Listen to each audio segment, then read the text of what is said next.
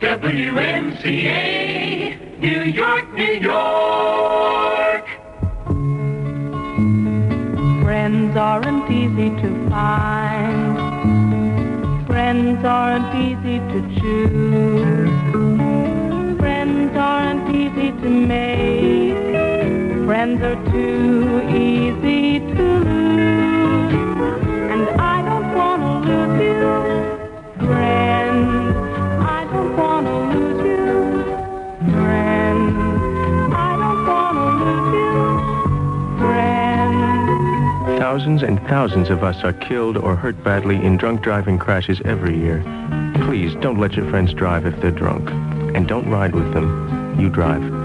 Be a friend. Don't lose one. Friends aren't easy to make. Friends are too easy to lose. And I don't want to lose you, friend. A public service message on behalf of the U.S. Department of Transportation. Good afternoon, everyone, and welcome. This is our playoff preview on a beautiful, sunny Wednesday afternoon. An afternoon where the Yankees may win their first pennant since 1964. The Yankees and the Kansas City Royals. Today at Yankee Stadium, Catfish Hunter and Larry Gurr, the first game starters, will be the starters in this game.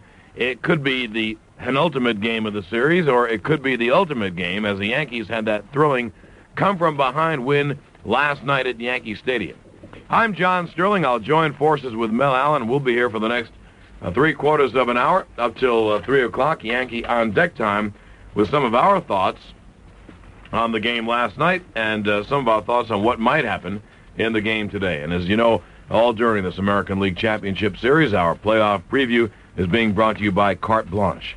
Since no one credit card is accepted everywhere, you should have Carte Blanche, the credit card you need no matter what other credit cards you have. And by Emery Air Freight, the company that will handle your shipping and freight problems. Call Emery, the shortest distance between 2 points. Now, it's 16 minutes after 2. The game will begin in about an hour from now. It is a beautiful afternoon. The temperature in the low 60s. It is sunny. It is pleasant, a nice breeze. It's a perfect afternoon to play baseball. This is going to remind Mel Allen of the 1,000,001 World Series games he did on those beautiful October afternoons at the big ballpark, Yankee Stadium. But Mel, I want to take you back to last night, if I may, and tell you kind of an interesting story. And I'd like to go back to last night. All right. You know, in broadcasting, you broadcast in a studio. One studio looks like all the others, and you have an engineer, producer, maybe someone in the newsroom, kind of a very closed community, and you really wonder who's out there. Are you reaching anyone? Well, last night, after the hockey game was over that I broadcast, I stayed down in the Nets locker room where there's a TV set, and also in the press room where there's a TV set, and watched the end of the ball game. And the Yankees won it. Sparky finally got Davey Nelson out, and I said goodbye to some people. And I went upstairs in the parking lot, which was empty. The Coliseum was completely dark. I had to go out the one door they keep open that late. Mm-hmm. It's a long time after the game. Oh, the hockey game was over very early. Maybe an hour and a quarter before the baseball game was over. Baseball game was over about 11:30. I think the hockey game was over 10:15. It was a long game. And I got in my car, and I was listening to Barry Gray on the way out, filling in for Bob Grant, and I don't turn the radio off. It goes on when you turn the ignition on.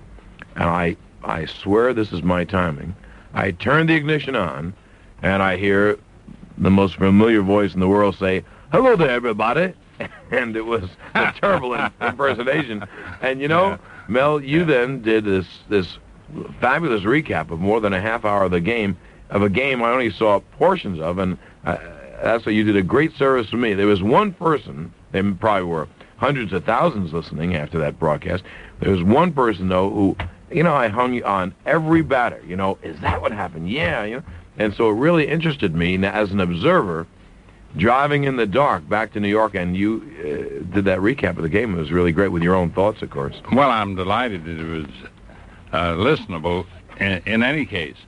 The strange thing about doing something like that is, John, when you're at the ballpark and you summarize a game when it's over, you have approximately 5 minutes. Right. and you summarize it quickly. You hit the highlights.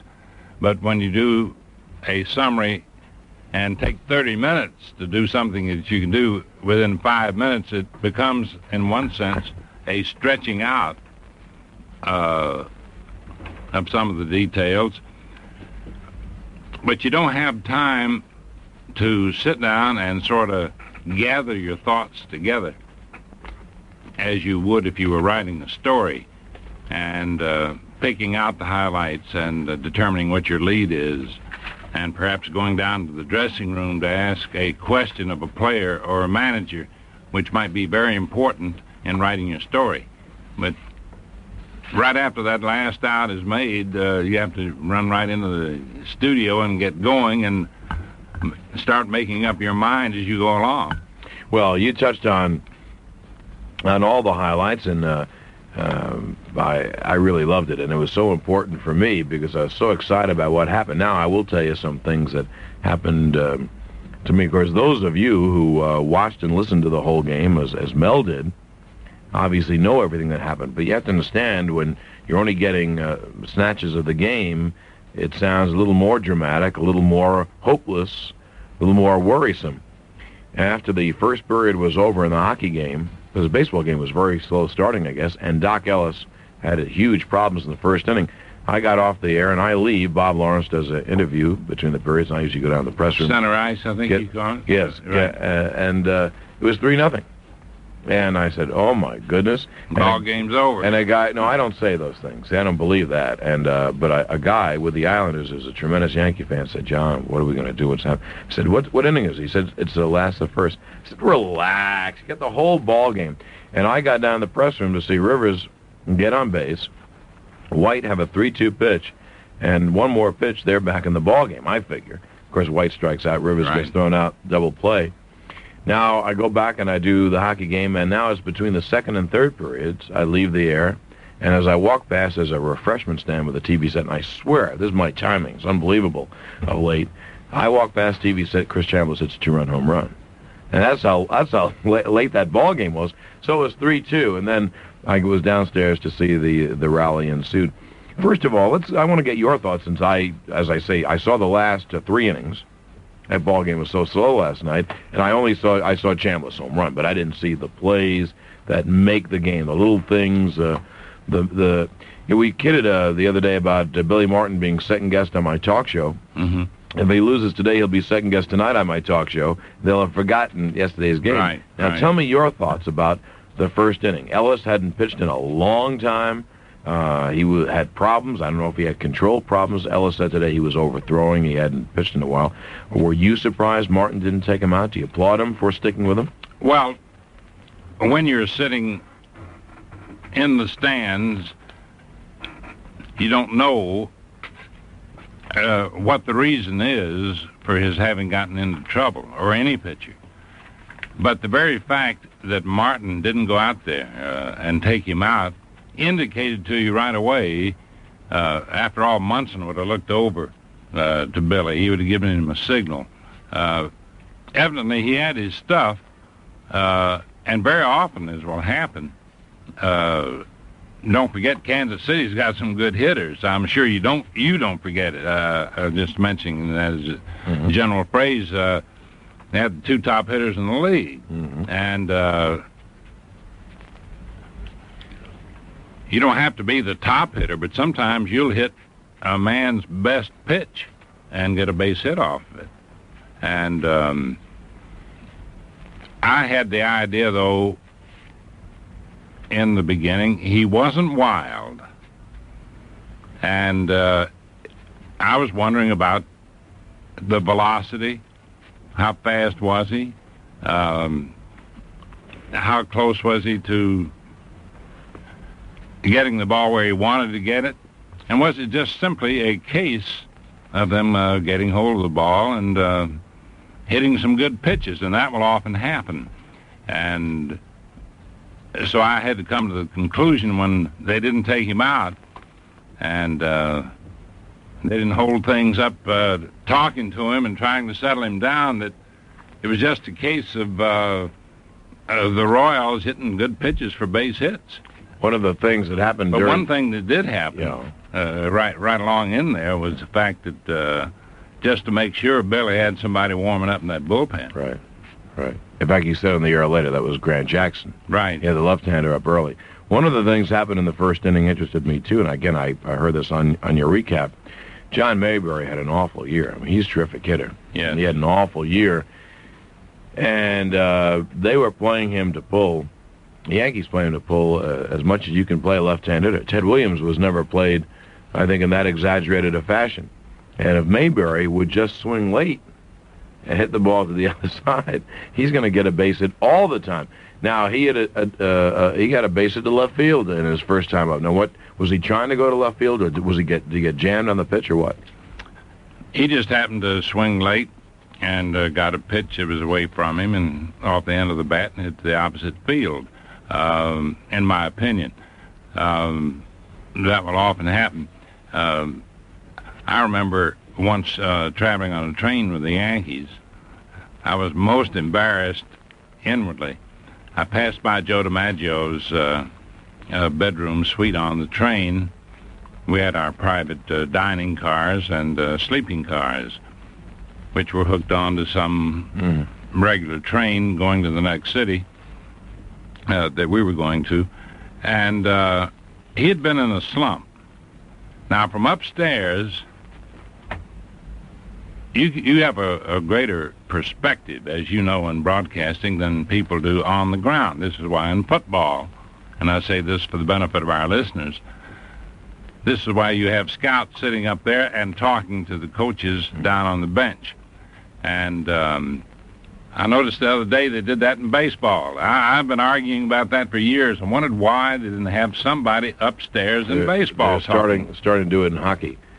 Every sport is much easier when you sit above it and look down. Oh, sure. A lot of times a guy would hit a ball, for example, and you knew as soon as that ball left the bat with the sound and its trajectory, you'd say, there it is. You knew it was gone. But you'd still see the outfielders playing the ball, and you knew they had no chance in the world at getting to it. But in talking about John Mayberry, every time that he came to bat, I figure, well, everybody gets into slumps, and he's suddenly going to break out of it. And that could happen today.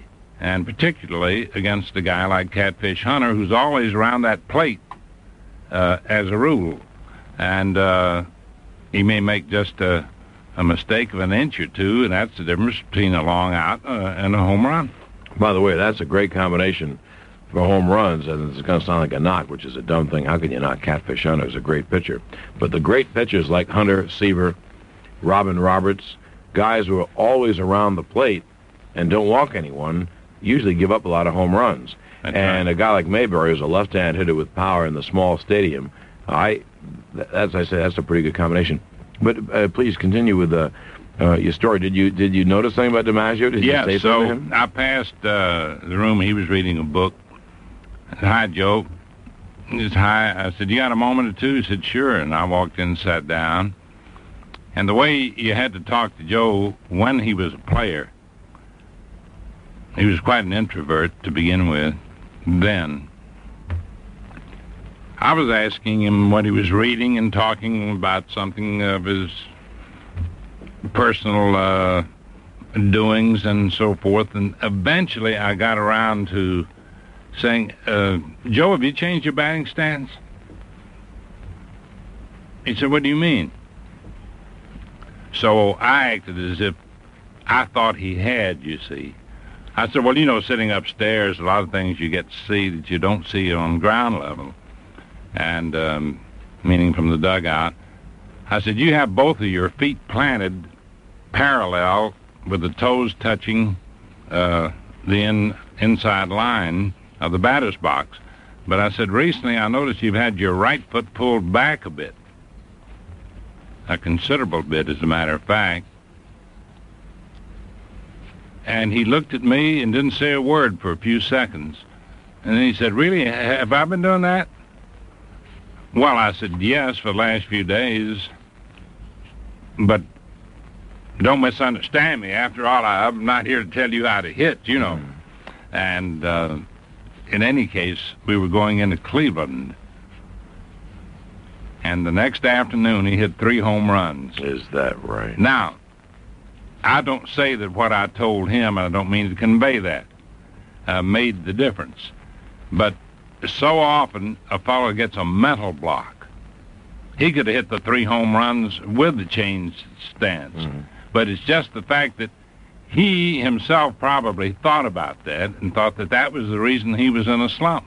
And that removes the mental block, and then he could execute. And as you know, this happens in all sports. Yeah, no question about it. Well, if I was Kansas City, and of course Mayberry's got to do it on his own. You get a guy who can hit like that. But in spring training, I'd have him.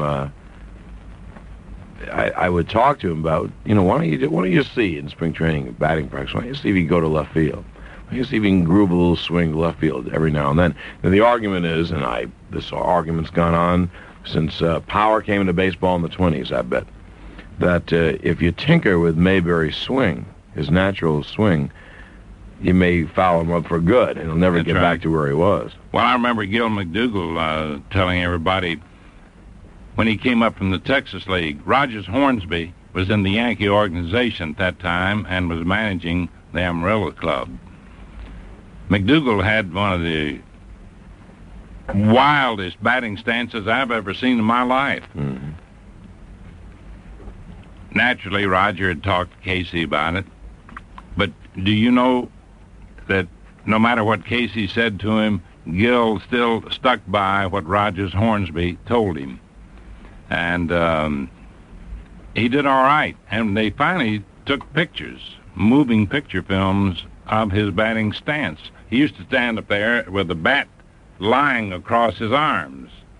And then just as the pitcher was ready to deliver the ball, he'd suddenly drop the bat, grab the bat handle, cock the bat, and when he would swing, and they had a stop motion, he had a beautifully level swing. So what looked to be something that was a Class D style of batting, it turned out that he had a perfect swing when it came time to swing the ball. It's just the position he approached it. Because he did look, he also was kind of pointed toward the pitcher and third base more than the pitcher, and he looked like he was coming apart in sections. Right. One leg is one way, one leg was the other way, and the bat was, as you say, lying really kind of down. It was pointed down at the ground. But when the pitcher was released, he suddenly got himself together. And I will forget when he hit the home run at the Polo Grounds with the bases loaded. Yeah. I think he was rookie. Right, 51. In 51. Right. First one to do that, too, I think. Right. By the way, I might just add this one thing. One other reason, I wouldn't care who it was.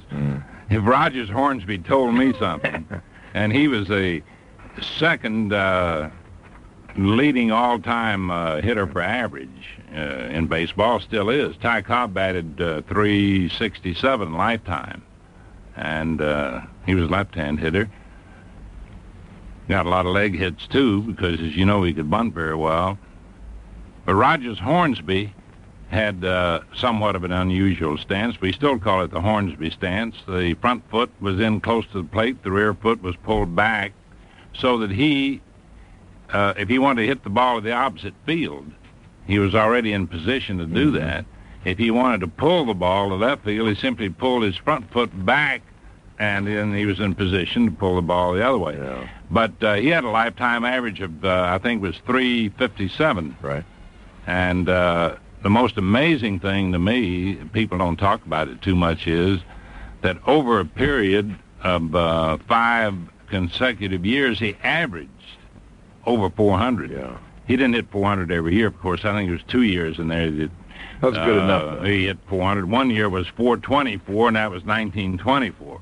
That's easy to remember. But then he would hit like 398, 390. But he averaged over 400 in 5 consecutive years. To me, that's amazing. And his off year, he hit 390 at 388 or so. Off year. The only thing I must dispute on that the Hornsby stance is a great stance. Again, you're pointed to the opposite field if you want to go that way. If you want to pull, you open up. The only thing, Mel, I can tell you is, although I hit left-handed, I hit that way. And it hasn't worked. What? You don't have the support here. Oh, that's how they pitch around me. Right. It's WMCA, Strauss Communications in New York. We are Real People Radio, and we are the exclusive New York radio station for the Yanks in the Championship Series and with one more win in the World Series. And our playoff preview is being brought to you by Carte Blanche and Emery Air Freight. And we'll get back right after this from Emery Air Freight. Voice recorder. On. Oxygen masks. On. You're listening to the sound of one of the world's great air forces. Hydraulic systems. On and checked. An air force with more planes at its disposal than Russia or even America. Ground equipment. Clear. An air force that flies more often and to more places than any airline in the world. Yet an air force that doesn't have a single plane to its name. It's Emery Air Freight. At Emery, instead of having a fleet of planes at our disposal, we have a fleet of airlines. For we reserve space on key flights of practically every airline carrying freight. And we use hundreds of offline commuter and charter planes where airline service is weak. We also have thousands of people, thousands of trucks, and hundreds of offices waiting for us on the ground. Control, this is 463, ready for takeoff. The next time you have a package to ship, don't just ship it with an air freight company or even a package-only airline. Ship it with an air force. Emery, the shortest distance between 2 points. Yes, 25 minutes before 3. 3 o'clock out to Yankee Stadium on a beautiful afternoon. By the way, it's 65 degrees, Mel. Catfish Hunter said he hopes that it's warm when he pitches again, not as cold as it was last night. And it will be warm for Hunter today. 65 degrees may be the most perfect baseball temperature. Hunter and Gura in today's game. We'll talk about that in just a minute. The next time you have an appetite for fine seafood, go directly to Joe Piers 52 at 144 West 52nd Street in New York and Carte Blanche it. Joe's Pier 52, one of the many fine restaurants in New York where your Carte Blanche card will allow you to spoil, indulge, and treat yourself to the kind of food that nobody can make at home. Dinner always tastes a little better when you have it with style, with your Carte Blanche card, because people know Carte Blanche denotes more than an average measure of distinction and taste. With a Carte Blanche card, you can travel with style, too. You can Carte Blanche your airline tickets, Carte Blanche your rented car, Carte Blanche your hotel bill, even Carte Blanche a vacation tour through Cartan Tours.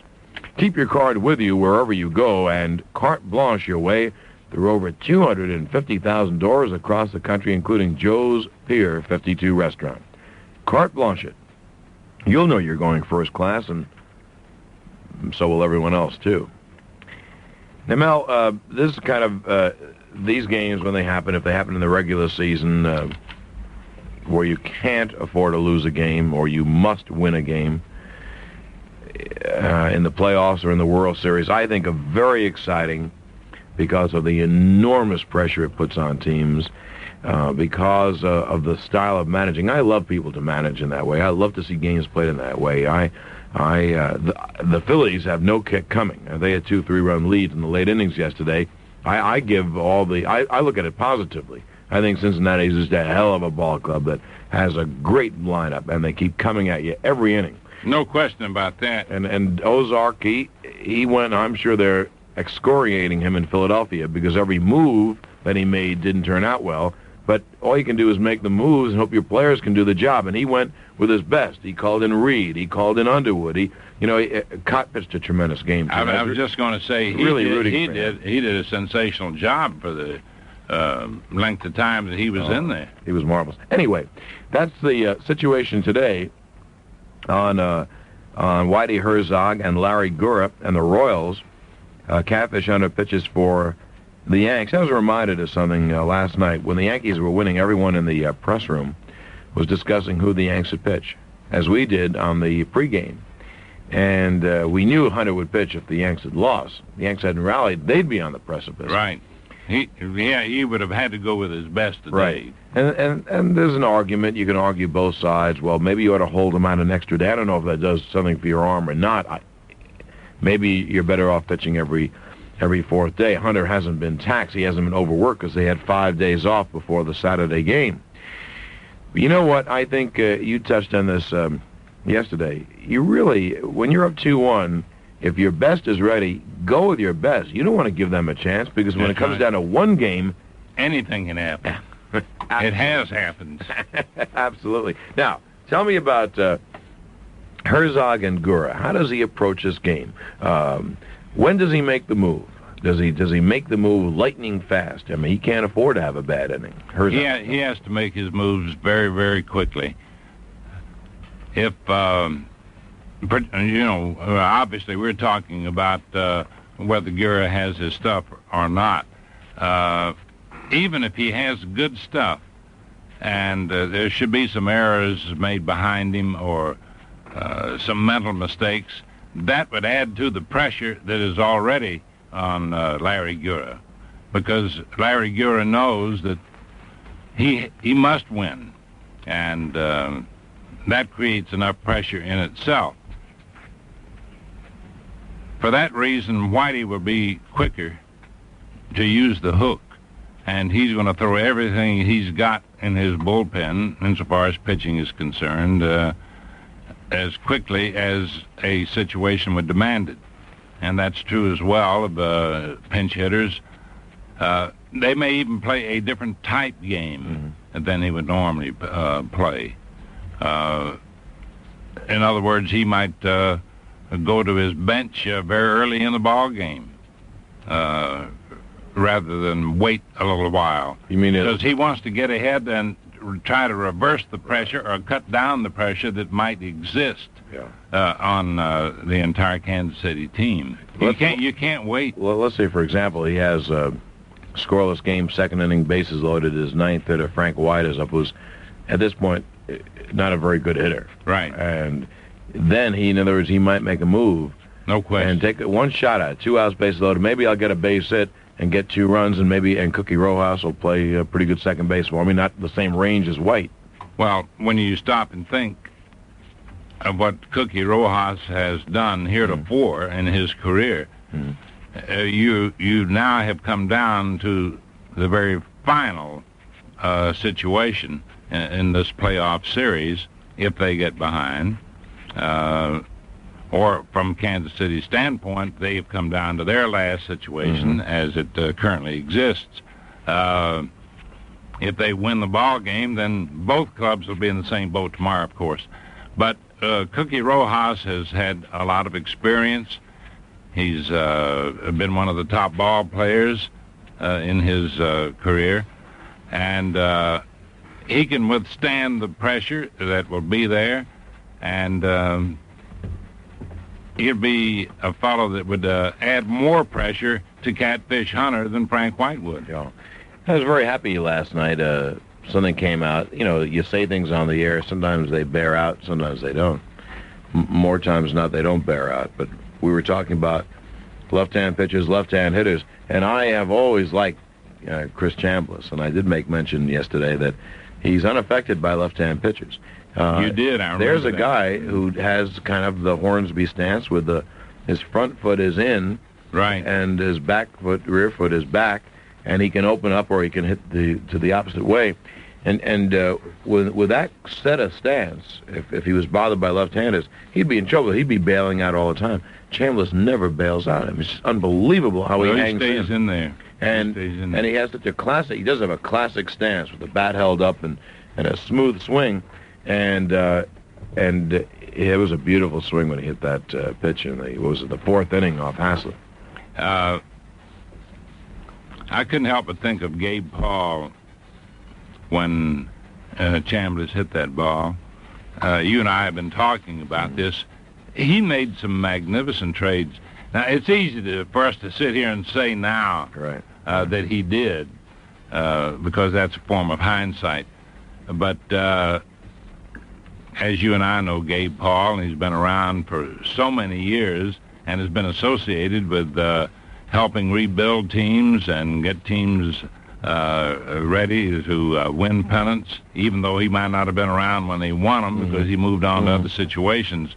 But he's made some fantastic deals. He and obviously with the consent of the big boss, George Steinbrenner, but George depends on Gabe for, the basic baseball knowledge. But when you think of, people used to ask I'm sure you got a lot of calls. In fact, I heard some, why did they trade Bobby Bonds? Mm-hmm. Well, look what they got for him. Why did they trade Doc Medich? Look what they got for him. And just those two trades alone helped the Yankees get where they are today. How do you ever make 2 trades and get 5 regulars who play like Right. Randolph and Rivers and Ellis and Figueroa and Carlos May, who's end product of the trade with Pittsburgh for Brett? Anyway, Chambliss, with the Yankees down 3-0 last night, in these over-covered series by the media, everyone is trying to find something to write about, something to stay on the air. And after all, they are just baseball games, and they aren't played too differently than a game played in July, but they're just covered more by the media. And you have to say that Chambliss got the big hit because he put the Yanks right in the game. When it's 3-2, no question, he changed the whole there were 2 outs. The whole atmosphere of the ball game from the standpoint of the fans, and certainly gave the Yankees the great lift that they needed. They needed that lift. Oh, it's just tremendous to come up and get a big shot like that. And so it was 3-2, and the Yanks went on their way. Now they have, no question about it, we're not going to spar here on the air. The Yankees have an enormous advantage today because they have their main man, Catfish Hunter, pitching against Larry Gura. And Gura pitched a very good ball game in the opening game. Hunter pitched brilliantly. But the situation is, I think, very, very tough. Now let me turn it around, which is easy to do because you only talk, people think like Kansas City has to win 2 in a row. Well, they really don't, because they're the only team they have to beat, they're playing. I mean, no one else is involved. All Kansas City really has to do is just win today. Now, That's they win right. today. It's a 1-game series, and they bring Splitoff back. And the Yankees, I'm sure Billy Martin has done some thinking about it in the recesses of his mind. The Yankees don't have a starting pitcher for tomorrow. I mean, they have about 5. Figueroa didn't have a good game. But they don't have 5 Hunters. They don't at all. No. And it's still a conjecture, Mel. If the Yankees lose today, we will have a playoff preview before tomorrow night's game, and then we'll discuss Martin's pitching choice, and I'll discuss it tonight on the air, and you'll discuss it on your post-game show, and then I'll discuss it for 3 hours tonight from 7 to 10 on my talk show. But it'd be interesting if the Yankees lose. Who would they? I think that the Yanks would be the underdog then, because Splitoff is primed and ready. He pitched 5 innings or 6 innings Sunday, and the Yankees would have to decide, do they pitch Holtzman, Alexander, or Figueroa? Holtzman hasn't been pitched in the series. And that's a long time to go without pitching, isn't it? And you and I would have to speculate as to why he hasn't. I don't even recall him getting up to warm up, though he may have, and I didn't notice it. But he could have some trouble with his arm, for all I know. And I don't want anybody to get the wrong idea here. I do not know that he has it, and I don't make a statement that he has, but I simply speculate in the same sense that we didn't know what was bothering Hunter for sure until they finally made the definite announcement. But there's so many reasons. Holtzman may be a fine pitcher against some other club. Let me turn it around this way. Hoot Evers, if I can go back a few years, they always used to kid Eddie Lopat. Evers could hit Lopat if you put a blindfold on him when he came up to home plate. And Eddie used to laugh about it. He said no matter what I threw him, said he could hit it. And yet he could get the rest of the ball club out. But that happened. So Kansas City's type of ball club may just happen to be one that Holtzman is not effective against. Well, it's silly to even talk about it because the Yanks going to have to bridge that if Hunter loses. But I'm just saying that the pressure in this whole series can turn about simply if Kansas City wins today. Because if they don't win today, it ends, period. And then Saturday, the first game will be played in the World Series in Cincinnati. We'll get back with more. As you know, the playoff preview being brought to you by Carte Blanche and Emery Air Freight. Right now, here's a word on behalf of Emery. Good day, ladies and gentlemen, and welcome to the friendly skies of United. This is Flight 917 to Chicago, and we should arrive on schedule. Hi there, ladies and gentlemen. Welcome to Eastern Airlines, the airline that has the right time and the right place for you. This is Flight 15 to Miami. And Good today afternoon, ladies and gentlemen. Welcome to TWA Flight 463 to Indianapolis. We'll be flying at an altitude of about 35,000 feet. At Emory Air Freight, instead of having a fleet of planes at our command, we have a fleet of airlines because Emory reserves space on key flights of practically every airline that carries freight. What's more, we use hundreds of offline commuter and charter planes where airline service is weak or non-existent. So when you ship a package with Emory, it can go anywhere the big airlines can go, and a lot of places they can't go. Good afternoon, ladies and gentlemen. This is your captain speaking. Get yourself up, go Ozark. And this Ozark flight will be going to Waterloo, Iowa. Emory Air Freight, the shortest distance between 2 points. It's 11 minutes before 3. The temperature, by the way, in Central Park at 2 o'clock is 65. The game will begin at 3:15, so the temperature certainly will be in the mid-60s, and it's got to be just about the best temperature possible. The only thing is, and I haven't looked outside, Mel Allen is a veteran of, as I said, about a million World Series games at the stadium at this time of the year. And when it's a beautiful sunny day for the fans and the press and the media and the broadcasters and the ticket takers and the ushers and the policemen outside the park, it is not a very good day for people playing at the outfield, especially left field in Yankee Stadium. I wish we had a fellow like Joe DiMaggio here for more than one reason, but he could talk at great length about that. In fact, I've heard him do that sort of thing. One thing about Joe DiMaggio, I think very few people know, it shows his class. When they were playing Philadelphia in 1950, Granny Hamner made an error. Joe was on first, and there was a ground ball hit to Granny, and he bobbled it, so Joe was safe at second. And anyway, the next batter comes up. Joe starts taking his lead off second. He didn't turn around, but he just sort of turned his head, and you could see his mouth moving. And I found out afterwards by asking him. I said, "What were you talking to Hamner about?" Well, you had to draw it out of him. He said, "Why don't you go ask Granny?" So I did. Hamner said, "Can you imagine in a World Series, DiMaggio led off second base after I made that boot?" He says, "Don't worry about it, kid." He said, "It happens to the best of us." Now, here's a guy, you know, in a World Series trying to beat another team, and yet he's pepping up his opponent. That's something. The next time you have an appetite for fine Greek seafood, go directly to Seafarer of the Aegean at 25 West 56th Street in New York and carte blanche it. Seafarer of the Aegean is one of the many great restaurants in New York where your carte blanche card will allow you to spoil, indulge, and treat yourself to the kind of food nobody can make at home. Dinner always tastes a little better when you have it with style with your carte blanche card, because people know carte blanche denotes more than an average measure of distinction and taste. With a carte blanche card, you can travel with style, too. You can carte blanche your airline tickets. You can carte blanche your rented car. You can carte blanche your hotel bill. Even carte blanche your vacation tour through Cartan Tours. Keep your card with you wherever you go and carte blanche your way through over 250,000 doors across the country, including the Seafarer of the Aegean. Carte blanche it. You'll know you're going first class, and so will everyone else. John, as far as fly balls in a World Series at this time of year, naturally the sun starts to sink quicker than it does during the regular season.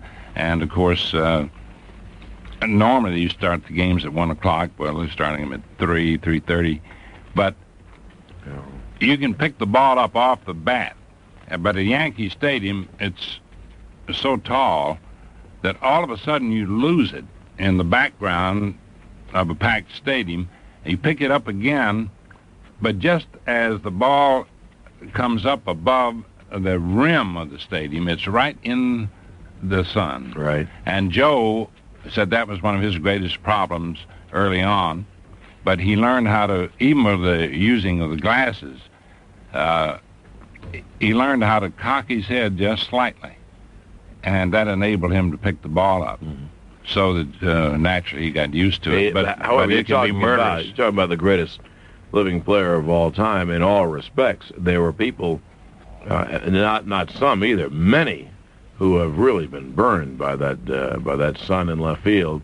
As Norm Seaburn really was run out of New York because of the fly balls in that Milwaukee series, and he had to go elsewhere to settle down and become a good hitter. He also became a first baseman. There is a packed house, a lot of people smoking. There's that kind of a haze. There's the sun, and they're starting the game at 3:30. The shadows will be starting early, and who knows? You might see Hunter later on in the ball game start throwing a lot of fastballs. That's right. Take advantage of those shadows. And people say, well, they put the lights on, but the lights don't take effect till it's dark outside. And there can't be a worse time to play a baseball game. And I think I'm going to take a knock at television now. I never could understand why baseball really allowed itself to put on games at 6 o'clock or 5 o'clock in the evening when Oakland played Los Angeles a couple of years ago. Because the lights don't take effect until the field is dark. It has to be dark for the lights to take effect, and you can't see the ball. You're absolutely correct. And that's just the wrong time to play baseball. Anyway, this afternoon it'll be very light until, I don't know, when does it start getting dark? Around 5:30 or 6? Maybe 6:30. So maybe the game will be over at that point. Mel, very quickly, we have a couple more minutes. I wonder if you feel this way, and if you don't feel this way, disagree with me. I think the Yankees are going to be able to play their game, the kind of game that got them where they are, which is a running game, hit and run, stealing bases, whatever. It's been interesting to me, at least my viewpoint. I'm sure, well, it has been that of many of the people who write, whose articles I've read, and people, baseball people I've talked to. The two teams really play a similar type game. Well, but I don't think, this is my point, I don't think Kansas City is going to be able to play their game. And a lot of people will say, well, wait a minute, yes, they will, because that's what got them where they are. But situations change your style. And I think, I would think today, that Kansas City might be a very conservative team, which may hurt them, where the Yankees can really play kind of loose. Now, do you agree with that, or do you disagree? Do you think Rizzuto? No, I agree with him. Billy Martin has been through so many of these things as a player. I think that if it's at all possible, in his little pep talk or discussion he's going to have with the team before the game, and he's bound to have it, even if it's a short one,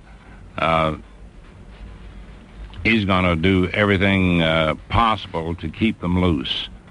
On the other hand, I don't know what Whitey Herzog can say to his team to keep them loose, other than to say, look, we've come this far. A lot of people didn't think we would. We beat out Oakland. We've done a magnificent job. You've gone like that. Now, don't tighten up. Just go out there and play the kind of game that did get you this far. And if we're as fortunate as we were last night in getting a 3-run lead, let's don't blow that one. And everybody be ready, because if I have to use every man in this squad, I'm going to use them. Oh, I'm sure he will, pitching-wise. We're just a few minutes away from going up to Yankee Stadium for Yankee on Deck, and we'll get back with some closing comments on the playoff preview right after this. Have you ever gone to the airport to get your package on a plane? Taxi! The airport, please. I don't know what it is about this cab, but it just refuses to go to the airport at rush hour. Probably afraid of planes. Taxi! When you finally get there, you're almost sorry you did. Could either of you gentlemen tell me where the World International counter is? Sure, it's right over that way. No, Charlie, it's over that way. And when you get to where you're going, you have to be lucky to get your package to where it's going. Hi, I'd like to get this package on your next plane to Fargo, North Dakota, please. And why are you shaking your head? See that plane taking off? Yeah. That was our next plane to Fargo, North Dakota. There's an easier way. Call Emery. We'll pick your package up and rush it to the airport. And instead of your package waiting for a plane, chances are you'll find a plane waiting for your package. You'll also find that Emery goes to more places both here and abroad than any other air freight company. Hello, Emery? Help. Emery Air Freight, the shortest distance between 2 points. The next time you have an appetite for fine Chinese food, go directly to the House of Chan at 800 7th Avenue in New York and Carte Blanche. The House of Chan is one of the many fine restaurants in New York where your Carte Blanche card will allow you to spoil, indulge, and treat yourself to the kind of food nobody can make at home. Dinner always tastes a little better when you have it with style with your Carte Blanche card, because people know that Carte Blanche denotes more than an average measure of distinction and taste. With a Carte Blanche card, you can travel with style, too. You can Carte Blanche your airline tickets, Carte Blanche your rented car, Carte Blanche your hotel bill, even Carte Blanche a vacation tour through Cartan Tours. Keep your card with you wherever you go and Carte Blanche your way through over 250,000 doors across the country, including the House of Chan. Carte Blanche it. You'll know you're going first class, and so will everyone else, too. We're on our way to Yankee Stadium. The Yankees and the Royals in the fourth game of the best-of-5 American League Championship Series. And, Mel, when you're on the air right after the game with your post-game report, it could be that the Yankees will be pennant winners for the first time since 1964. I certainly hope so, and I hope Catfish Hunter turns in another magnificent job like he did opening day. And for that matter, I'd like to see Larry Gura do the same thing, because that was the best game of the series. Right. Phil Rizzuto, Frank Messer, Bill White standing by, Yankee on deck, Yankees, Royals, Mel Allen after the game. I'll see you right after the 7 o'clock news, and we'll either digest the Yankee pennant or the fifth game coming tomorrow. If there is a fifth game, we'll see you 45 minutes before the game with our playoff preview, brought to you by Carte Blanche and Emery Air Freight. From WMCA, this is John Sterling. Have a good afternoon.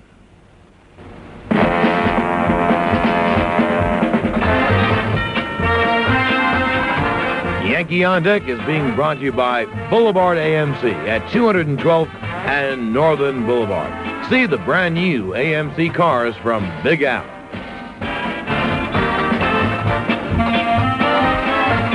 Good afternoon, everybody, and welcome to our On Deck Circle show. I'm Bill White, and our On Deck Circle guest for this afternoon is Chris Chambliss, Yankee first baseman. I'll be back to talk to Chris right after this.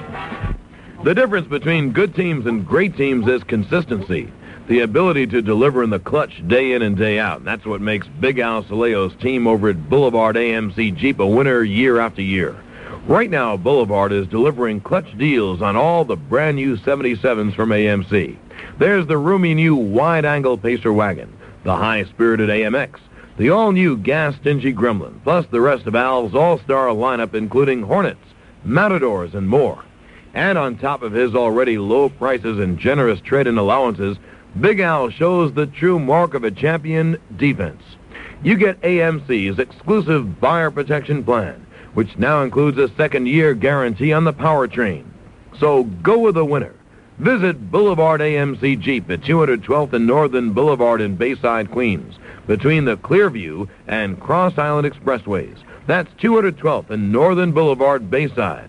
Or call Big Al at 423-7700. So far, an excellent American League Championship Series for you. You have 7 for 13, and you have 5 runs batted in. You know, at the end of the year, I figured your bat was getting a little tired.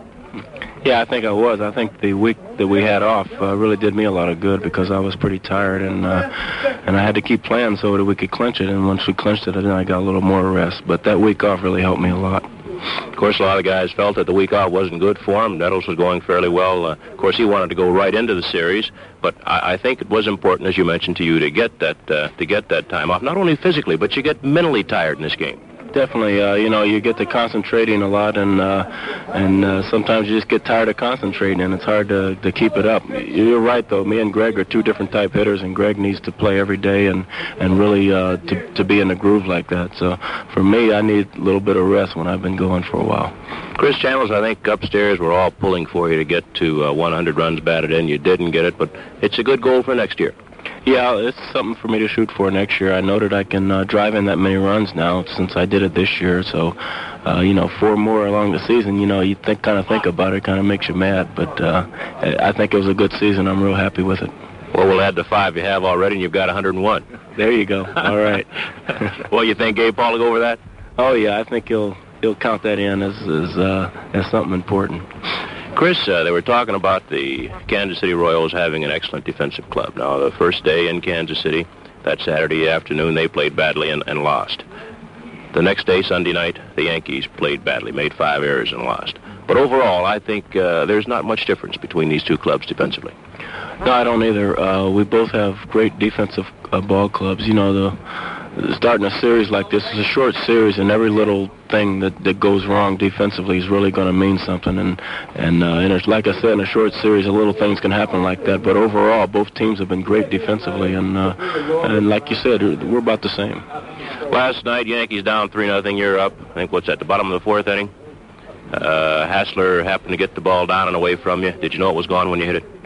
No, it wasn't down and away. It was down and in, and it was a slider, and it started right at me and broke right on the inside corner of the plate. I hit it. When I hit it, I didn't think it was gone. It was kind of low, and it might have been in a gap. And now, as I saw it traveling a little further, it was really taking off, and I knew I hit it good. So at that point, I knew it was a home run. Well, so far in the series, that is the big hit, and through the year, especially early this year. And in fact, 3/4 of the way through the year, Reggie Jackson said, if I had to pick a most valuable player on the Yankees, I'd pick Chris Chambliss. Oh, that's some compliment from Reggie, because I don't know if anybody knows his personality, but he's not the type to tell you something like that, but unless he really means it, and he did, and it really makes me feel proud. We'll be back to talk some more with Yankee first baseman Chris Chambliss right after this.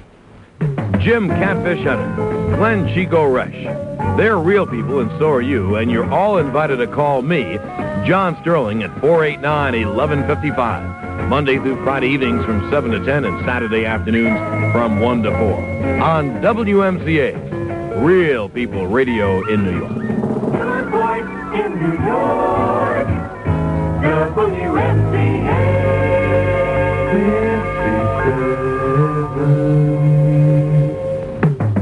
Real people need information when they get up in the morning, and that's what we try to provide here on Real People Radio. Weather, news, traffic, commuter information, newsmakers. Talk about news stories of the day by real people and the issues behind them. Real People Radio. Steve Power is here 6 a.m. to 10 a.m. Monday through Friday on WMCA. Good voice in New York, WMCA.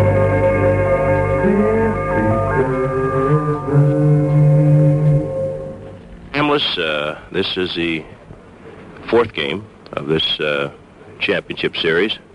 Looks like you're going to see another left-hander, Larry Gura. Mm-hmm. Yeah, they've been just about all season long. Anytime there was a available left-hand starter, we would get them. So we're not surprised to see all left-handers from Kansas City, except for probably Leonard, who is probably their better pitcher. So.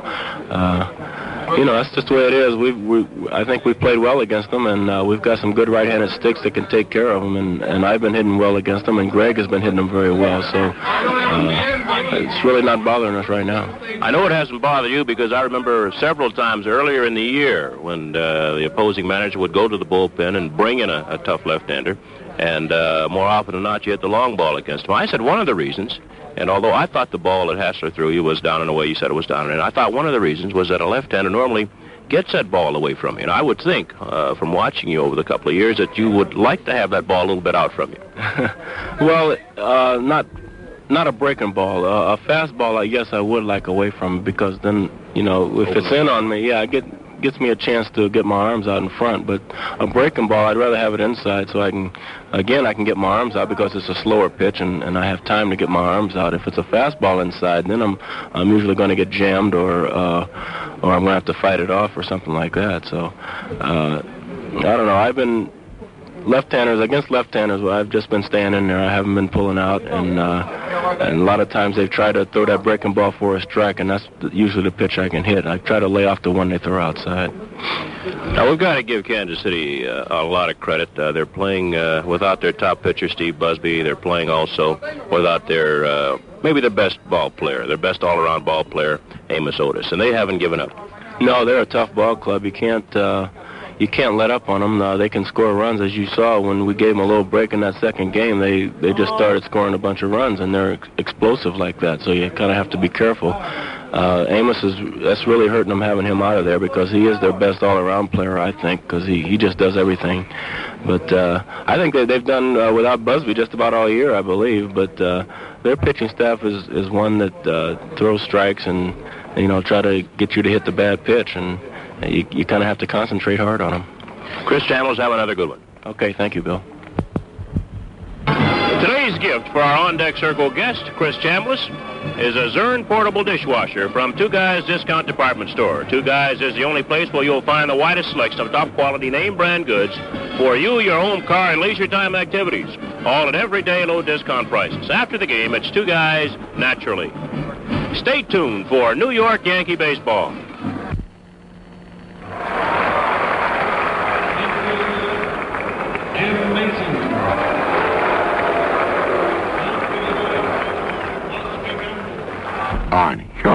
Arnie, I can prove I know more about sports than you. You're crazy, Frank. Hey, I'm serious. So am I. All right, ask me 4 questions, I'll get them all right. What's the record for the most field goals in football in a lifetime? 907. 335, Frank. Well, 3 out of 4 isn't bad. The record for water skiing? Easy, 17 miles. 1,000 miles. Close, though, eh? The speed of the world's fastest pitch? 50 miles per hour. 100.9. But that's in clear weather. It's 50 in a blizzard. Frank, call Sports Phone. Besides reading the paper and listening to the radio, I dial 212-999-1313 for all the scores, late-breaking sports news, interviews with players and coaches, and the famous Quickie Quiz. One more. Who stole the most bases in a lifetime? Babe Ruth. Ty Cobb. Right. Babe Ruth was his stage name. Oh, Frank. New York telephone sports phone. 212-999-1313. It's where sports know-it-alls learn it all. Sports Phone is a service mark of Sports Phone Incorporated. Your exclusive station for Yankee playoff games and the World Series. WMCA, Strauss Communications in New York.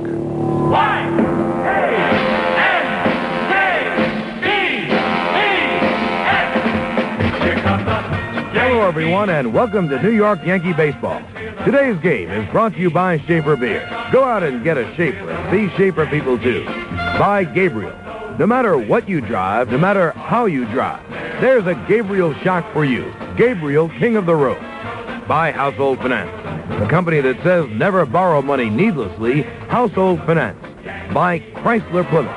It's the year to say yes to Motor Trend's Car of the Year, Chrysler Plymouth Volare. By Getty Premium and new Getty Unleaded Regular, the higher octane gasoline with the lower prices. By the people from Colonial Yankee Franks, the all-beef Franks with the taste that takes you out to the ball game. And by Lincoln Savings Bank, the bank who makes friends for life. The Lincoln Savings Bank in Brooklyn, Queens, Nassau, and Manhattan.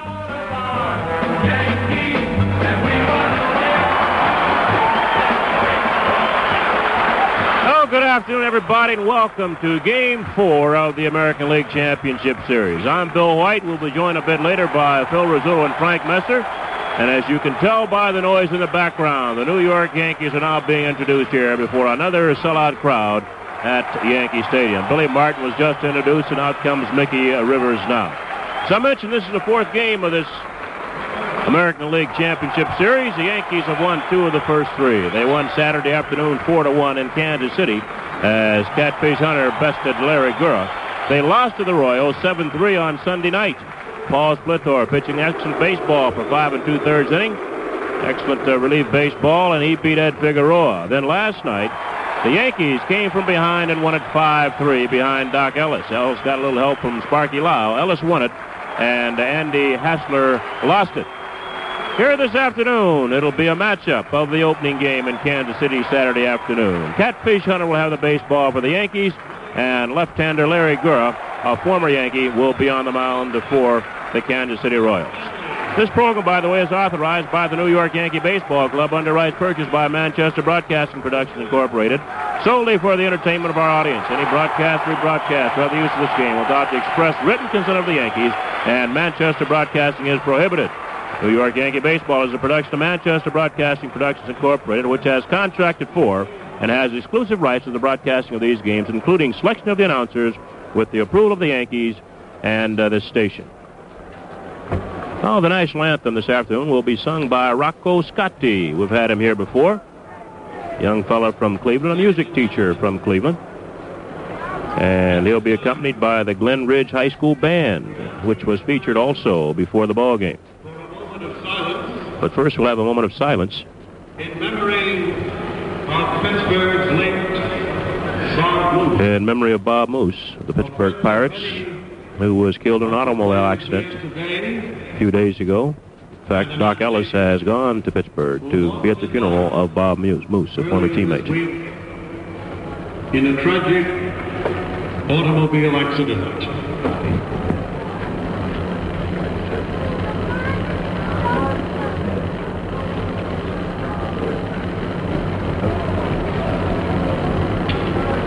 Now, ladies and gentlemen, Rocco Scotty and our national anthem.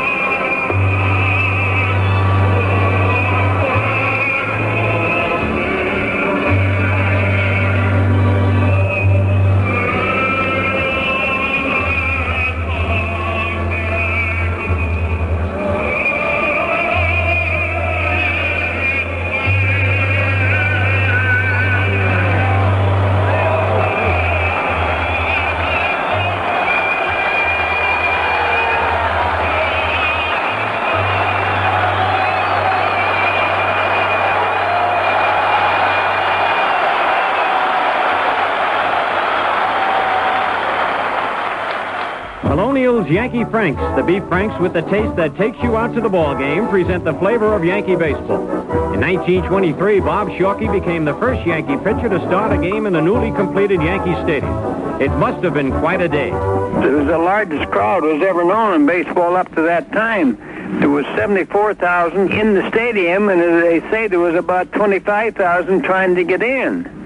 And, of course, then having the honor to pitch against the Boston Club, of course, naturally, at that time, and it was a wonderful thrill. And I was fortunate enough to win the game and have a good day that day. And there was 2 men on when Babe got his home run. Of course, he's the one that really won the ball game. The flavor of Yankee baseball is brought to you by Colonial's Yankee Franks. The only Franks sold at Yankee Stadium are now available at supermarkets near you, so you can enjoy that famous baseball flavor on your own home plate. Colonial's Yankee Franks, the beef franks with the taste that takes you out to the ball game.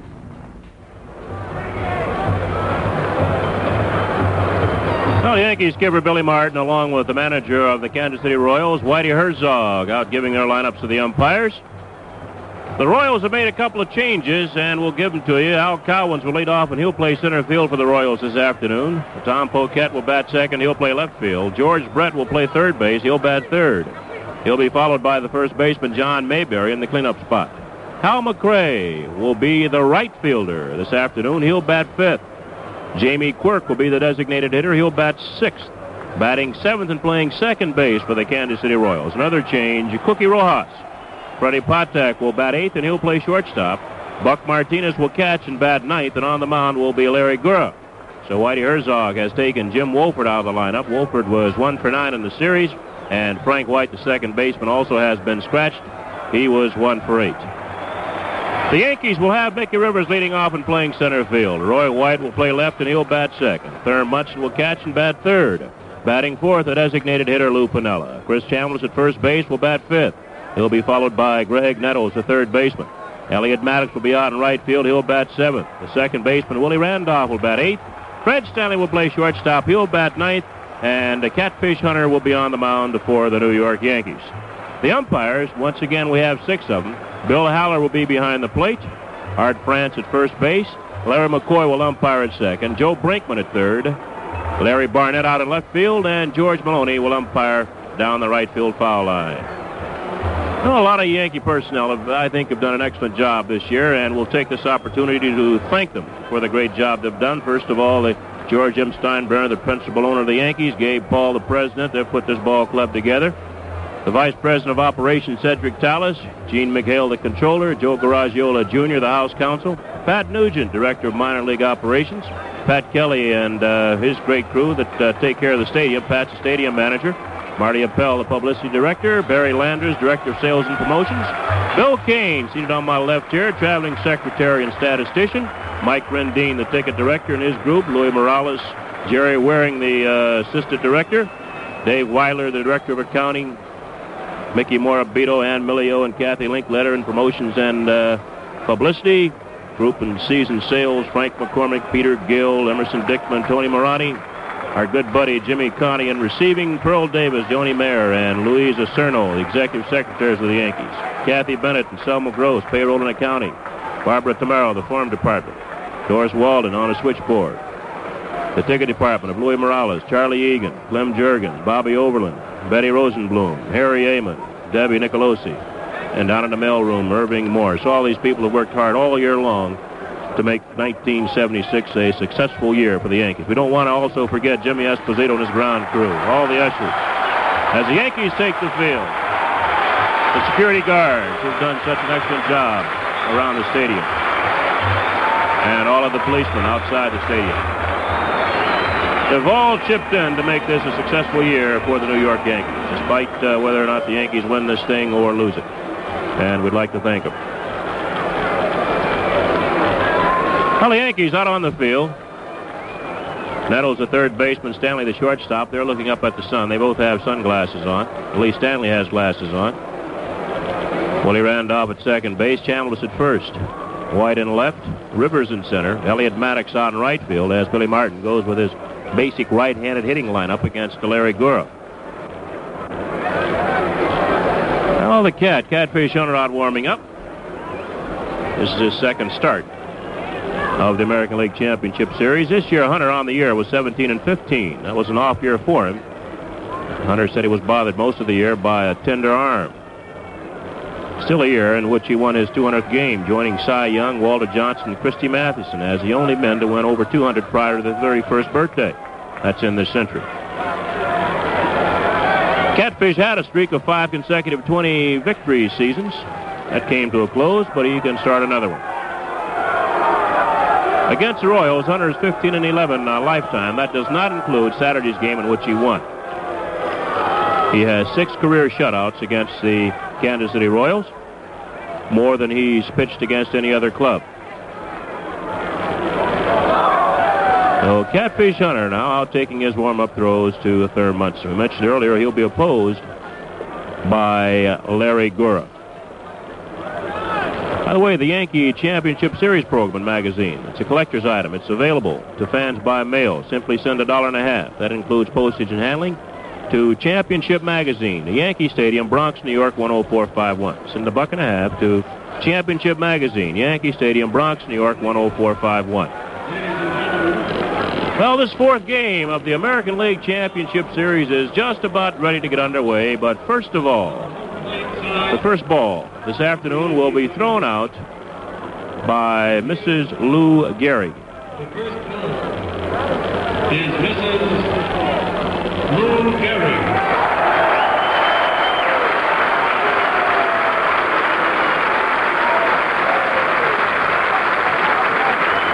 Mrs. Gehrig acknowledging the cheers of the crowd. He tells Munson to get back a little bit and flips him a curveball. And Munson gives it back. Well, this ball game now is just about ready to get underway. Al Cowens will lead off against Catfish Hunter.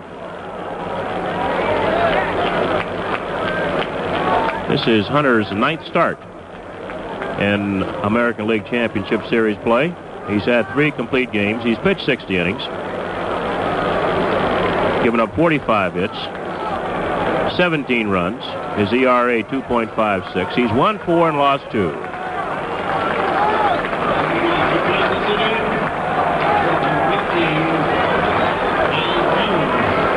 Al Cowan steps in against Catfish Hunter here in the top of the first. This ball game will either tie it up for the Kansas City Royals or win it all for the New York Yankees. Cowan's a .265 hitter. He's 3 for 12 in the series. And the first pitch, down low, it's a ball. Cowan's batted .265 on the year, hit 3 home runs, drove in 59 runs. Hunter's 1-0 pitch to Cowens. Curveball is inside. 2 balls, no strikes. It'll be Cowens, Tom Poquette, and George Brett for the Kansas City Royals here in the top half of the first inning. Hunter's next pitch is drilled right in there. It's 2-1. Chuck Hiller coaches third for the Royals.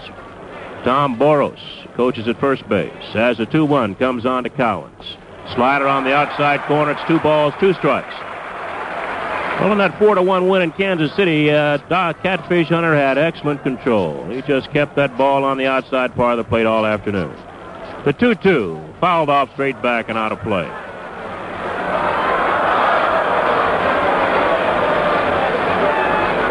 Hunter had said prior to that start out in Kansas City that he had been bothered by sore hose most of the year, but he was ready, and he certainly proved it out there. He gave up just 5 base hits, including a triple to this guy Cowens. And Cowan scored the only Royal run. 2-2 pitch hit in the air to center field, going back as Rivers. He's waiting now. He's got plenty of room, and he's got it. There's one away.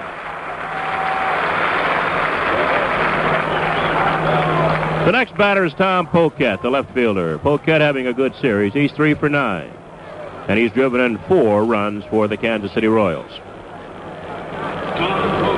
The Royals have scored just a total of 7 runs in this series. The Yankees have scored 16. Poquette has driven in for the Royals 7 runs.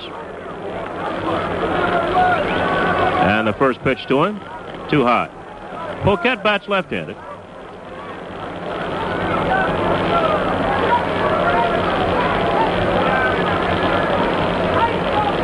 And the 1-0. Swung on, hit in the air to left field. White with the glasses down. Fighting the sun. He's there. He's got it. And there are 2 outs. That Sun and Hayes out of left field may be the difference in this ball game. That'll bring on George Brett, the third baseman.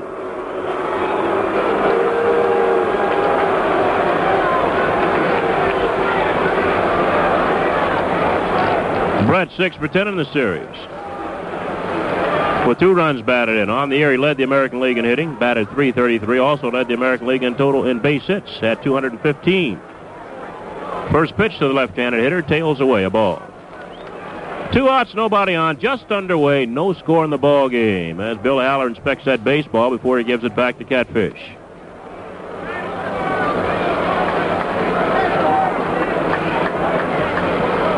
And Haller throws it back to Catfish. Brett wanted it thrown out. On deck is Mayberry, John Mayberry. The 1-0 pitch, slashed foul, upper deck left side. 1 ball, 1 strike on Brett. Brett was a little bit upset after that opening game loss to the Yankees. He felt the Yankees got on him a little bit too much. Of course, he was 3 for 4. Didn't upset him swinging the bat at all. The 1-1. Bounce back to Hunter. He's got it. Spins and throws to first base. They've got Brett. A high chopper to Catfish Hunter. Hunter looked up, looked like he might have looked into the sun, but he came up with the ball and got it to Chambliss in time for the 3rd out. No runs, no hits, and nobody left on base. At the end of 1/2 inning here at Yankee Stadium. The Royals nothing, the Yankees coming up. I want a beer like no other beer. I'm Schaefer people. I want flavor that won't disappear. I'm Schaefer people. Consistency makes a great beer. And Schaefer's consistently great tasting every single time because Schaefer's brewed the old world way. Kreuzening, we call it. Since 1842, Kreuzening, the extra step of brewing twice, has kept Schaefer consistently fresh and crisp, consistently great tasting beer after Schaefer beer. I want a beer like no other beer. I'm Schaefer people. I want flavor that won't disappear. I'm Schaefer people. A Schaefer beer goes straight to your thirst. Your last one tastes as good as your first. Go out and get a Schaefer and be Schaefer people too. Go out and get a Schaefer and be Schaefer people too. Now, left-hander Larry Gurra warming up for the Kansas City Royals as we prepare to go into the bottom half of the first inning here at Yankee Stadium. Royals did not score in the top of the first. They went 1-2-3. Gurra's making his second start of the American League Championship Series. He faced Catfish Hunter in the opening game in Kansas City. That was last Saturday. He lost it 4-1. Gurra didn't pitch that badly. He went 8 2/3 innings, allowed a lot of hits, 12.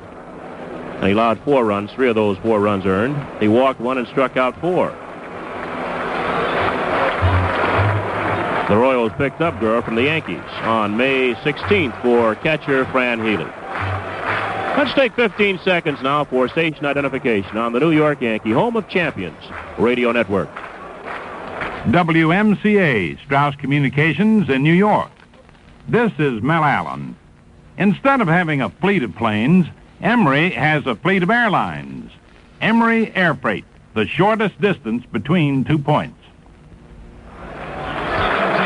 Gurra's only a regular season outing against the Yankees. He pitched 7 2/3 innings on August the 11th in Kansas City. He allowed only a bunt single by Graig Nettles. He walked 3 and walked 1. He struck out 3 and walked 1. And he did not figure in the final decision. The Yankees won it 5-3. So Mickey Rivers will lead off against Larry Gurra here in the bottom half of the first inning. Rivers batted .312 on the year. And so far in the championship series, he's 3 for 14, and he scored 2 runs.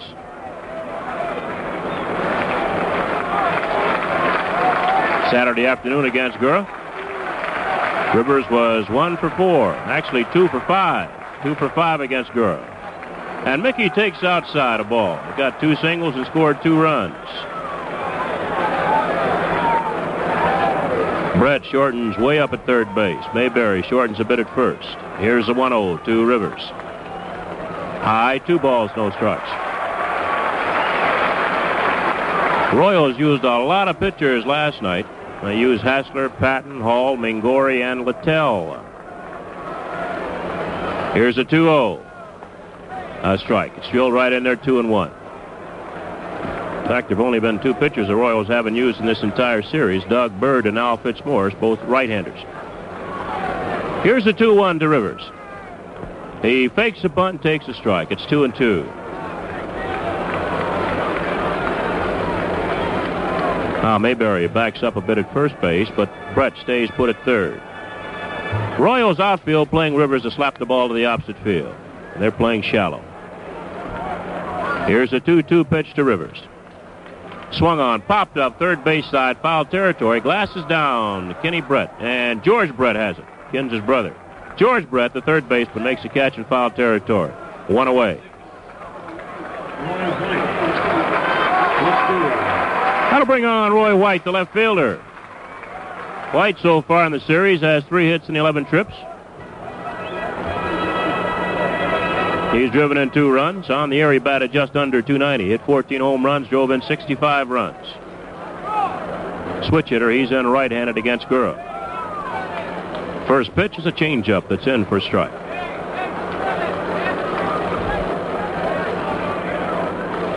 White hit that key 2-run double in the 9th inning against Gurra back on Saturday. The 1-strike pitch is swung on and missed. No balls, 2 strikes. 1 out, nobody on. We're playing the bottom half of the first inning. No score in the ball game. Gurra takes a long look for sign. Now he rocks, and the 0-2 pitch. A waste pitch that's outside. A ball and 2 strikes.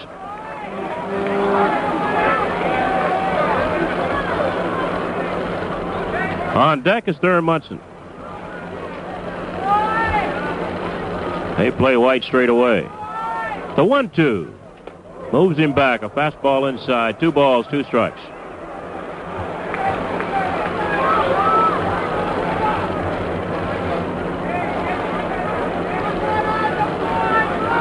White backs out. He's got something in his eye. Doesn't stay out too long. He gets back in. Here's a 2-2 pitch to White. Changeup is low and inside. 3 balls, 2 strikes.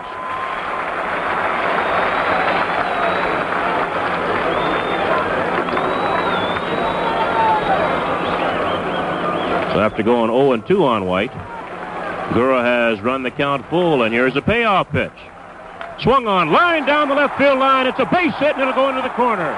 White around first base, digging for second, and he'll hold there with a double. Oh, Roy White becomes the game's first base runner as he doubles into the left field corner with 1 out here in the bottom half of the first inning.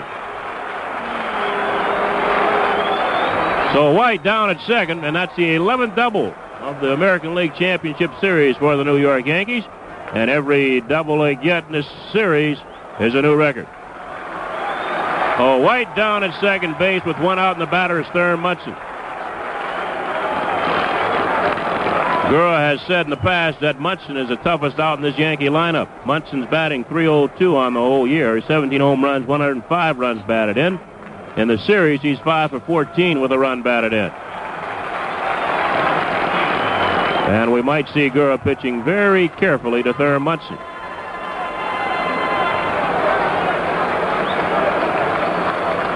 Munson was 1 for 4 against Gura in Kansas City.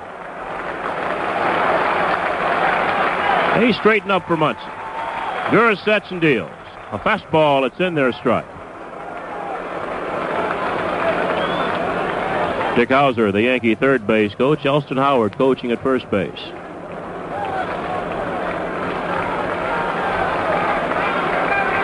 Gura now, straddling the rubber, looking for Sun. White with good speed is off second. And Gura will check him. Checks him again. The 1-strike pitch to Munson. Swung on and sliced foul right side. No balls, 2 strikes on Munson.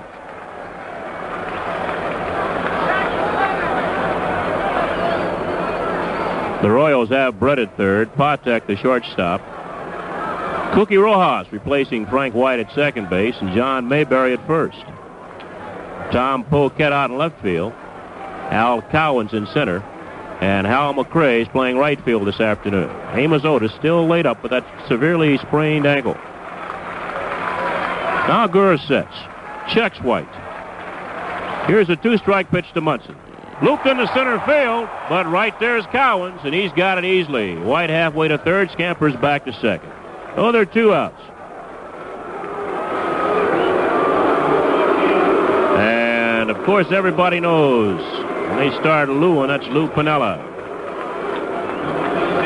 Lou Piniella, the Yankee designated hitter. He's 3 for 7 in the series. On the air, he batted .281, 3 home runs. Drove in 38 runs with the Yankees. Piniella was 2 for 4 in Kansas City against Gura. Both singles, both to left field.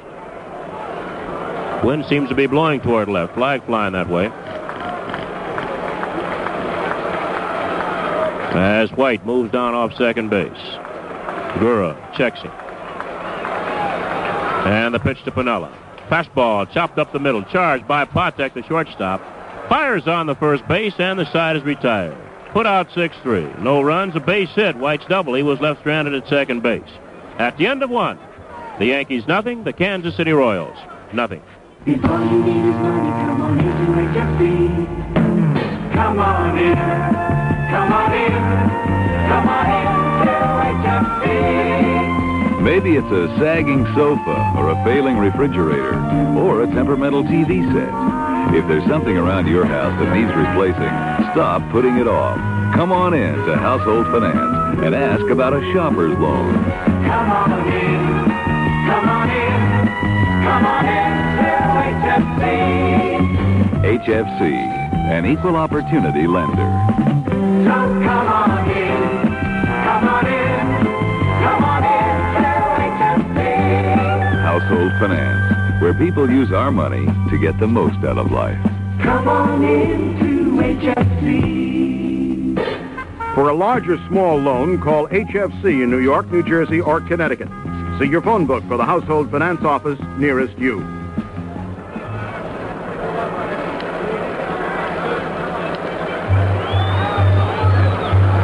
I've gone through one inning of play here at Yankee Stadium, and there's no score in the ball game. Only one base hit, a double by Roy White, bottom of last inning, and he was left stranded. So John Mayberry will lead it off for the Royals here in the top of the second.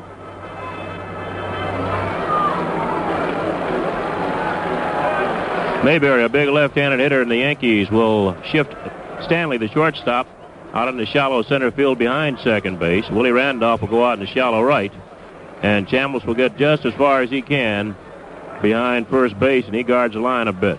Maddox moving over into the right field corner, playing deep. Rivers walking over toward right center. White more or less playing straight away, though, in left field. So there's a gap out in left center between White and Rivers. Now Bill Haller wants to look at that baseball. And he flips it back to Catfish Hunter. No score in the ball game. Top of the second. It'll be Mayberry, McRae, and Jamie Quirk for the Royals. Mayberry takes outside a ball.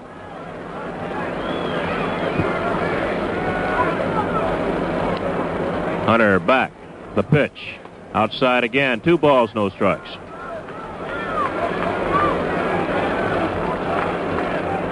Mayberry was 0 for 3 against Hunter in Kansas City. High again and away. 3 balls, no strikes.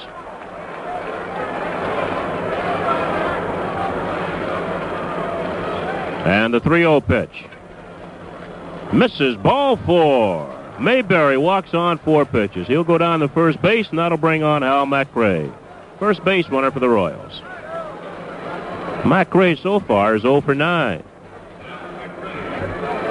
He was the number 2 hitter in the American League this year, just 1 point behind his teammate George Brett. McRae batted .332. Hit 8 home runs, drove in 73 runs. And he takes low ball.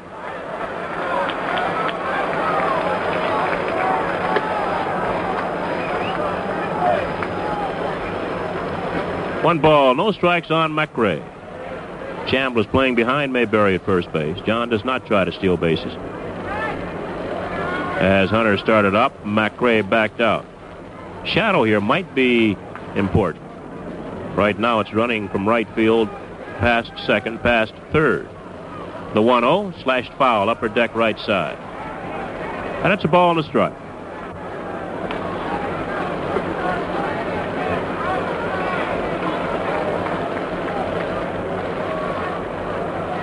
Well, the Yankees and the Royals played to 56,808 last night, a new Yankee Stadium attendance record. Here's a 1-1 to McRae, and it's inside, 2 balls and a strike. No score in the ball game. We're in the top of the second. John Mayberry at first base, nobody out. Now Mayberry taking a little bigger lead there at first. He's not going. The pitch is slashed foul, right side, upper deck, and out of play. 2 balls, 2 strikes on Mayberry. On McRae. Al McRae.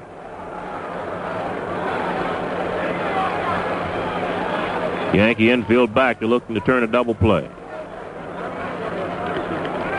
As Hunter sets. And the pitch. Slash foul right side. Into the mezzanine section. Still 2 balls, 2 strikes on McRae. Now the difference in the game so far, the 3 games played in which the Yankees have won 2 of 3, the Yankees as a team have batted .308. The Royals as a team have batted .217. Of course, the Royals weren't scoring that many runs the last couple of weeks of the season. It seems to have carried over into the playoffs. Although they did score 7 Sunday night. McRae pops it up in the air right side. Randolph going back. Maddox coming on. Still coming is Elliott Maddox, and he's got it. Near the foul line in shallow right field. There's one away. Mayberry goes back to first base, and that'll bring on Jamie Quirk, the designated hitter.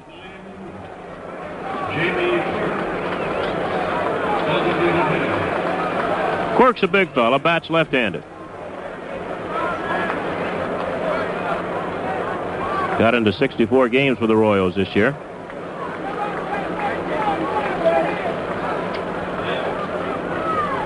He's 6'4", goes 185 from Whittier, California. Here's a pitch to him. Swings and misses.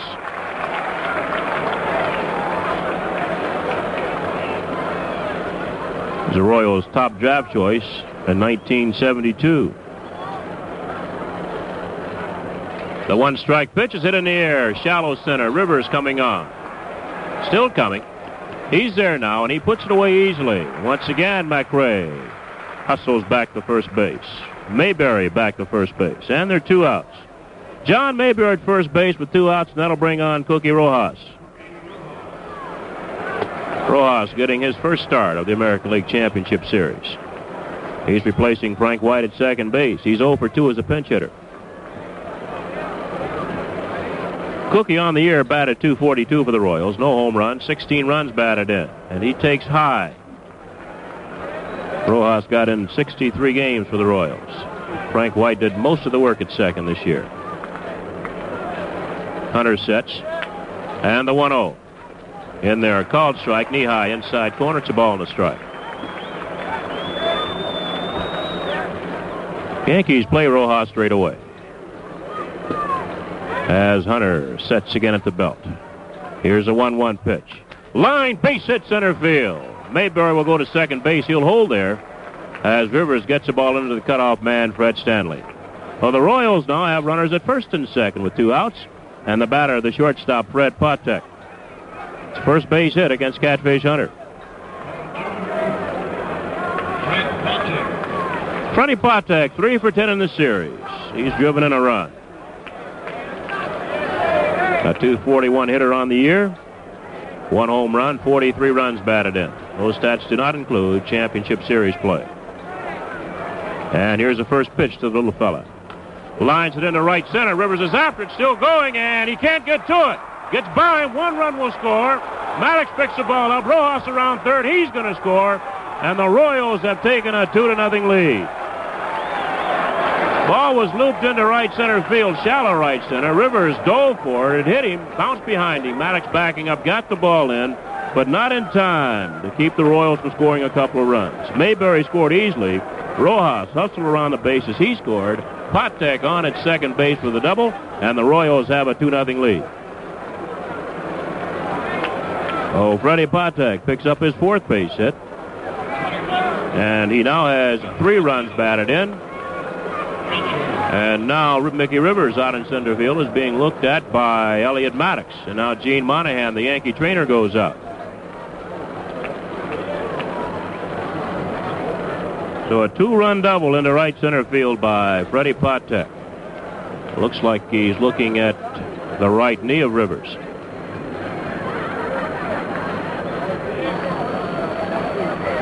Monahan flexing the right knee of Rivers. Maddox looking on. It's a tough play for Mickey. The ball was slicing toward right field and also getting down quickly. Rivers was playing Rojas straight. Was playing Patek straight away. Usually the little fella tries to pull everything, and he just couldn't get to it. He made a diving try. Well, Rivers will stay in the ball game. Oh, with 2 outs now. Patek down at second base. The batter, Buck Martinez. 2-0 Royals. Top of the second.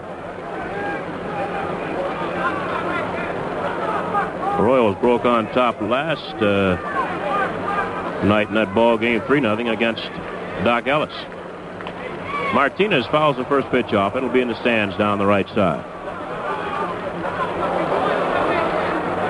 Of course, the Yankees came back and won that ball game last night 5-3 as Ellis shut the Royals out the rest of the way with some help from Sparky Lyle in the 9th inning. Now Hunter sets. The 1-strike pitch. Sliders high. A ball and a strike.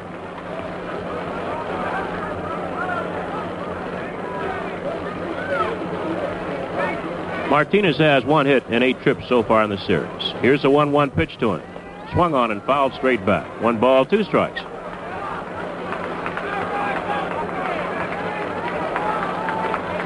Well, the Cat gets a new baseball from Bill Haller, the home plate umpire. Patek bouncing off second. Cat checks him. Here's a 1-2. Swung on base, it up the middle. A run will score. And the Royals have taken a 3-0 lead as Patek goes across the plate. Martinez holding on at first base.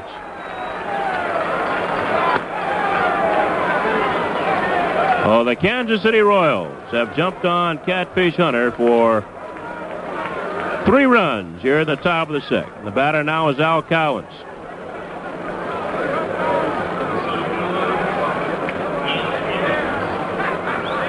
And they've done it with 2 outs. Mayberry led off by walking on 4 pitches. McRae flied to right field. Quirk flied to center.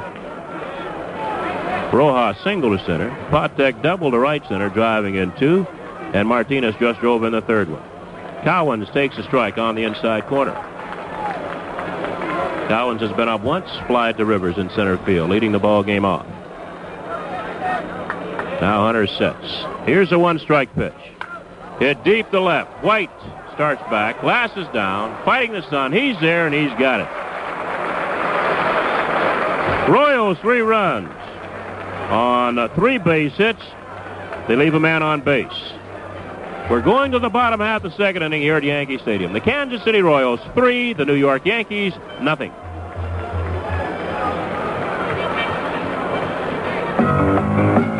Yes, yes, it's the time to say yes at George Chrysler Plymouth Dealers. Sure is easy to say yes to the affordable Chrysler Cordova any time of the year.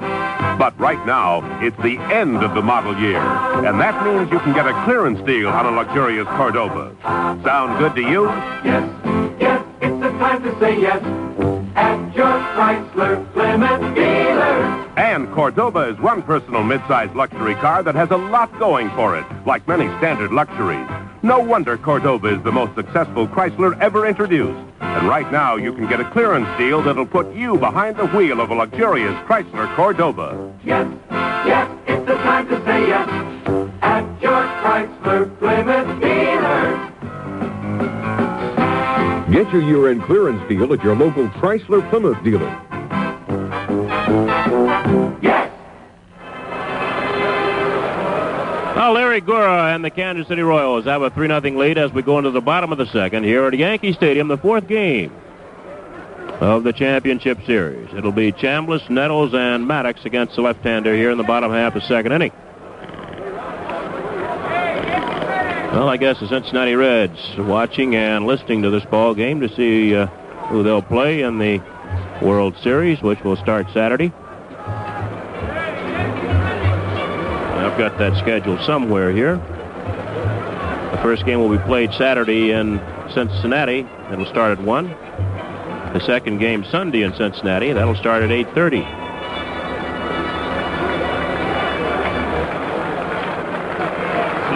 The third game will be in the city of the American League. 8:30 New York, 7:30 Kansas City. That'll be on Tuesday, October 19th. Wednesday, the 20th, the American League City. And on Thursday, in the American League City. The other games necessary, they'll be in Cincinnati the 6th and 7th. Actually, the 23rd and 24th of October, Saturday and Sunday. First pitch to Chambliss is a called strike. Here's Gura's 0-1 pitch. Sliced foul, left side. No balls, 2 strikes. Chambliss has had an excellent series.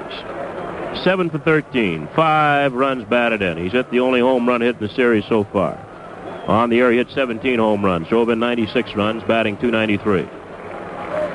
Hit that key home run last night against Hassler. Slice straight back, foul. No balls, 2 strikes, still on Chambliss. Royals have a 3-0 lead. It's early. We're in the bottom of the second. Royals had a 3-0 lead last night. Yankees came back and won it.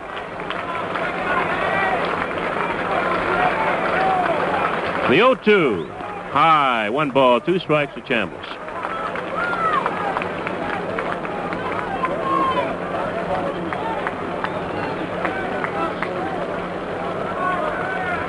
Gura pitching slowly. Now he's ready. And the 1-2 pitch. Slice left field coming on. The left fielder, Poquette, can't get to it. Base hit for Chambliss. And he'll hold at first base. Chambliss having some kind of championship series. He's now 8 for 14. Well, he's on at first base, and that'll bring on Graig Nettles. Nettles led the American League in home runs. He hit 32. He was the number 3 man in RBIs on the Yankees. Drove in 93. He batted .254 on the season. He's 2 for 10 in the series with a run batted in. Yankees trying to get on the board. They're losing 3-0. Bottom of the second. Base hit by Chambliss, a second base hit for the Yankees in this game. Here's a pitch to Nettles. It's high.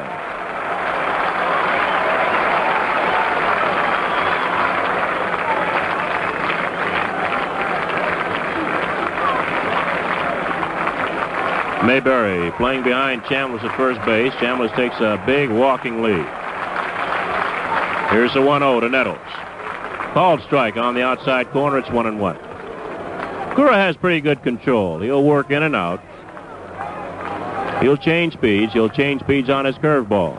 Basically a fastball curveball pitcher. And now the set. The 1-1 to Nettles. Driven deep to right field. That ball is gone in the upper deck.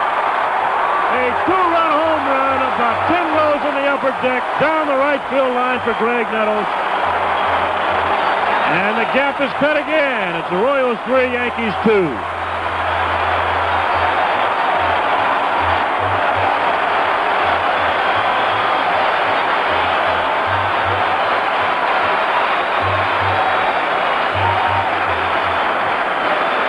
A Getty round tripper for Graig Nettles. And for his Getty round tripper, Graig receives gift certificates. Good toward the purchase of Getty Premium, the gasoline that, according to a recent survey, sells from 2 to 2.5 cents less per gallon than most other major premiums. Getty's got what's best for your car. Graig Nettles hitting his first home run of the championship series.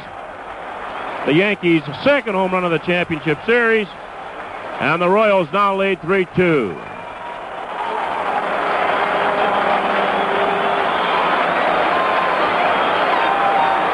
We're waiting for the Yankee ground crew to take the debris off the field, as some fans, for some reason, wanted to delay the ball game, taking streamers and throwing it down on the field.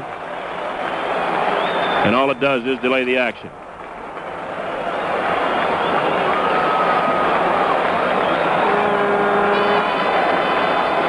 And it looks like Doug Bird gets up and starts loosening up for the Kansas City Royals, a right-hander in their bullpen.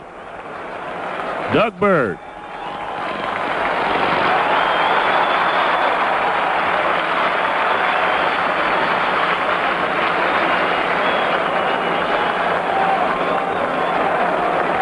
Graig Nettles ripping one into the upper deck. That might be the longest home run hit here all year, although Gamble hit one in the overhang in the upper deck during the season. No doubt about that one. All Nettles wanted to do was make sure the ball stayed fair. Of course, that wind blowing from right to left sort of helped it out a little bit. Not in distance, but keeping it down that right field foul line. Really tagged. Here's Elliot Maddox. Nobody out, second inning. Maddox is 2 for 8 in the series with a run batted in. Gura winds, and the first pitch to Maddox. Change up as a strike. On deck is Willie Randolph. Here's a 1-strike pitch to Maddox. Fastball is high. It's a ball and a strike.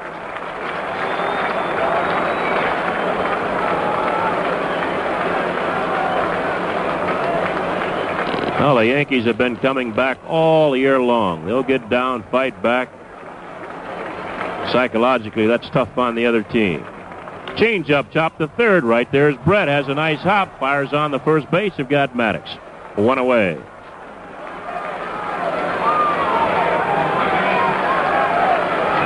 Oh, with 1 out, nobody on. That'll bring on Willie Randolph, the second baseman.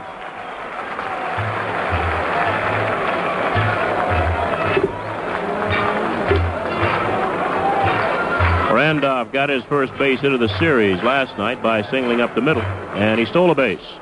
He's 1 for 10. right-handed batter. He takes high, ball. The Royals have 3 runs on 3 base hits. The Yankees have 2 runs on 3 base hits. We're in the bottom of the 6th. 2 outs, nobody on. As the 1-0 comes to Randolph. Low. 2 balls, no strikes. Check that. There's only 1 out. 1 out, nobody on. Sun breaking through again. As the 2-0 comes. High ball, 3. 3 balls, no strikes. Shade working its way out toward left field.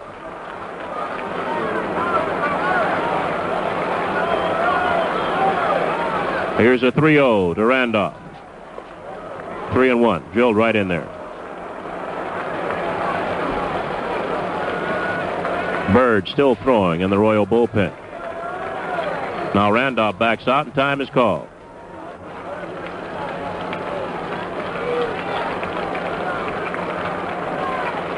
Now he gets back in. Here's a 3-1. Swung on line. Base hit left field. Out of reach of the shortstop, Patek. Randolph will hold at first base. Oh, Willie Randolph got a 3-1 fastball and hit it hard past the shortstop, Freddie Patek. And Willie holds at first base. There's 1 out, and the batter is Fred Stanley. Let's take 15 seconds for station identification on the New York Yankee Home of Champions Radio Network. WMCA, Strauss Communications in New York. This is Mel Allen. At Emory Air Freight, your package not only gets a choice flight, it gets a choice of flights. Emory Air Freight, the shortest distance between 2 points. Now, Randolph stole 37 bases during the season. He's got 1 in the series. Gura has a pretty good move to first. Stanley fakes a bunt and takes high. In fact, he really had to bounce out of the batter's box quickly. Ball was up and in on him.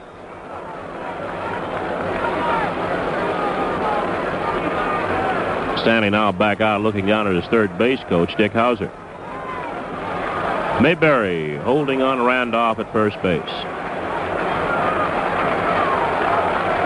Gura sits and throws to first base, and Randolph gets back. Royals have a 3-2 lead. We're in the bottom half of the 2nd inning. Randolph at first base, only 1 out.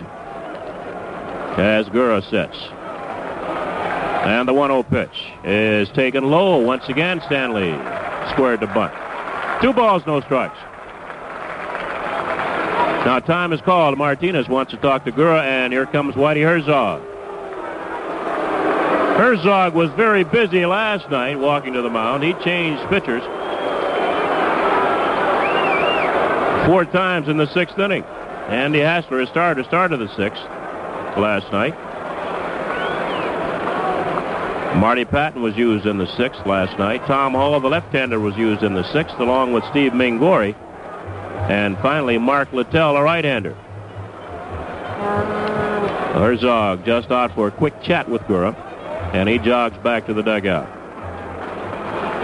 2 balls, no strikes on Fred Stanley. 1 out. Randolph off first base. Bottom of the 2nd. Royals ahead 3-2. 2-0 pitch. On the inside corner, it's 2-1. Stanley was taken all the way. And Fred backs out, looks down at Dick Hauser. With Gura's control, Randolph's speed. Stanley choking up on the bat. Good place for the hit and run. Let's see what happens. As Gura sets. And goes to first base. Just a little lob toss. Randolph back easily.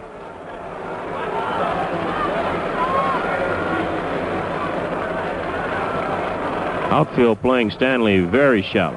Here's a 2-1 pitch. And it's slashed foul, upper deck right side. Randolph was not moving. It's 2-2.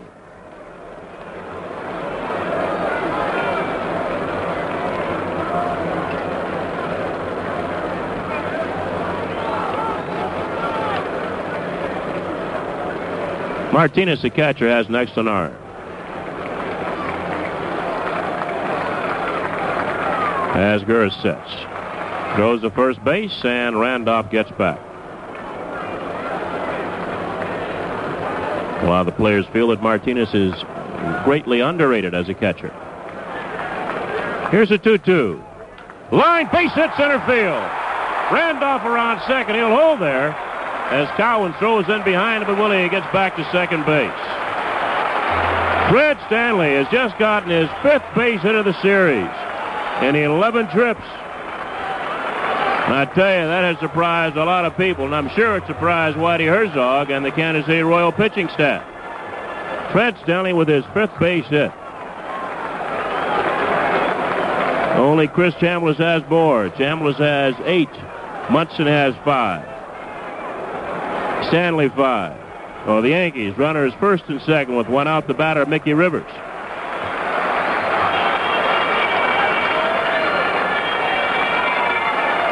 Tying run down at second base here in the second inning. Rivers has been up once, fouled out to Brett. Gura sets. And the pitch to Rivers. Swung on, bounced to short. Patek hurries, and he'll take it himself. He won't even try for the double play. Rojas was there, but Patek decided to catch the ball and go over at second base, and he forced Stanley for the second out. Randolph went on to third. Rivers on at first with a fielder's choice. And the batter now is Roy White, the left fielder. White doubled into the left field corner in the first inning. So he's 1 for 1. It was his 4th base hit of the series. He's 4 for 12 with a couple of runs batted in. Was the Yankees' 11th double in the series. A series record.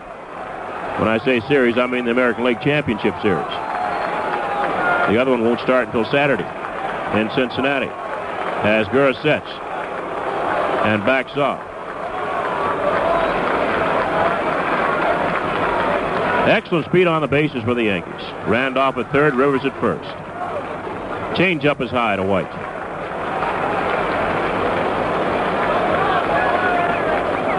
Hauser is saying something to Willie Randolph at third base.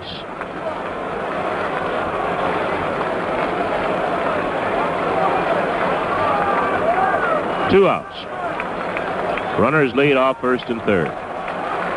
The 1-0 pitch goes to first base as Gura drives Rivers back there.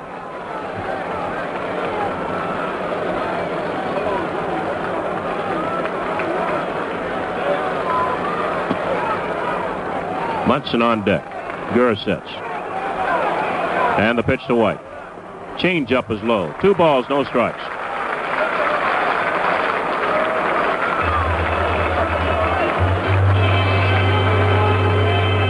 Royals play White straight away. Tom Poquette, the left fielder, really worried about that sun out there. The stadium was built lower, and that sun stays in the left fielder's eyes a lot longer. The 2-0 to White. In there, called strike, it's 2-1.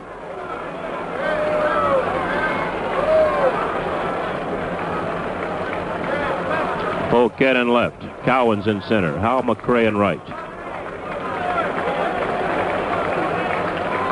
Brett, Patek, Rojas, and Mayberry around the infield. Martinez flashing signs for Gura. And the left-hander sets. And goes to first base, and Rivers gets back.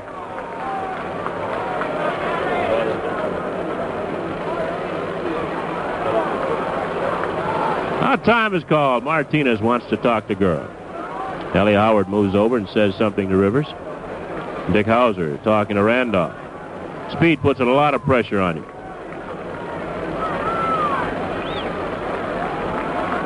Mr. Royals also have fairly good team speed. Gura sets.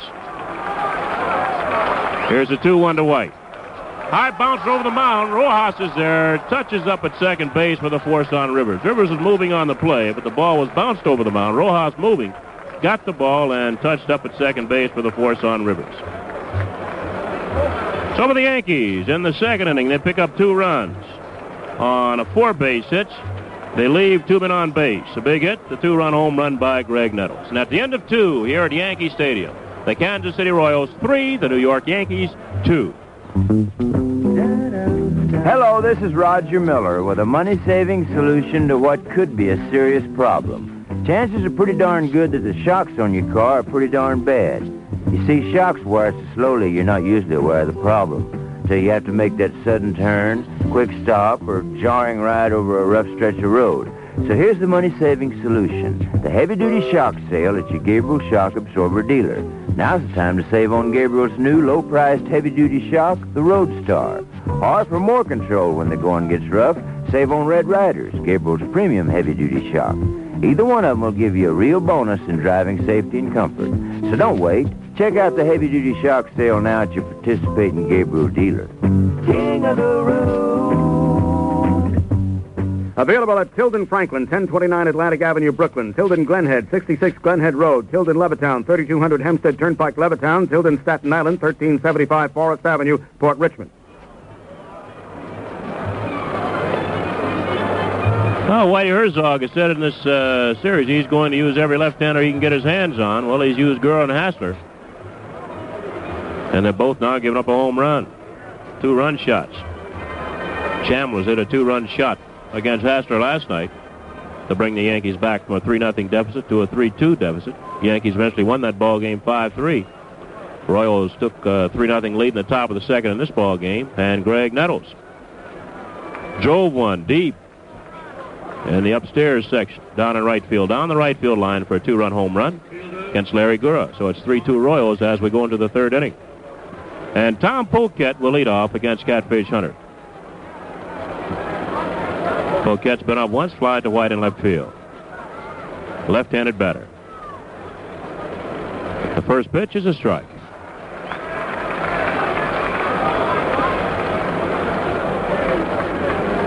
Shadows working its way now out toward White in left field. Only White and Rivers now in the sun. Hunter's 1-strike pitch. Misses outside. It's a ball and a strike.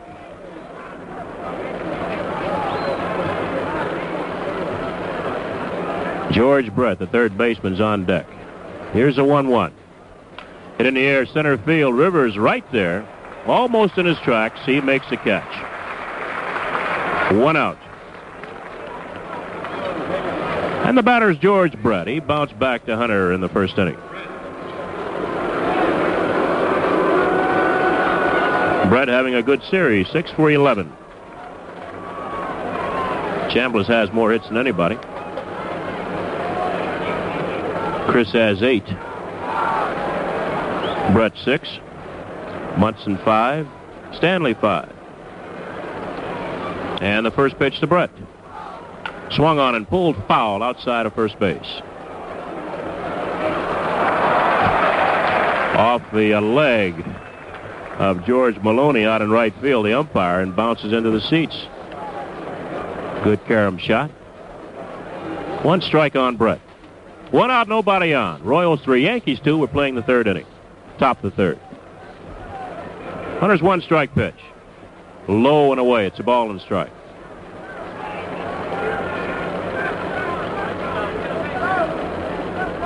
And the 1-1. Outside and high, 2 balls and a strike. After making those 2 errors in the opener. In Kansas City, Brett said, I didn't say I was a fielder. I was a pretty good hitter, though. Bounced towards second base, Randolph charging. Scoops it up, fires on the first base. Have got Brett. 2 outs. John Mayberry walked on 4 pitches leading off the second inning, and he scored.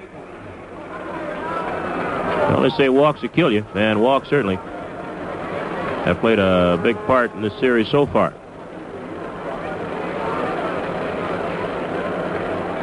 Mayberry 2 for 11 in the series with a run batted in. It's one in the air to left field. White coming on. Waiting now. Moves in a couple of steps, and he's got it for the third out. 3 up and 3 down for the Kansas City Royals. And we're going to the bottom of the third.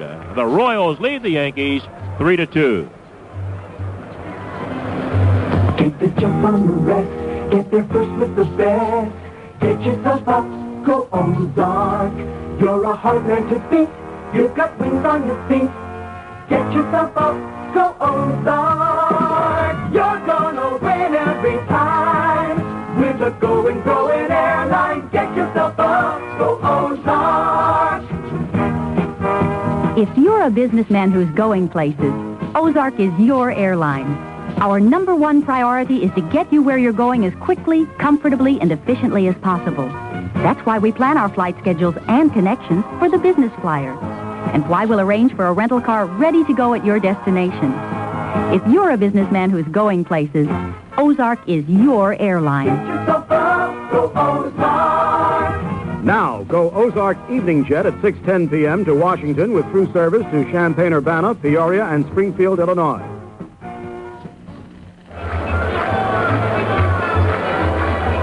Well, yesterday's crowd, 56,808, was a new Yankee Stadium record. That's a record here at the new stadium, and the largest crowd to ever see an American League Championship Series game. And again today, the Yankees have youth groups in the new left field bleachers, principally kids from the Police Athletic League.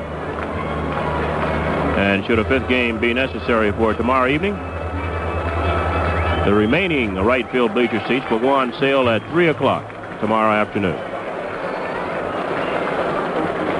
Well, Thurman Munson's going to try to see that that fifth game is not necessary as he leads off against Larry Gura here in the bottom of the third. Royals lead 3-2. Thurman's been up once, line to the center fielder Cowens. It'll be Munson, Pannell, and Chambliss against Gura here in the third inning.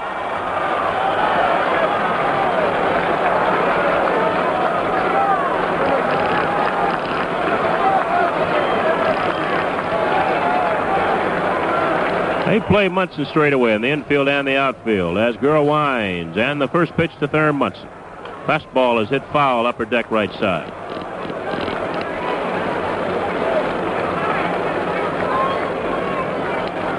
.312 down the left field line here at the new stadium. Goes out to 387, 430, 417, 385 right center, 353, 310 right down the right field line.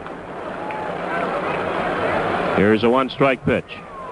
Change up, line left field, that'll be a base hit. Poquette has it on the first hop, flips it back in, and Munson will hold at first base. That's Munson's sixth base hit of the series. He's 6 for 16. And that'll bring on Pannella. Well, here comes Whitey Herzog. He's walking slowly. And I don't know, that might be all for Gura. Yep. And right-hander Doug Bird. Right-hander Doug Bird now picks up his warm-up jack, and he's going to come on.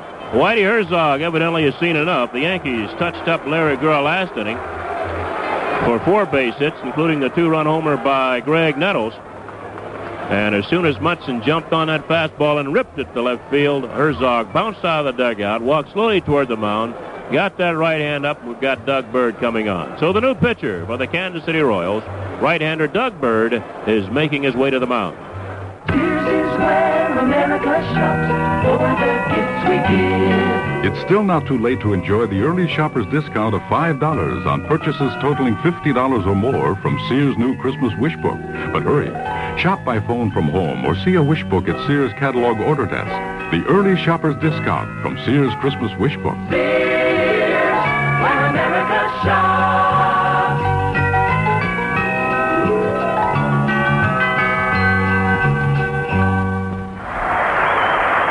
Want to see me do something really terrific? Like what? Pay attention to the game? No. I'm going to do a magical feat, a card trick. Where'd you get a card trick? Why, there's a free card trick in every 6-pack and fun-sized bag of Baby Ruths and Butterfingers.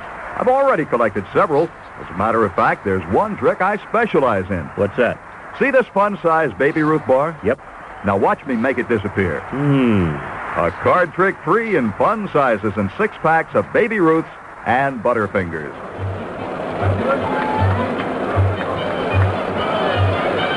Oh, right-hander Doug Bird out there now. He is making his first appearance in this championship series. So now only right-hander Al Fitzmaurice hasn't appeared for the Kansas City Royals on that pitching staff. Mentioned last night that Whitey Herzog used a lot of pitchers: Hassler, Patton, Hall, Mingori, and Littell. Oh, now Doug Bird comes on with Munson at first base, nobody out. Royals have a 3-2 lead, and we're playing this ball game in the bottom half of the third inning.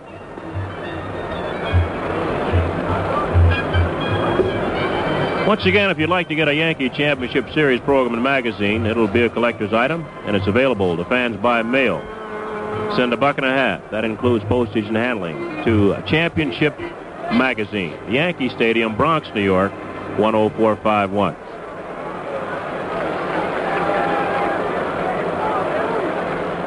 Oh, part of the grounds crew, a couple of the umpires, and a couple of Royal players out picking up something down the left field foul line.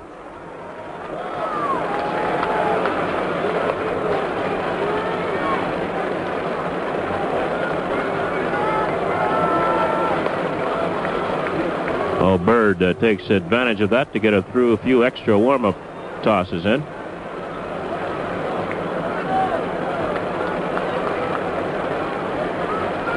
The umpire down the left field foul line is Larry Barnett. George Maloney's umpiring down the right field foul line. Oh, Bird's finished now as Lou Piniella steps in. Lou's been up once, grounded to Patek at shortstop. Munson off first, a pitch. Piniella bunts it and pops it up over near the Yankee dugout, but it'll bounce and go in the seats. Out of reach, Buck Martinez, the catcher. Well, the Yankees playing to tie here in the bottom of the third. They're asking Lou Piniella to bunt.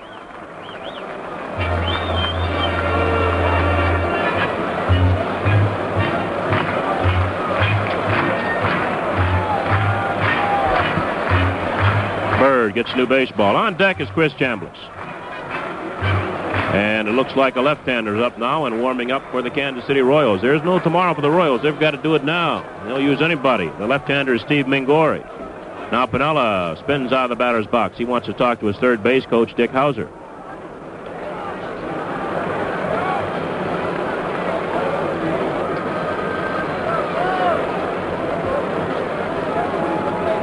Lou had 3 sacrifice hits or sacrifice bunts on the season.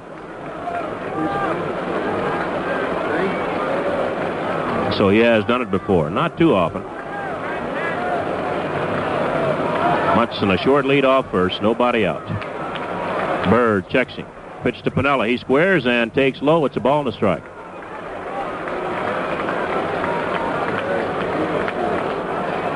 Brett, the third baseman, really charging. So is the first baseman, John Mayberry.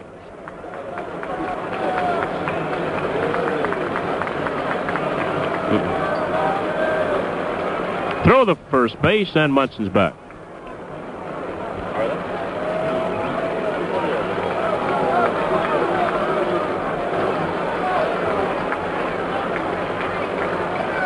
Now Bird sets.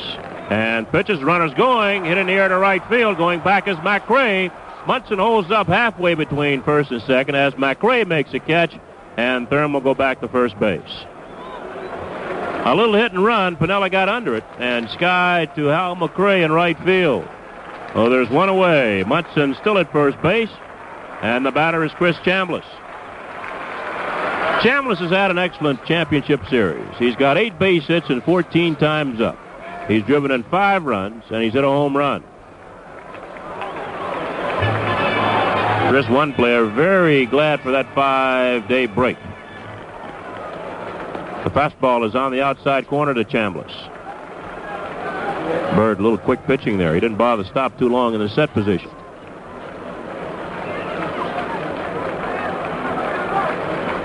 Now he looks in at Martinez and sets. Spins and goes to first base, and Munson gets back. 1 out, 1 on. Royals 3, Yankees 2. We're in the bottom half of the third inning. As Bird wants another sign now for Martinez. And gets it. The pitch. Slice foul, upper deck left side. No balls, 2 strikes on Chambliss. Chris has been up once, single to left field, and scored as Nettles homered.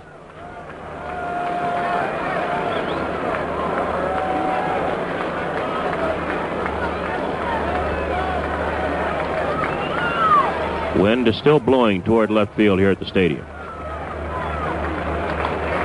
Bird sets. The 2-strike pitch. Hit foul left side. That'll be in the upper deck again. And the count remains. No balls, 2 strikes on Chambliss. Larry Gura, by the way, went 2 innings, gave up 2 runs on 6 base hits, including the 2-run home run by Nettles. Gura did not strike out anybody, nor did he walk anybody. Now Bird sets. Goes to first base. Munson's back.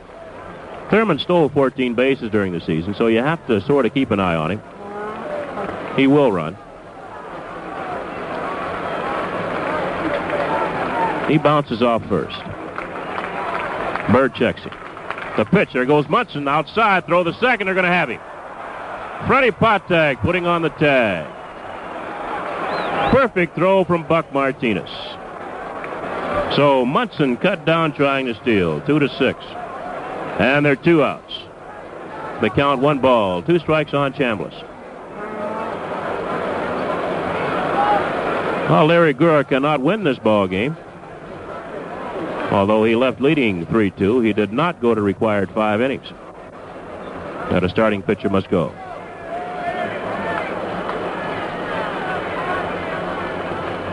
Here's the 1-2 to Chambliss. Swung on, chopped to first base. Backing up is Mayberry. He'll take it himself, and the side is retired. No runs, a base hit, nobody left on base. We played 3, and the Royals lead the Yankees 3-2. Sears is where America shops for the gifts we give. It's still not too late to enjoy the early shopper's discount of $5 on purchases totaling $50 or more from Sears' new Christmas Wish Book. But hurry, shop by phone from home or see a Wish Book at Sears Catalog Order Desk. The early shopper's discount from Sears' Christmas Wish Book. Sears, where America shops.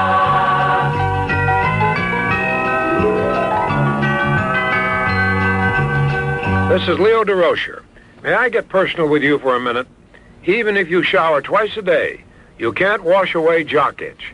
What you need is something made specifically for jock itch, and that's Cruex. C-R-U-E-X. Cruex medicated powder relieves the itching, the chafing, and the rash. And because it's medicated, it can fight the cause of that itch. So if you suffer from chafing, rash, or jock itch, get Cruex. C-R-U-E-X. And get relief.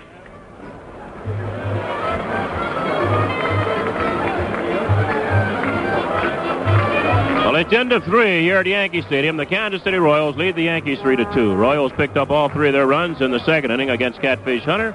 The Yankees got their 2 in the bottom of the second. The 2-run home run by Graig Nettles off Larry Gura. We're in the top of the 4th.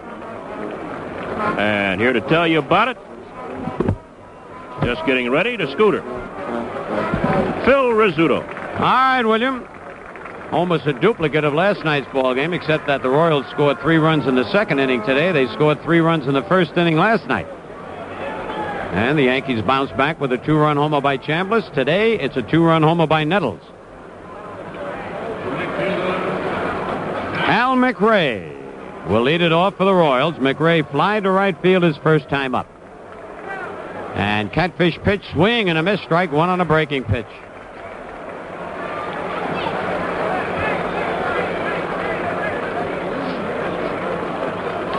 Hunter winds again. Another breaking pitch hit in the air to right center. Mickey Rivers digging. And that ball is off the wall.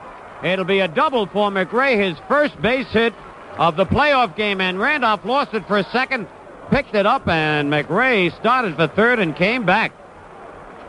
That ball was tagged 385 feet to deep right center field. Hit right at the base of the wall. And that's the 4th hit for the Royals off Catfish Hunter. Graig Nettles now comes over to talk with the Cat. And the batter will be Jamie Quirk. The Royals are leading 3-2.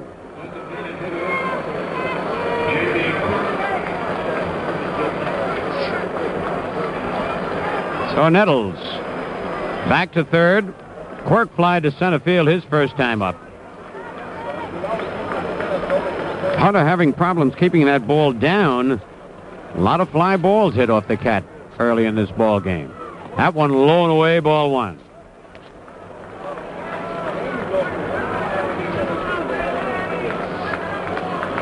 McRae leading off second base. And the pitch, swing and a miss. Try to pull that ball to advance McRae to third. Royals leading by a run, trying to add to it. Yankees lead the series 2-1. And another capacity crowd here today on a beautiful day for this fourth game. There's a foul back and out of play. And that time, Hunter had kept the ball away, and if Quirk hit it fair, he'd have had to hit it to the left side.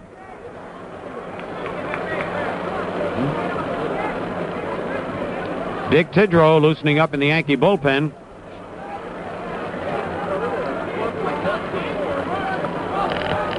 Under the belt. And the pitch foul just below us on the screen. Every time you hear that moan and groan, you know that a fan missed a souvenir. On deck, Cookie Rojas. McRae leads off second. And the pitch outside, 2-2. Royals scored their 3 runs in the second inning. On a walk, a single, a double, and a single. The 2-2 pitch, line, base hit, left center. That'll be extra bases. McRae will score easily. That'll be at least a triple for Quirk. He is slowing down around second, but he'll make it. Stanley's throw, not in time. I'll tell you, Quirk really slowed down between second and third, but he made a triple. The Royals now lead 4-2, and we'll pause for station identification on the New York Yankee Home of Champions Radio Network. WMCA, Strauss Communications in New York. This is Mel Allen. Emery doesn't think anyone should discriminate against a package because of its size, weight, or destination. Emery Air Freight, the shortest distance between 2 points. Billy Martin coming out to the mound now. And Billy Martin might be thinking ahead to the possibility of another game tomorrow should the Yankees not win this one. And as we mentioned earlier, you got to have everybody ready for this game. And if there's another game tomorrow, throw everybody into the breeches. Because if you lose this, there's no tomorrow. You got a long winter to sit and think about what could have been. And Hunter is going to come out, and that's just what Billy Martin must be thinking about. He could possibly use Catfish tomorrow if necessary. This game is a long ways from over, of course, but you got to think ahead. And Billy Martin is thinking, and Dick Tidrow, who had been loosening up. Well, I better wait and see. But the Cat has worked 3 innings plus 2 batters here in the 4th inning. And after pitching that brilliant first game where he allowed just 5 base hits, the Cat has already given up 5 hits in this game and 4 runs. All of them earned. And the Royals starting to get the extra base hits the way the Yankees have in the past games. They have a double by Patek, a double by McRae, and a triple by Quirk. And Dick Tidrow will be coming on. This will be the second appearance for Dick Tidrow. He worked 2 2/3 innings out in Kansas City, giving up 3 hits and 3 runs, 2 of them earned. He walked 1, didn't strike out anybody. But Tidrow during the regular season was really the man Billy Martin called on from after the All-Star game on. So Billy heads back, and Tidrow will start warming up.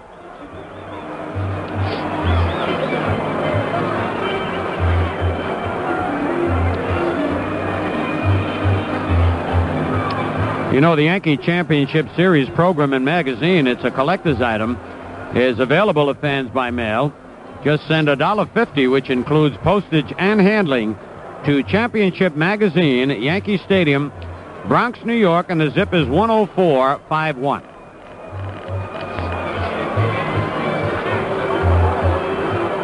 We got a fan down there who is in a good mood, a giveaway mood.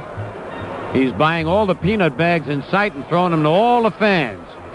Mezzanine, he can't reach the upper deck, but he's having a ball. Tell you, with the price of peanuts today, he's really giving away quite a bit.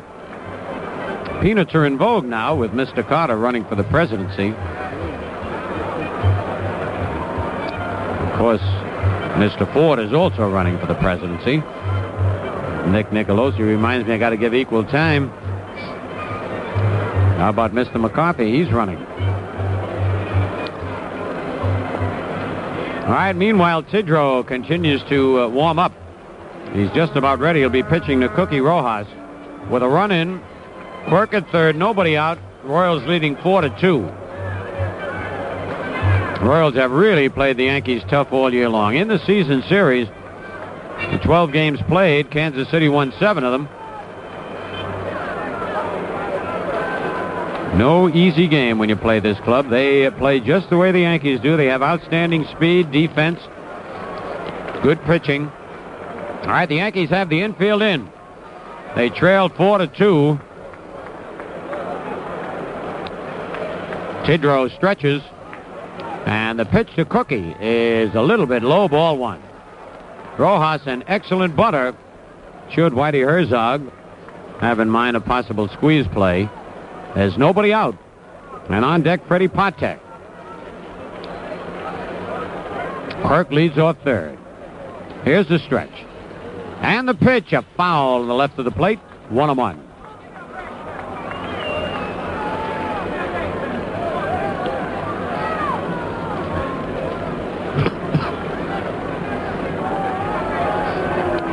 Elliot Maddox not too deep in right field.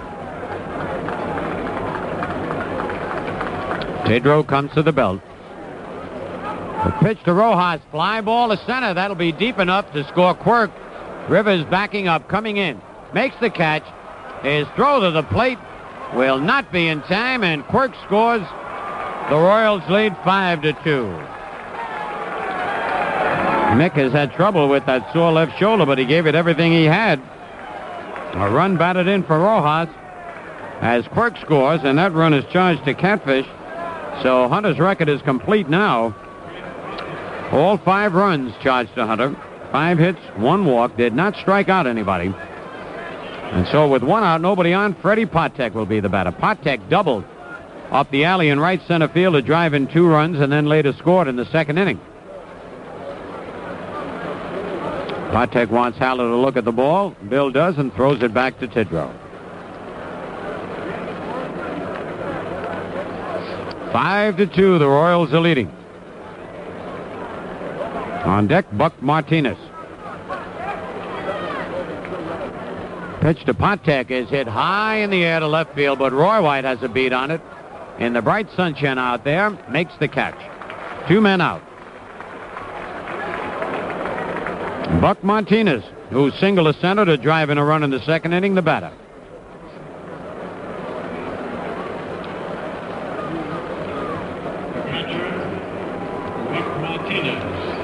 The bottom 3 men in the Royals lineup have driven in 4 of the 5 runs in this ball game.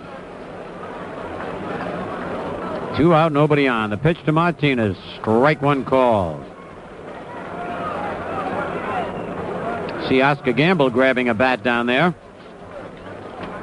We might see Oscar doing a little pinch hitting.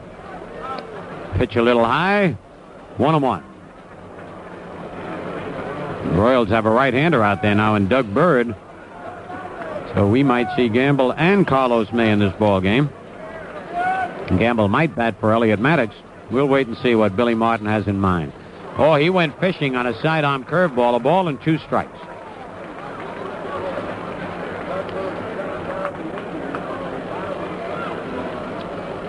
Two out, nobody on. Tidrow kicks and delivers a broken bat fly ball. Might drop in for a base hit. Rivers coming on, and then one hands it. Man, did he nonchalant that one. A broken bat looper, but Mickey made the play. 2 runs on 2 hits, no errors and nobody left. And at the end of 3.5, it's the Royals 5 and the Yankees 2.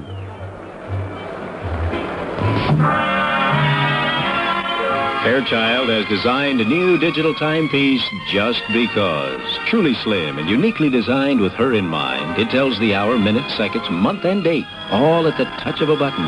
It may not be her birthday or your anniversary, but just because she is that special person. So why not surprise her with a digital timepiece from Fairchild? Pick the Fairchild that fits her best. Because that AMCO is big, the world's biggest transmission specialist, with over 525 service centers in the U.S. of A. and Canada. So no matter where you go, from New York to L.A., from Ontario to Texas, AMCO's got you covered. Nobody else is that big. Nobody. So if you have trouble with your car's transmission, you can usually get one-day service from AMCO Transmissions. AA MCO. The big guys. All right, the Yankees will have Graig Nettles to lead it off. Nettles hit a towering 2-run homer in the second inning in the upper deck, counting for the Yankees 2 runs. And we got to wait. The commercials are not over yet. ABC has command of this game. Bill Haller waiting for the cue. Nettles steps in. But Haller doesn't have the mask on as yet.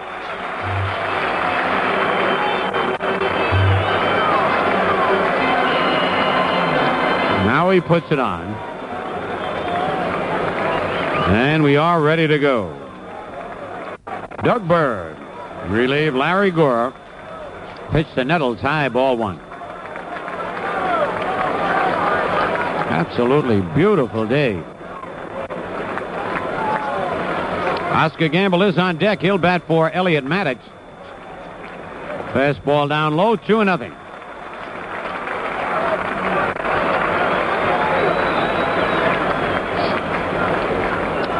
And now Cookie Rojas comes in to have a little chat with Doug Bird. Royals having a lot. Nettles wearing that protective shin guard where he fouled 2 balls off the same spot in last night's game. Ugly bruise on Graig's leg. The 2-0 pitch. High, ball 3, 3-0.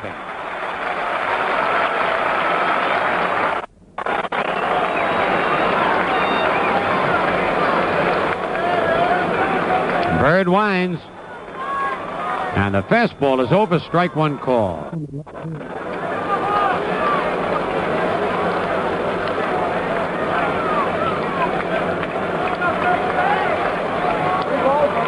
Out of room in left for Nettles. A 3-1 pitch, strike 2 called. Graig has started for first base, called back. It's 3-2.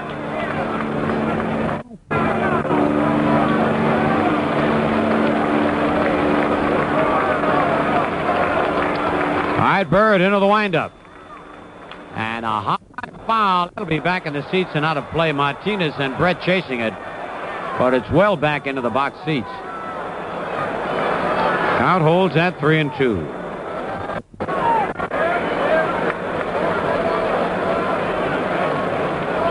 Cincinnati has already clinched the National League pennant.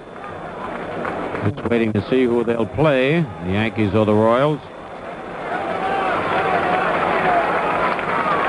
Again, the 3-2 pitch. Struck him out on a high fastball.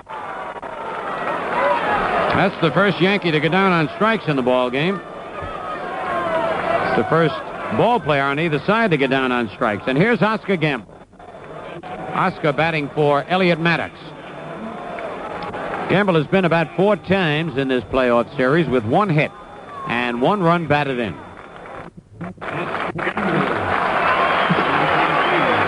On deck, Willie Randolph.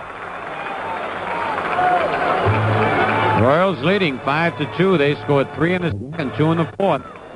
Yankees scored their 2 runs in the second inning. Gamble takes a pitch high and away, ball 1. Cowan shading Gamble in right center field.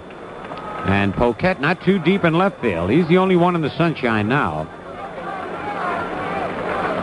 Curve, swing, and a miss. 1-1.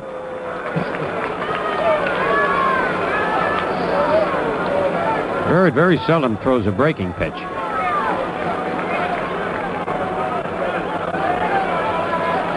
Patek playing deep at short and over near the bag. Fastball foul just below us. Ball and 2 strikes.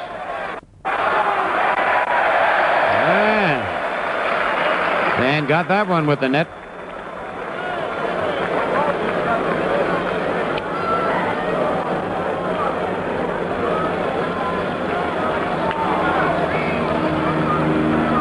All right, Doug Burr ahead of Gamble 1-2. High, and it's 2-2. Gamble can really check his swing better than anybody that I've seen all year.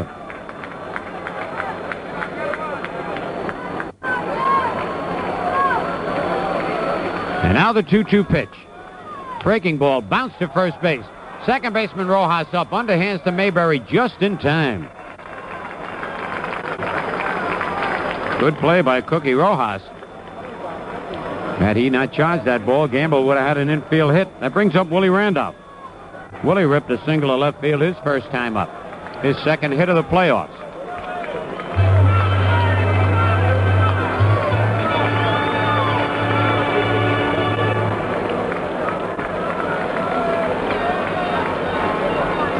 Two out, nobody on. Willie bounces one to third. Brett backs up. He's got it. And throws him out. And that was a good throw by Brett. 3 up, 3 down for the Yankees. At the end of 4, it's the Royals 5 and the Yankees 2. These Baby Ruth fun-sized bars sure are delicious, and I ought to know. Why is that? Well, it just so happens I consider myself to be quite a candy bar connoisseur. And a Baby Ruth's got fudge and peanuts, chewy caramel, a rich chocolatey coating, terrific stuff. Plus, these new bags are mighty economical. Some people call them fun-size, but I call them Bill White-size, because they're just right for me. I see. I'm crazy about Baby Ruth bars, and it's not easy for something to get to first base with me.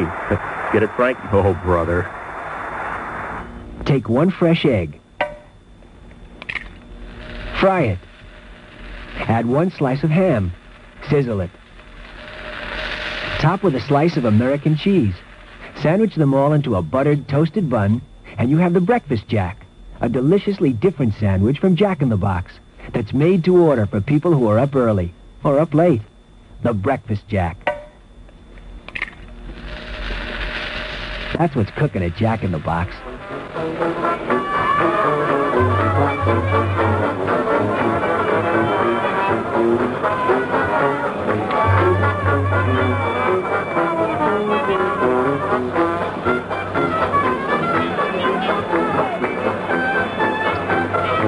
Tidrow is ready, and he'll be working to the top of the order. Al Cowens, Tom Poquette, and George Brett. Royals leading 5-2. We're in the top of the 5th.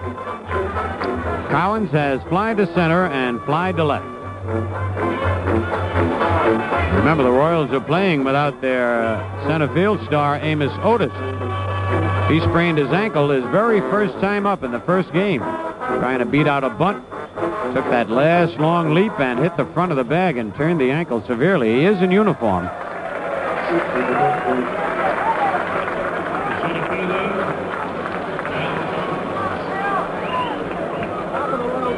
All right, Collins steps in.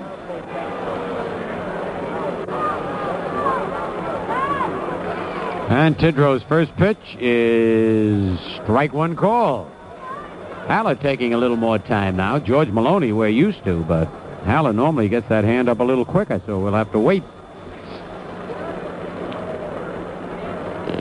Tidrow kicks, delivers. He swung. Yes, sir. He tried to check it, couldn't do it. It was way inside. But that bat went around. It's 0-2.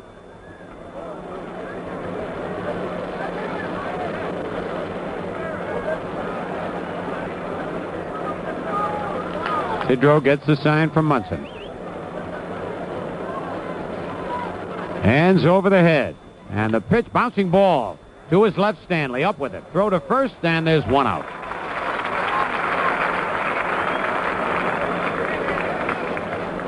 Shortstop play has been exceptional in this playoff. Patek and Stanley. Poquette has flied to left and flied to center.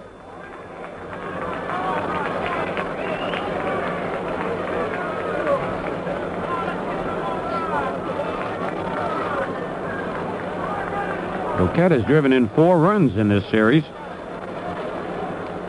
Bouncing ball at first. Chambliss one-hands it. He'll make the play unassisted. There are 2 out. And that'll bring up George Brett, who is 0 for 2, and that sounds strange anytime you say Brett is 0 for 2, the way he hits that ball. He is 6 for 12 in the series. That's a .500 average.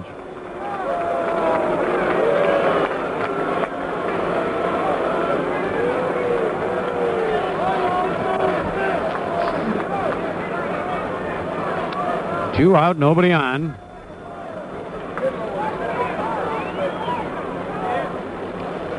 Tidrow's pitch to Brett. He tries to bunt, misses, strike 1. Oh, he's got big legs. Like a football player's legs. Big calves, ankles, thighs. They generate that line drive power from. The 1-strike pitch is hit to left field, but Roy White is positioned perfectly, makes the catch, and the Royals go down in order. At the end of 4.5, the Yankees trailing the Royals 5-2. Nowadays, you can't listen to radio, television, or read a newspaper without some auto manufacturer telling you what great gas mileage his car gets. They quote the EPA, tell you how many miles per gallon they get in the city, and how many they get on the highway. Well, all these facts are great to know. But if there's anything you need as much as cars that make your gasoline go a little further, it's a gasoline that makes your dollar go a little further. At the Getty Oil Company, we have a new gasoline that's perfect for newer cars.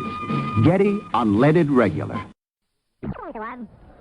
The Royals, though, leading in this ball game 6-2, and we're in the 7th inning.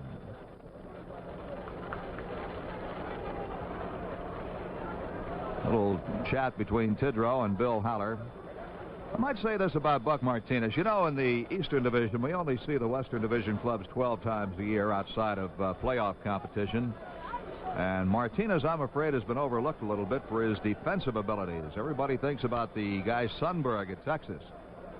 2-2 pitch to Martinez. Low, ball 3 and a full count. But Martinez has shown us some good defensive abilities. A very, very strong throwing arm. As a hitter, he batted .228, had 5 home runs. 3-2 pitch to him. Inside, he walks. That is the first base on balls given up by Tidrow, and only the second by Yankee pitching in the ball game. So with 1 out, the Royals have a man at first, and Al Collins the batter. Collins is 0 for 3 with a fly to center, a liner to left, and a ground ball to short.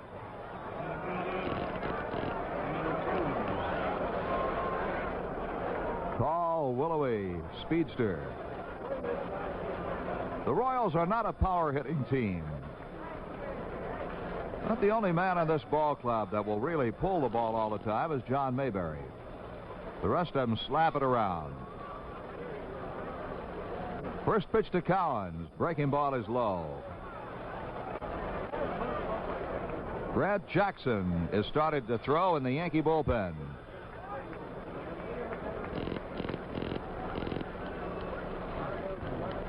Tidrow reads Munson's sign. Chambliss holding on Martinez at first, and the 1-0 pitch. He swings and misses on the slider. It's 1-1.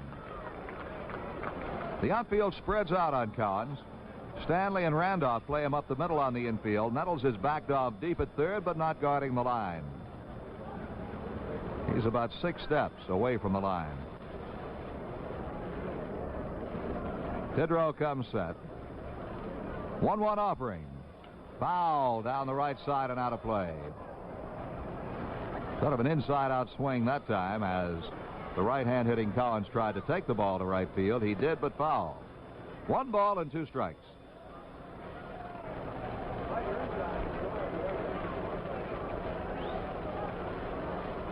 Another big crowd here at the stadium. Bleacher seats were gobbled up as soon as they went on sale at 10 o'clock this morning.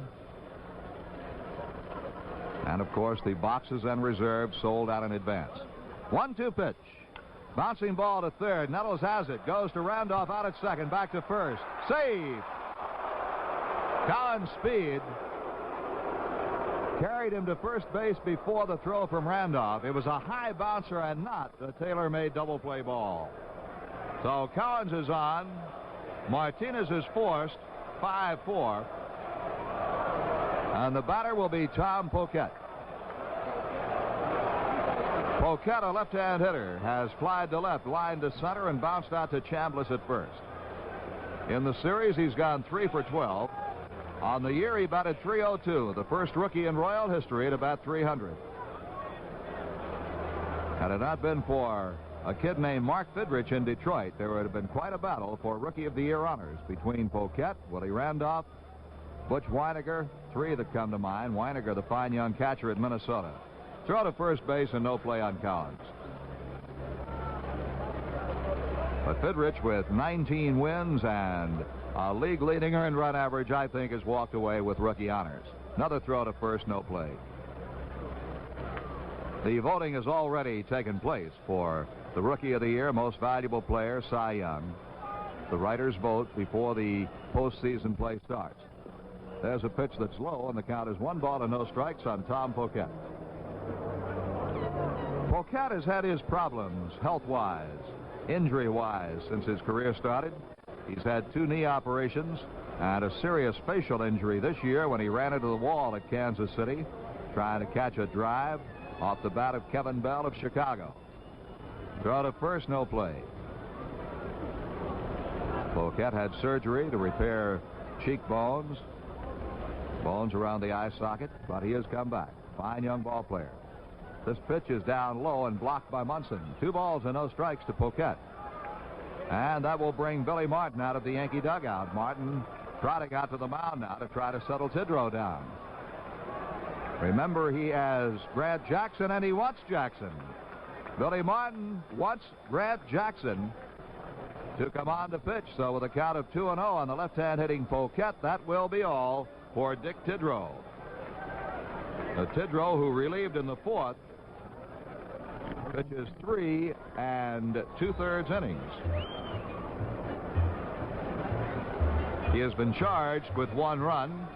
He has allowed 2 base hits. He has walked 1 man, and he has struck out nobody. And Billy Martin is going to his bullpen. Let's go back and recap the scoring in the ball game for you. The Royals got 3 runs in the 2nd inning. John Mayberry led off with a walk. Seemed harmless when McRae flied to right and Quirk flied to center. But then Cookie Rojas, a surprise starter at second base for the Royals, ripped a single into center field. Mayberry went to second. Then Freddie Patek drilled a double up the gap in right center field, and that brought both men in. Rojas scoring all the way from first base, and Mayberry, of course, from second. Buck Martinez followed with a base hit to center field, scoring Patek, and all of a sudden, after 2 men were out, the Royals had a 3-0 lead.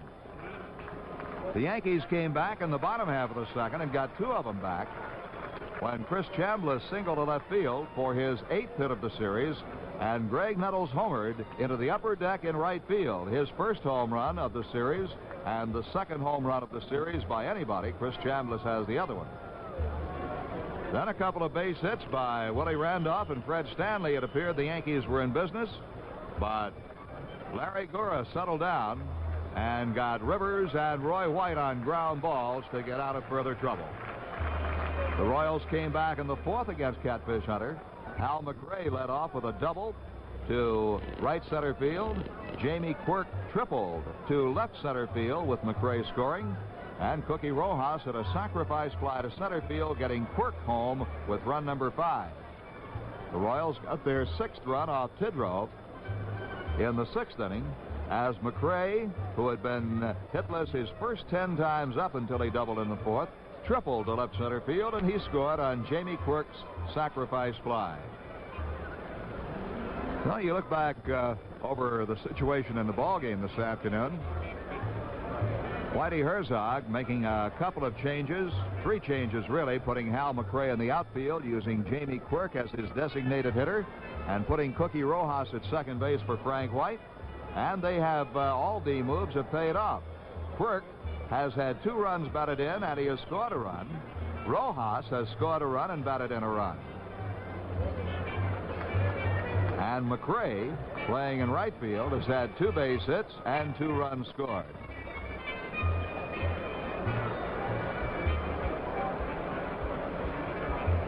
Jackson taking his warm-up throws.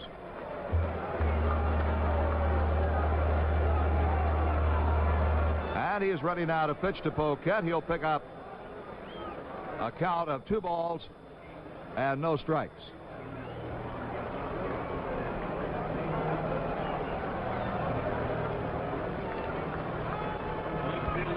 During the regular season, Grant Jackson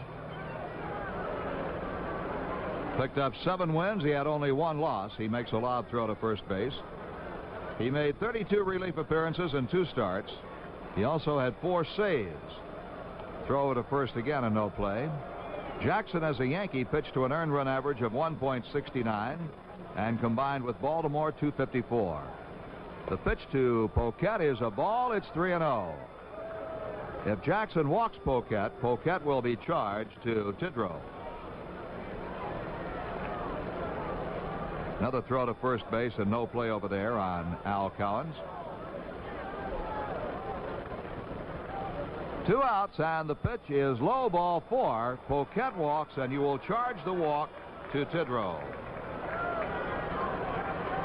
That moves Cowens down to second base and brings up George Brett, the third baseman.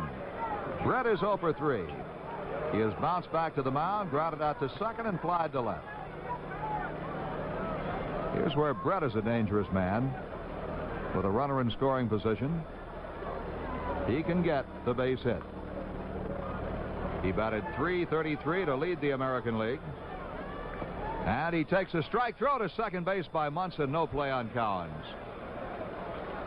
Brett had 215 base hits during the regular season, including 34 doubles, 14 triples, only 7 home runs, and 67 runs batted in. He scored 94 runs. Jackson's 0-1 pitch to him. Breaking ball misses outside. 1 ball and 1 strike. Left-hander Grant Jackson first came up with the Philadelphia Phillies. They traded him to Baltimore, and the Yankees got him on the trading deadline this year. He deals 1-1, and he misses low and outside. 2 balls and a strike to Brett. John Mayberry is on deck. Cowens at second, Poquette at first, and 2 men are out. Roy White plays very shallow in left field and well over toward the line on Brett. 2-1 pitch. High, ball 3. Mickey Rivers in center shades toward left field. Right fielder Oscar Gamble moves over toward center. They don't figure Brett to pull the ball down the line. He slaps it around. Now the 3-1 delivery. Almost hit him high and tight. Ball 4, and the bases are loaded.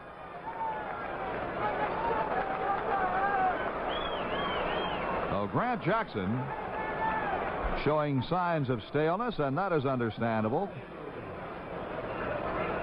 Not having pitched in well over 2 weeks. John Mayberry is the batter. Mayberry led off the second with a walk and scored the game's first run. Since then, he has flied out twice to left field. Willie Randolph goes back in the right field grass.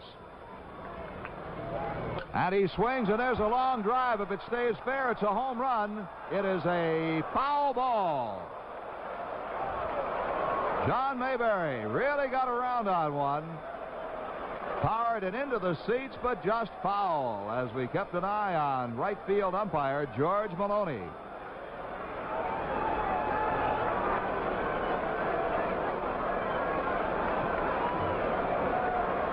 Mayberry has awesome power, even though he had an off year this year with only 13 home runs and only 3 of them after the All-Star break. You make a mistake, though, and look out, baby. He swings and misses. Throw to third base by Munson, safe. Munson trying to pick Cowens off third, but didn't get him. Cowens got back head first. No balls and 2 strikes on Mayberry. Jackson deals fastball, check swing, grounder back to the pitcher. Jackson up with it, spins and throws to first, and the side is retired. No runs on 1 hit. There were 3 walks and 3 men left on. In the middle of the 7th inning, it's the Royals 6 and the Yankees 2.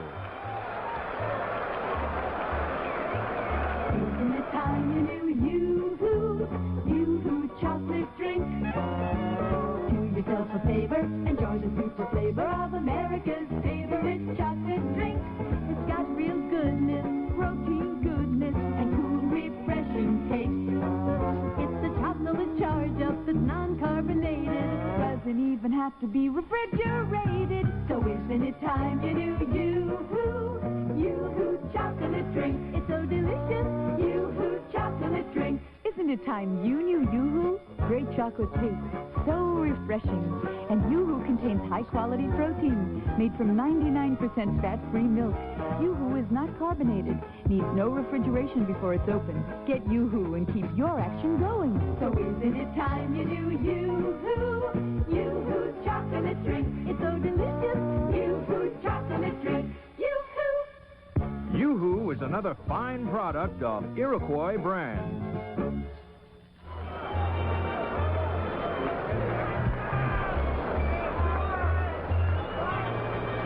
We go to the bottom half of the seventh inning. Graig Nettles will lead off for the Yankees, to be followed by Oscar Gamble and Willie Randolph.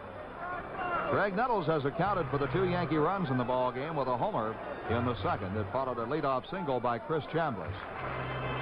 Then in the fourth inning, Nettles struck out. He hit his home run off left-hander Gore and struck out against the right-hander Doug Bird, who relieved in the third inning. Doug Bird has been tough since coming into this ball game. He has allowed only 1 base hit and faced the minimum number of men. The one hit a single by Munson, and he was rubbed out when Chris Chambliss grounded into a double play.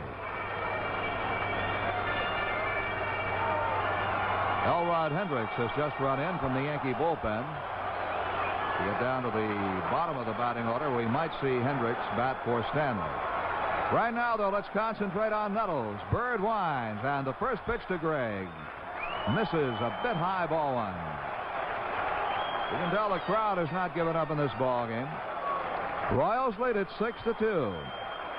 Hard throw in, right-hander Bird deals, and Nettles pops it up into shallow right field. Graig got under it. Waiting for it is Hal McRae, and he makes the catch. 1 out.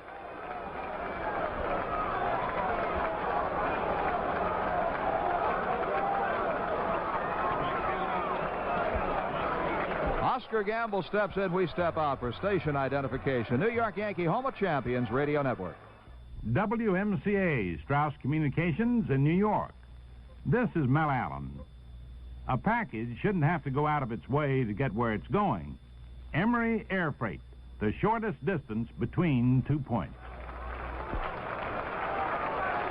Oscar Gamble is batting for the second time. Left-hand hitter fouls one back just overhead. Elliot Maddox started in right field. Then when Bird came on to pitch, Gamble batted for Maddox in the fourth inning and grounded out to second base. No balls and 1 strike.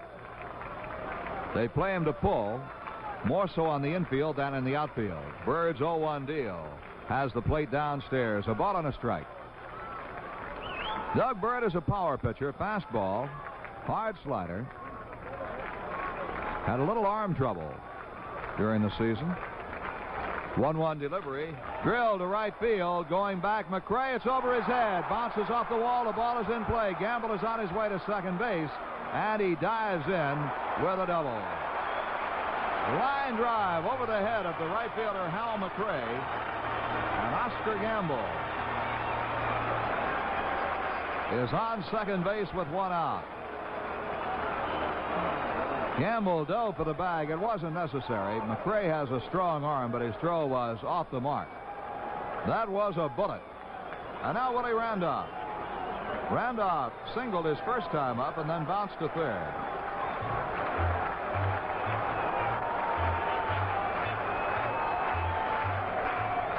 That was the Yankees' 8th hit in the ball game, and their second off Doug Bird.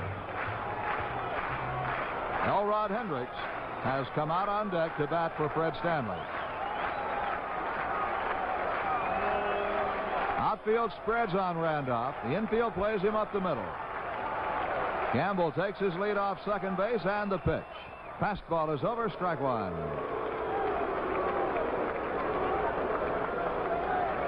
Now Randolph wants the plate umpire Bill Haller to take a look at the baseball. And it's going to come out of the ball game.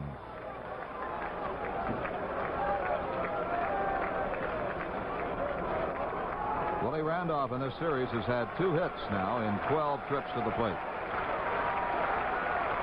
Royals lead 6-2. Gamble walks off a lead at second base. The 0-1 pitch to Randolph.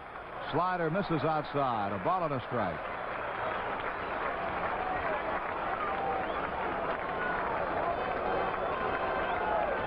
If we go to a 5th game tomorrow night, Paul Splittorff will be the Royals starter. Yankee manager Billy Martin has not announced his. Here's the 1-1 pitch. Check swing, and it's low. 2 balls and a strike. A little psychological ploy on Billy Martin's part. Much as to say, no need to announce a pitcher for tomorrow night. Won't need one. That was before the ball game. Now he might. The Yankees trail 6-2. The set by Bird, 2-1 pitch. Bounced foul on the left side. It'll roll into the Kansas City dugout. 2 balls and 2 strikes to Willie Randolph.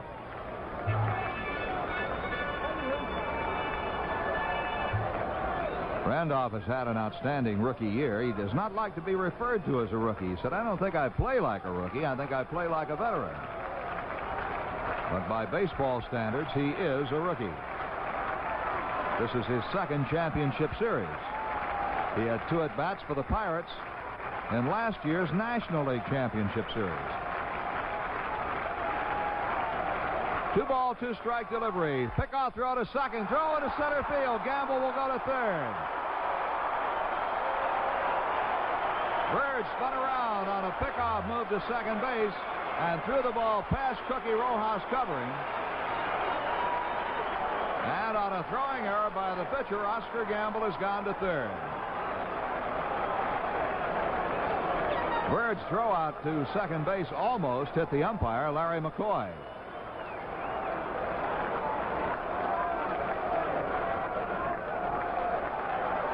So a runner at third with 1 out. Crowd trying to rattle Doug Bird. 2-2 pitch to Randolph. Hit his bat and rolls on the first base side of the mound. Fielded by Bird. He spins and throws to first in time. Gamble scores, and it's a 6-3 ball game. Randolph did not want to swing at that one. It was right in on his hands, but it hit the bat and rolled out to the first base side of the mound. For some strange reason, Bird looked toward home before throwing to first base.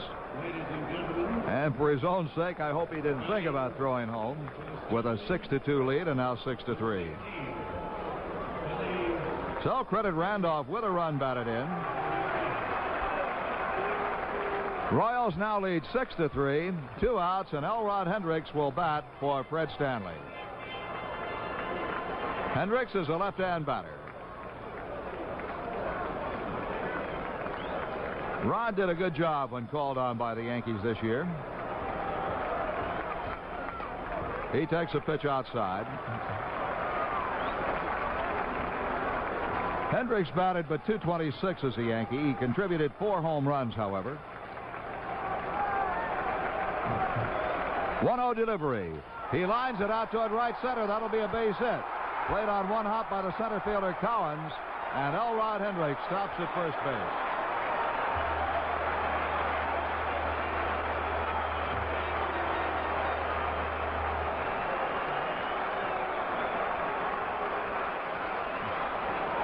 Now comes the top of the batting order, Mickey Rivers, and also Galen Cisco, the pitching coach for the Kansas City Royals, will come out to talk to Doug Bird.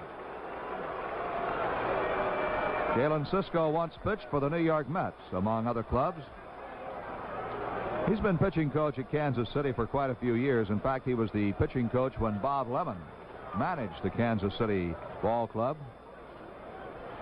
I had an interesting feature story with Galen Cisco one time, asking him how it felt to be the pitching coach for Bob Lemon.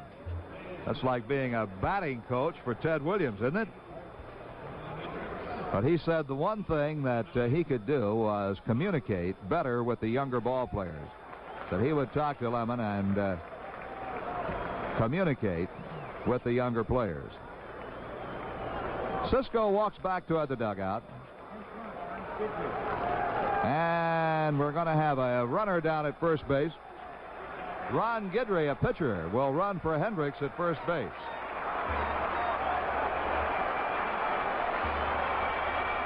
Guidry running for Hendricks. Mickey Rivers, the batter. Mick is 0 for 3 in this ball game. He's popped up, grounded out, and flied to left.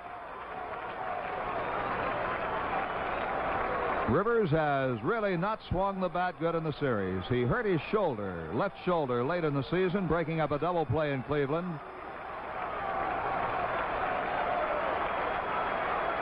Missed quite a few ball games. And he just does not seem to be swinging the bat well. First pitch to him. He fouls it straight back. Right-hander Mark Littell and left-hander Steve Mingori are up and throwing in the Kansas City bullpen.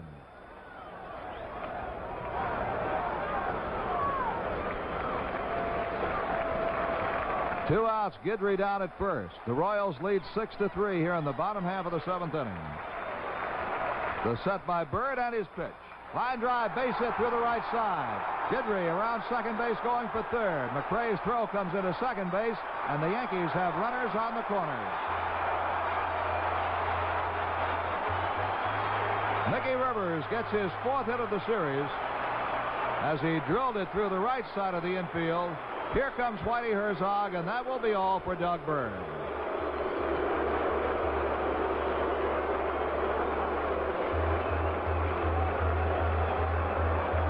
We'll see. We'll see who Whitey Herzog wants, because Roy White coming up can swing from both sides. He had both right-hander Littell and left-hander Mingori.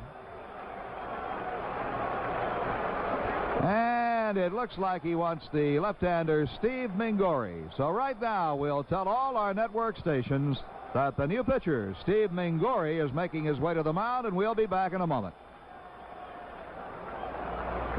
I want a beer like no other beer. I'm Schaefer people. I want flavor that won't disappear. I'm Schaefer people. Consistency makes a great beer, and Schaefer's consistently great tasting every single time because Schaefer's brewed the old world way. Kreuzening, we call it. Since 1842, Kreuzening, the extra step of brewing twice, has kept Schaefer consistently fresh and crisp, consistently great tasting beer after Schaefer beer. I want a beer like no other beer. I'm Schaefer people. I want flavor that won't disappear. I'm Schaefer people. Schaefer beer goes straight to your thirst. Your last one tastes as good as your first. Go out and get a Schaefer and be Schaefer people too. Go out and get a Schaefer and be Schaefer people too.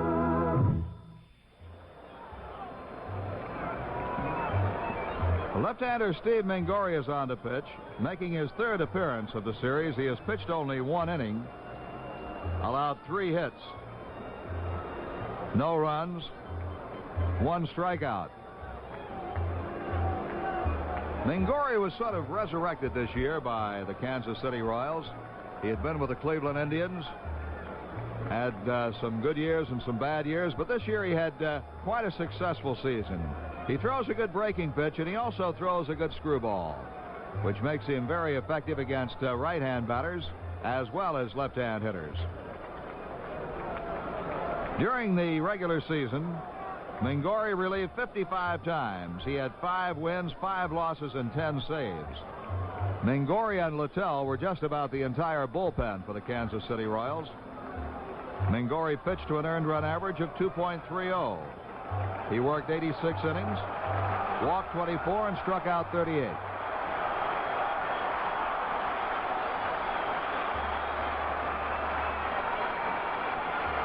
Steve Mingori is on the pitch to Roy White. So Roy will step in as a right-hand batter. Roy in this ball game doubled his first time up. Since then, he has grounded out and flied to center. There were runners at first and third. Guidry at third, Rivers at first. Patek plays over in the hole. The outfield shades a bit to the left side, and a pickoff throw to first. No play on Rivers.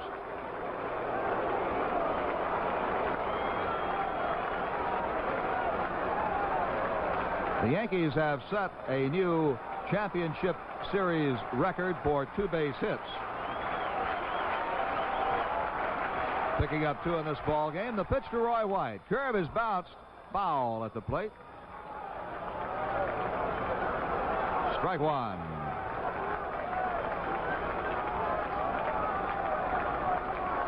Roy White, Mr. Consistency, one of the most unsung players in baseball.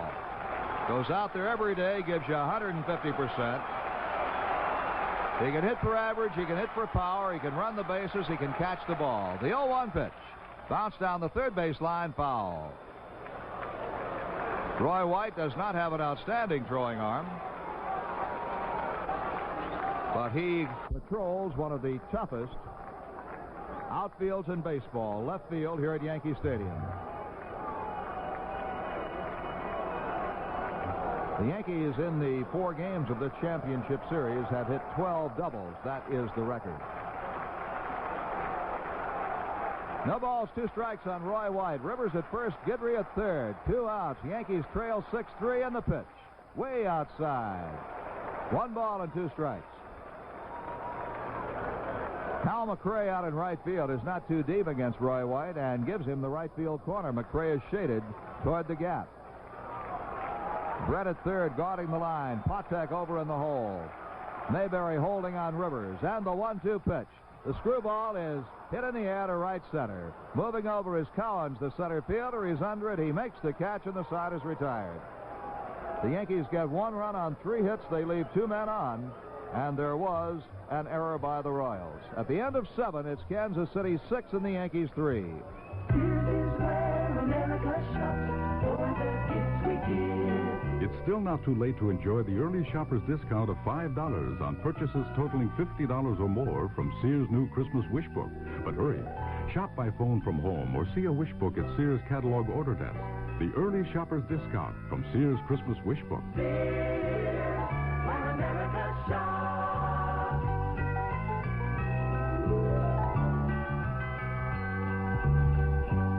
If all you need is money, come on into HFC. College can bring a lot of unexpected expenses, and if it does, come on into Household Finance. We'll do everything we can to lend you the extra money you need. HFC, an equal opportunity lender. Oh, come on in, come on in, come on in to HFC. Household Finance, where people use our money to get the most out of life. Come on in to HFC.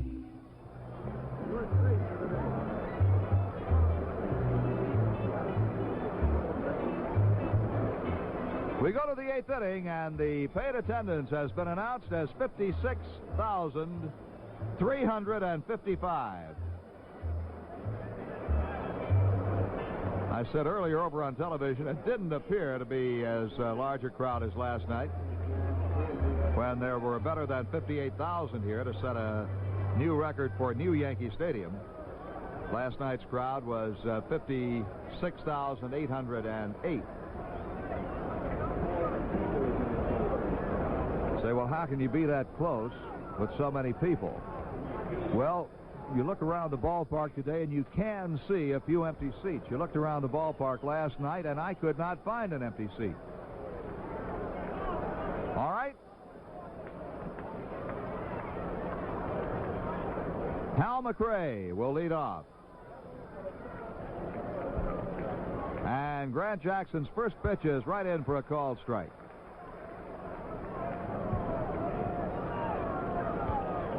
Hal McRae, right-hand batter. And the next pitch from Jackson is foul back just off to our right below the press box.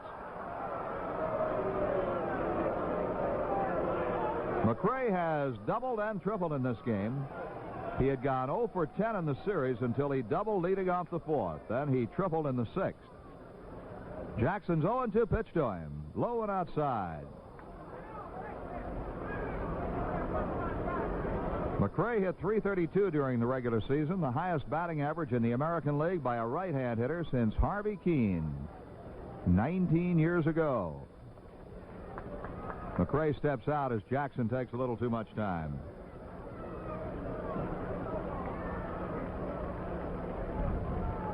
Now the windup by the left-hander, the 1-2 pitch. Line drive, knocked down by Nettles on one hop. The throw to first, he's got him. Oh, what a play by Nettles. You can't believe it. Another unbelievable play by the Yankee third baseman, Graig Nettles. A bullet came up on a short hop.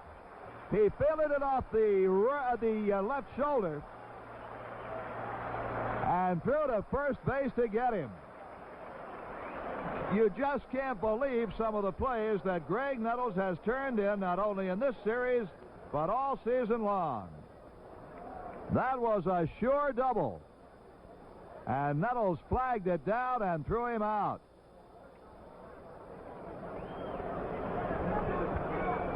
Jamie Quirk is due to bat, but it looks like Bob Stinson, or rather Dave Nelson, coming out to bat for him. Ladies and gentlemen, batting for Quirk, number 3, Dave Nelson. Dave Nelson, a right-hand batter, will bat for Quirk. And he takes high and outside, ball 1.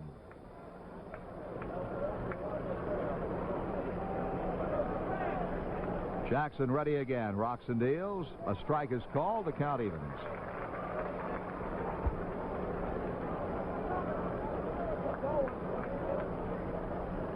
One out and nobody on, thanks to an outstanding play by Nettles. The next pitch to Nelson, he swings and misses on a fastball. It's 1-2. 1 ball, 2 strikes.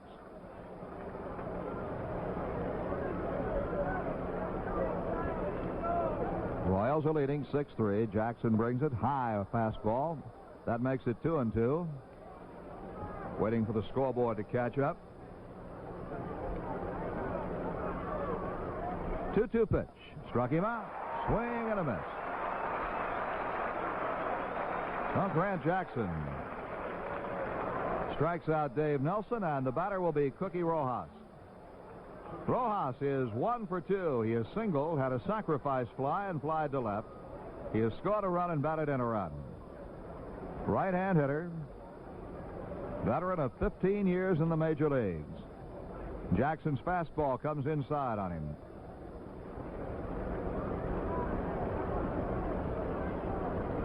Grant rocks again, and the next pitch, foul back and in the upper deck.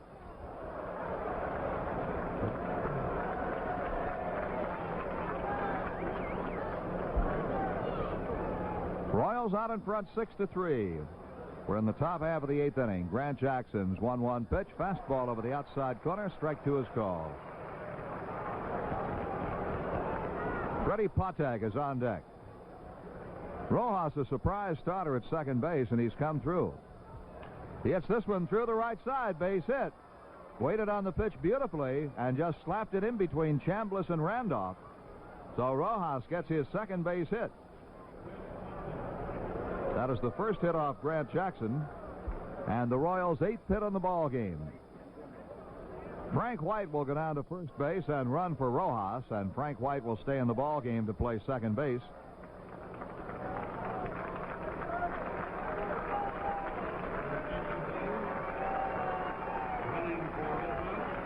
Freddie Patek will be the batter with a runner at first, 2 down. Patek has had a good afternoon. He has doubled and singled, driven in 2 runs and scored a run. Right-hand batter. Deep in the batter's box, down on a crouch, and a throw to first and no play. Patek presents a very small strike zone at 5-4. And then when he goes into that crouch, it's even smaller. He fouls one upstairs on the first base side. Strike 1.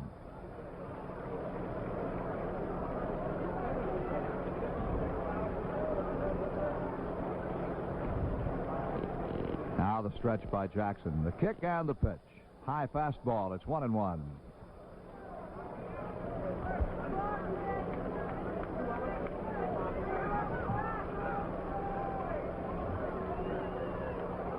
Buck Martinez, the catcher, on deck. 1-1 pitch.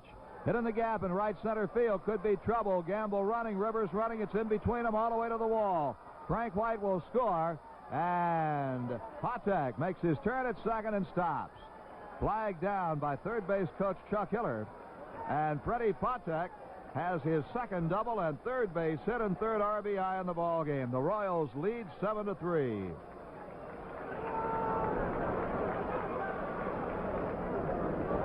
The Kansas City Royals have been finding the gaps in the ball game today.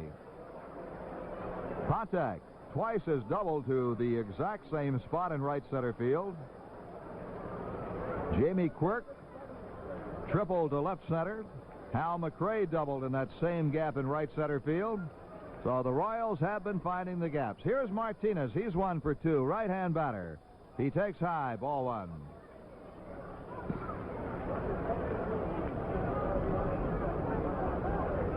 Royals lead 7-3. That was their 9th hit. Breaking ball is fouled back.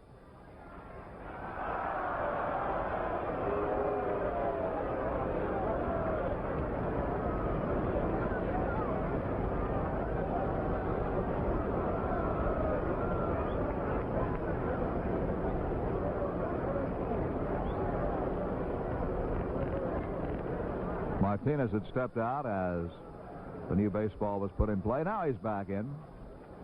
And the 1-1 pitch to him. Popped up on the right side of the infield. Chambliss at first base, in on the grass, waiting, and makes the catch. So the side is retired.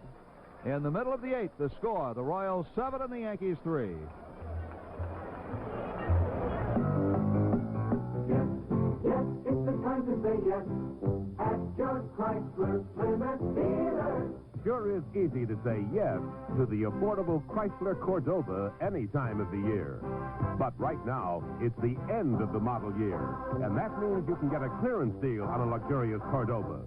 Sound good to you?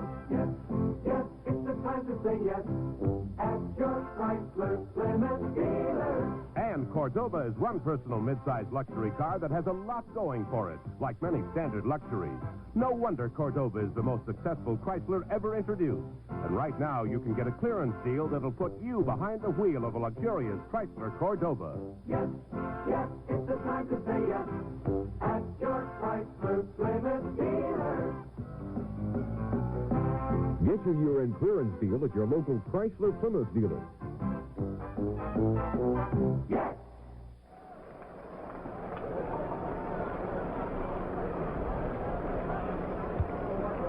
Here are the changes for the Royals as we go to the bottom half of the 8th inning. Jim Wolford has gone in to play left field. Tom Poquette has moved from left to right with Hal McRae out of the ball game. And Frank White is now playing second base. So the outfield shows Wolford in left, Cowens in center, Poquette in right. The infield, Brett at third, Patek at short, White at second, Mayberry at first, Martinez catching, and Steve Mingori the pitcher.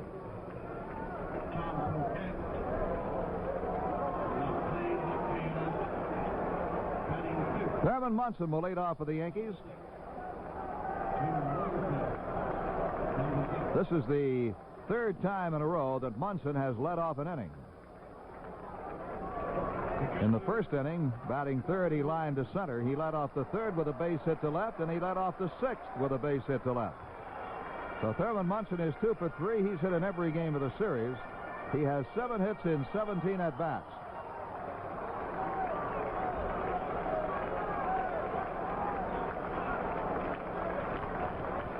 And now Munson wants the plate umpire Haller to take a look at the baseball. Haller looks it over carefully and throws it back to left-hander Steve Mingori.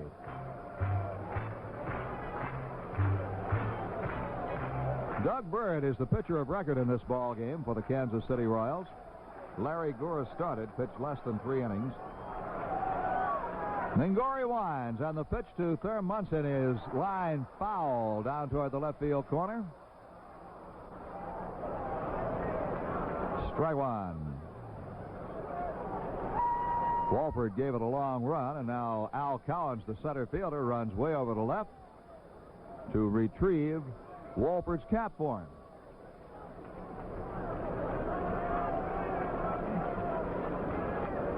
Munson checks the bat as he comes back to the plate, taps it on his foot. Lou Piniella is on deck, and then Chris Chambliss here in the 8th inning as the Yankees, down by 4, try to get something started.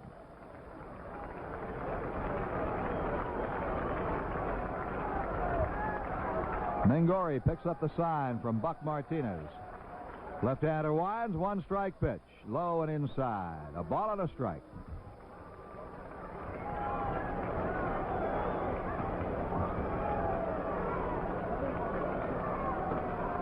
Royals 7 runs, 9 hits. The Yankees 3 runs on 10 hits. There's the wind. 1-1 pitch. Sidearm curve is fouled back in the crowd on the first base side. 1 ball and 2 strikes on Munson.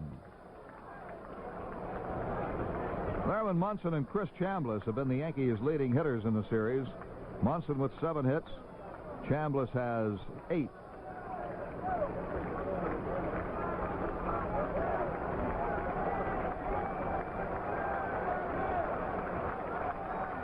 Mingori working out the third base side of the pitching rubber.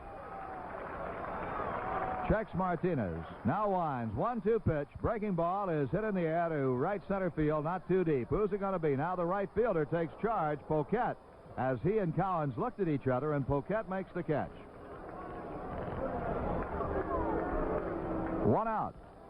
And the batter will be Lou Piniella. Sweet Lou is 0 for 3. He has grounded out to short, fly to right, and fly to left. In the series, he has gone 3 for 10.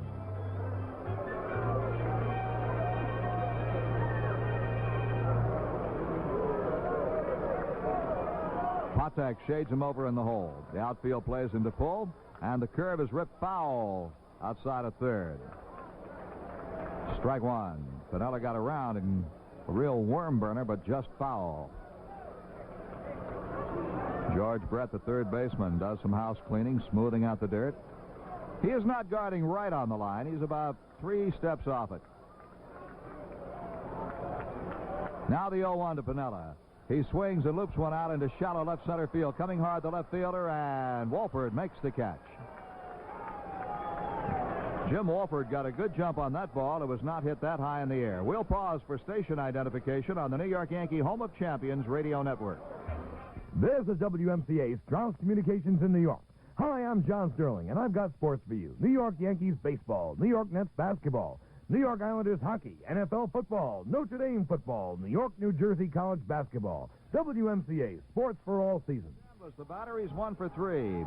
Takes a pitch low and outside, a breaking ball from the left-hander Mingori. Chambliss single leading out the second. He was on when Nettles homered for 2 runs. Pitches outside. 2 balls and no strikes. Since then, Chris has grounded out to first and grounded into a double play started by the second baseman. They play him straight up the middle on the infield, and the outfield is bunched toward center. Mingori curves him low and away, ball 3. Graig Nettles is on deck. Royals lead 7-3, trying to even up this 5-game series. Bottom half of the 8th inning with 2 outs. Here's the 3-0 pitch to Chambliss. And a strike is called as Chambliss was taking it all the way.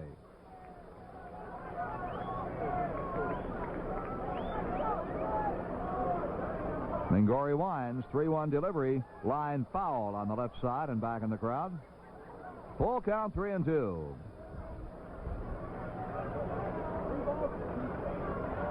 Mingori does not like the baseball given him by plate umpire Haller.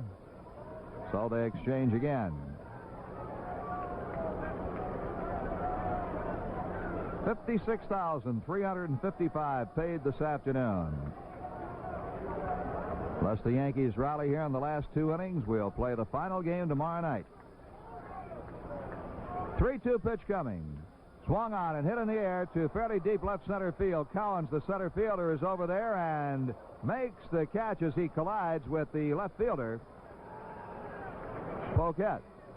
So the side is retired as they had near disaster in the outfield. 3 up, 3 down, end of 8 the score. The Royals 7 and the Yankees 3. If all you need is money, come on into HFC. We're Household Finance, and last year we helped over 2 million people get the most out of life, whether it was a dream vacation, a snowmobile, or a stereo. That's why we're here. HFC, an equal opportunity lender. Come on in, come on in, come on in. Household Finance, where people use our money to get the most out of life. Come on in to HFC. Hi, William D. Williams here. Let's you and I talk about something personal for a minute. Even if you shower twice a day, you can't wash away jock itch. What you need is something made specifically for jock itch, and that's Cruex, C-R-U-E-X. Cruex medicated powder relieves the itching, the chafing, the rash, and because it's medicated, it can fight the cause of that itch. So if you suffer from chafing, rash, or jock itch, get Cruex, C-R-U-E-X, and get relief.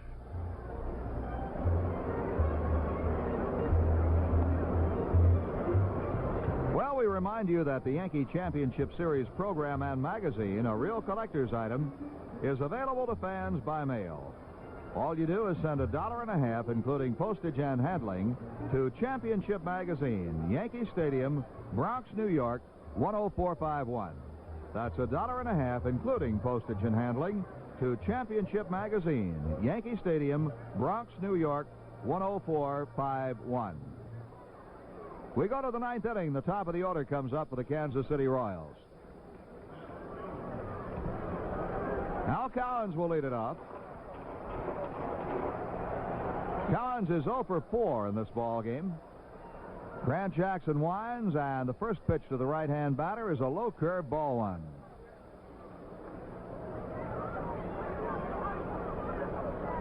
One-0 delivery. Ground ball is hit towards short. Jim Mason plays it. Throws to first in time. Collins is out, one away. And now the right fielder, Tom Poquette. Poquette has flied to left, line to center, and grounded out to first. In the seventh inning, he drew a walk.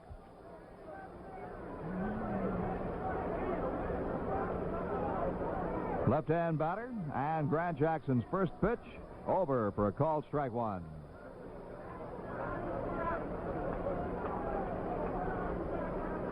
Breaking ball is fouled straight back. No balls, 2 strikes.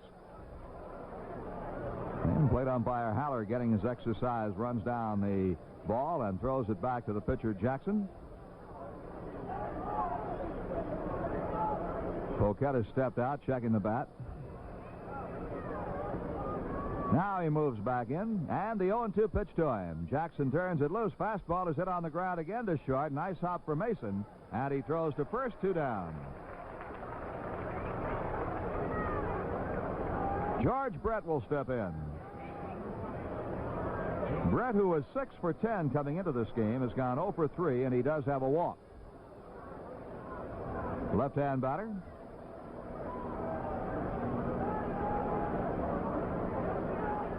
Brett has bounced to the pitcher, grounded out to second, and flied to left. Change-up curveball is over, strike one. John Mayberry is on deck. Jackson bends in for the sign, working quickly. Rocks and fires. Sidearm fastball is fouled back in the upper deck, and it's strike 2.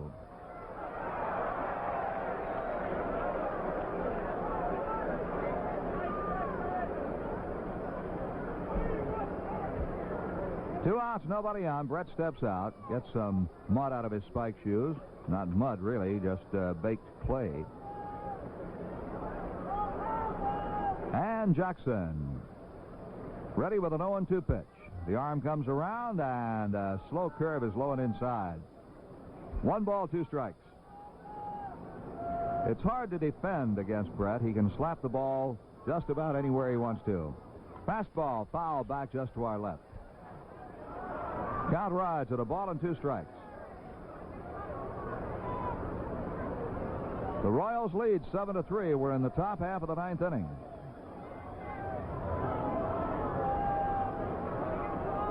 Jackson ready again. His 1-2 pitch. Strike 3 call. Fastball on the outside corner to retire the side. 3 up, 3 down. At the end of 8.5 innings, the score: Kansas City 7 and the Yankees 3.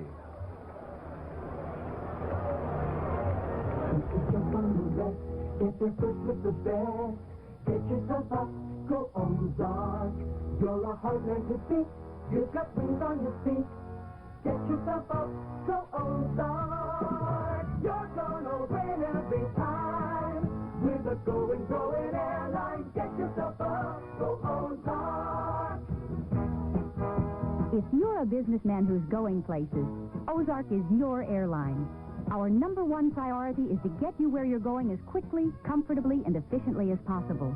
That's why we plan our flight schedules and connections for the business flyer, and why we'll arrange for a rental car ready to go at your destination. If you're a businessman who's going places, Ozark is your airline. You can go direct to Central Illinois on Ozark jets and avoid changing planes. Call your professional travel advisor or Ozark for schedule information. This is it, the bottom half of the ninth inning. Graig Nettles will lead off for the Yankees. Otto Velez has come out on deck to bat for Oscar Gamble, and then Willie Randolph. The Yankees need to really rally here in the bottom half of the ninth, or we'll play game number 5 tomorrow night at 8:15 here at the stadium.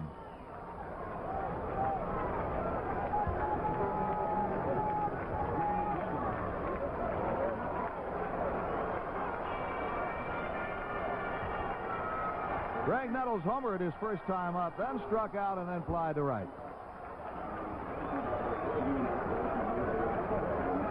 Mingori ready. The left-hander deals, and Nettles hits one in the air to right field. It is deep, going back, and it is in the seats. Home run! Line drive, home run. Just cleared the wall. Poquette went back to the wall, and it just cleared the wall on a line shot. Graig Nettles has hit his second home run of the ball game. A Getty gunner, and for Graig, Getty gift certificates good toward the purchase of Getty Premium. The gasoline that, according to a recent survey, sells from 2 to 2.5 cents less per gallon than most other major premiums. Getty's got what's best for your car. That is the third home run of the championship series. 2 by Nettles and 1 by Chambliss. So now it is 7-4. That was not a typical Graig Nettles homer. That was a line drive. His home run in the second inning was a towering shot in the upper deck. And this one just did clear the wall at the 353-foot mark. Nettles gets his third RBI of the ball game. And Otto Velez, a right-hand hitter, will bat for Oscar Gamble.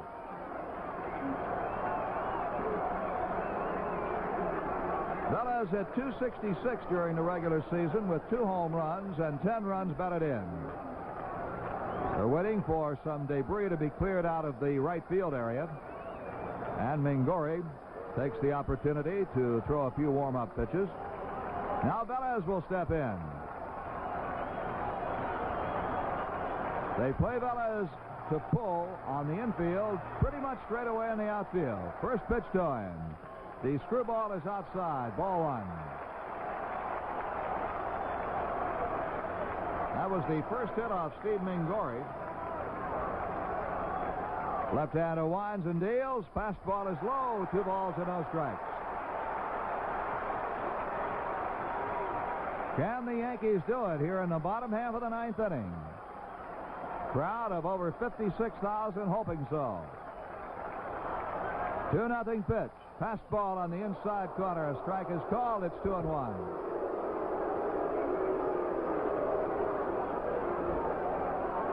Velez steps away, chats with plate umpire Bill Haller. Now he's back in.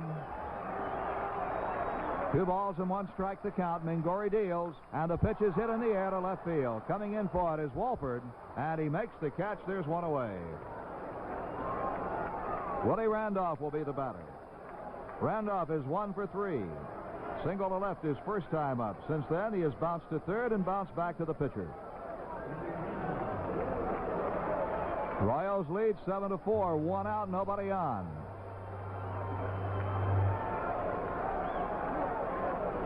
The wind by Mingori, the left-hander's pitch on the outside corner with a screwball, strike 1.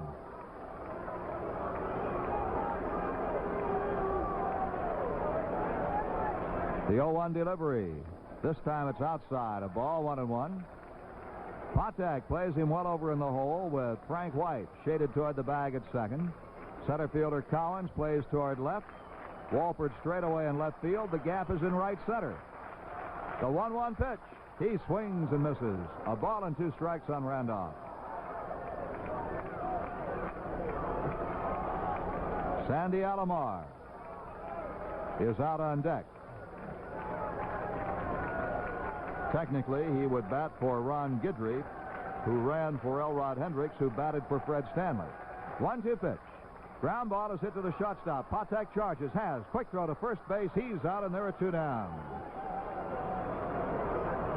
So the Yankees down to their last out. And Sandy Alomar will be the batter.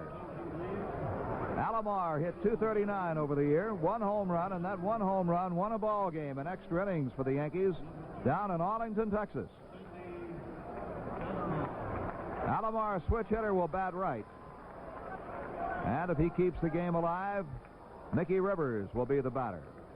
Again, time will be called as a roll of tissue paper has been thrown onto the left field area. Left fielder Tom Wolford does the house cleaning, flips it over the fence. So the Yankees trailing 7-4 down to their last out in the ball game.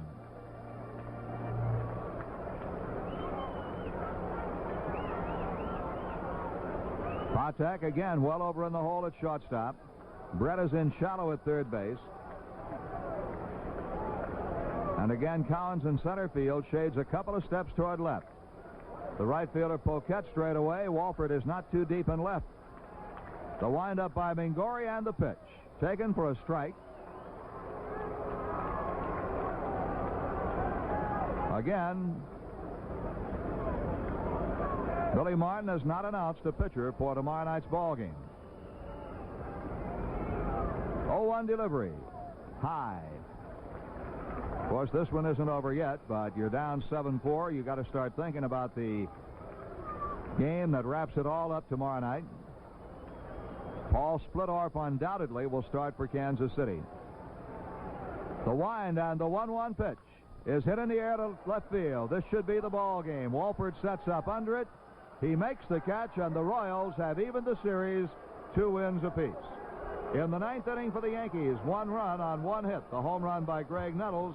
No errors and nobody left. I'll be back with the totals and the recap in just a moment. The final score, Kansas City 7 and the Yankees 4. I want a beer like no other beer. I'm Schaefer people. I want flavor that won't disappear. I'm Schaefer people. Consistency makes a great beer, and Schaefer's consistently great tasting every single time because Schaefer's brewed the old world way. Kreuzening, we call it. Since 1842, Kreuzening, the extra step of brewing twice, has kept Schaefer consistently fresh and crisp, consistently great tasting beer after Schaefer beer. I want a beer like no other beer. I'm Schaefer people. I want flavor that won't disappear. I'm Schaefer people. Schaefer beer goes straight to your thirst. Your last one tastes as good as your first. Go out and get a Schaefer and be Schaefer people too. Go out and get a Schaefer and be Schaefer people too. Well, the Royals have evened it up, and everything will be on the line tomorrow night in an 8:15 ball game here at Yankee Stadium. Here are your totals for this afternoon. Kansas City, 7 runs on 9 hits. They committed 1 error and left 5 men on base. For the New York Yankees, 4 runs on 11 hits. They committed no errors and left 5 men on base. The winning pitcher is Doug Bird, who relieved Larry Gura in the 3rd inning and pitched excellent baseball until the 7th. Steve Mingori was brought on in the 7th inning with runners on 1st and 3rd. He got Roy White on a fly ball to win the inning. He got the side in order in the 8th, gave up a home run to Nettles in the 9th, and Mingori gets a save. The losing pitcher, Yankee starter Catfish Hunter, Cat in 3 innings plus 2 batters, was charged with 5 runs on 5 hits. So the Royals didn't waste too much in this ball game, scoring 7 runs on 9 base hits. The big batter for the Royals really was Freddie Patek, who drove in 3 runs with a pair of doubles and a single. He also scored a run. Hal McRae had a double and a triple after going hitless his first 10 times up. Jamie Quirk, inserted as a designated hitter by Whitey Herzog, responded with 2 runs batted in on a triple and a sacrifice fly. And the other run was batted in by, well, Cookie Rojas had one on a sacrifice fly, and Buck Martinez drove in 1. The Yankee offense was Graig Nettles with a pair of home runs. One with Chambliss on base, the other with the bases empty, and Willie Randolph knocked in the other run for the Yankees. So we'll wrap it up here at Yankee Stadium tomorrow night. And again, we could not even speculate on the Yankee pitcher. To my knowledge, he has not been announced, but my guess would be left-hander Paul Splittorff for the Kansas City Royals. The executive producer of Yankee Baseball is Mike DiTomaso. The associate producer is Enos Carnesecca. Our engineer has been Dan Bartolucci. Lines and network facilities were arranged by the Robert Wold Company. Our next Yankee broadcast will be tomorrow night when the Yankees meet the KC Royals here at the stadium. Airtime is 8:10 p.m. Join us in the on-deck circle at 8 o'clock. Until then, this is Frank Messer along with Phil Rizzuto and Bill White saying so long from Yankee Stadium in New York. Once again, the final score, the Kansas City Royals 7 and the New York Yankees 4.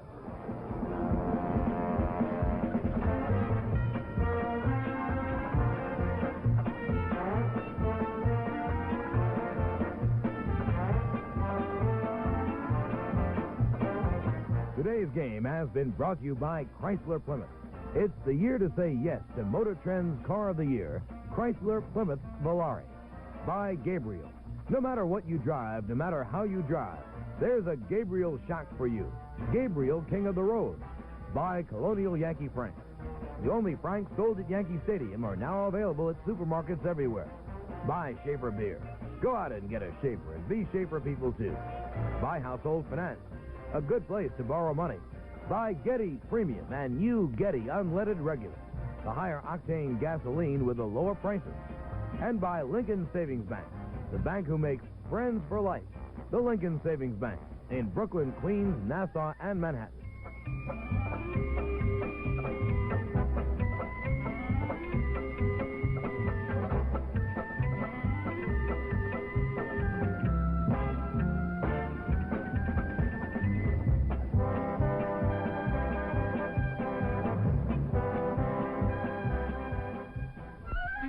Years ago, there was only one hamburger man in town, the White Castle Hamburger Man.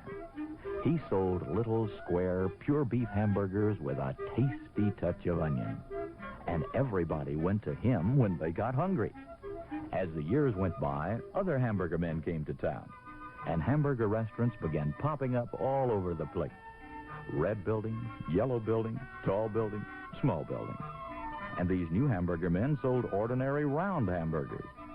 But the White Castle Hamburger Man didn't mind. He still had the only place where people could go for those especially good little square pure beef hamburgers. So his business got bigger and bigger and bigger. White Castle, still the only tasty little square hamburger in town. Without it, all hamburgers would taste the same. Arnie, I'll bet you anything I know more about sports. Oh, Frank, are we going to go through this again? Come on, Arnie, ask me anything about sports. Anything. Okay. Anything. Who hit the most home runs in a 154-game season? Except that. What? Ask me anything except that one. Oh, Frank, this is ridiculous. It was Babe Ruth with 60. Go ahead, ask me another one. You're a masochist, Frank. Did you like getting beat up as a kid? Come on, Arnie. Okay, name one of the world's only undefeated heavyweight champions. Good question.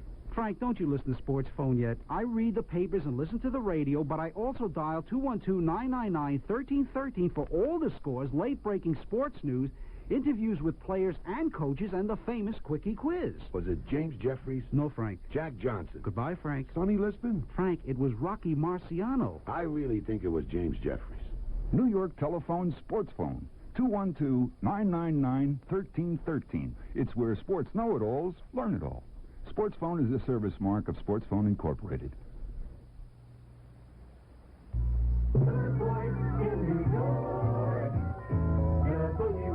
Ralph's Communications in New York.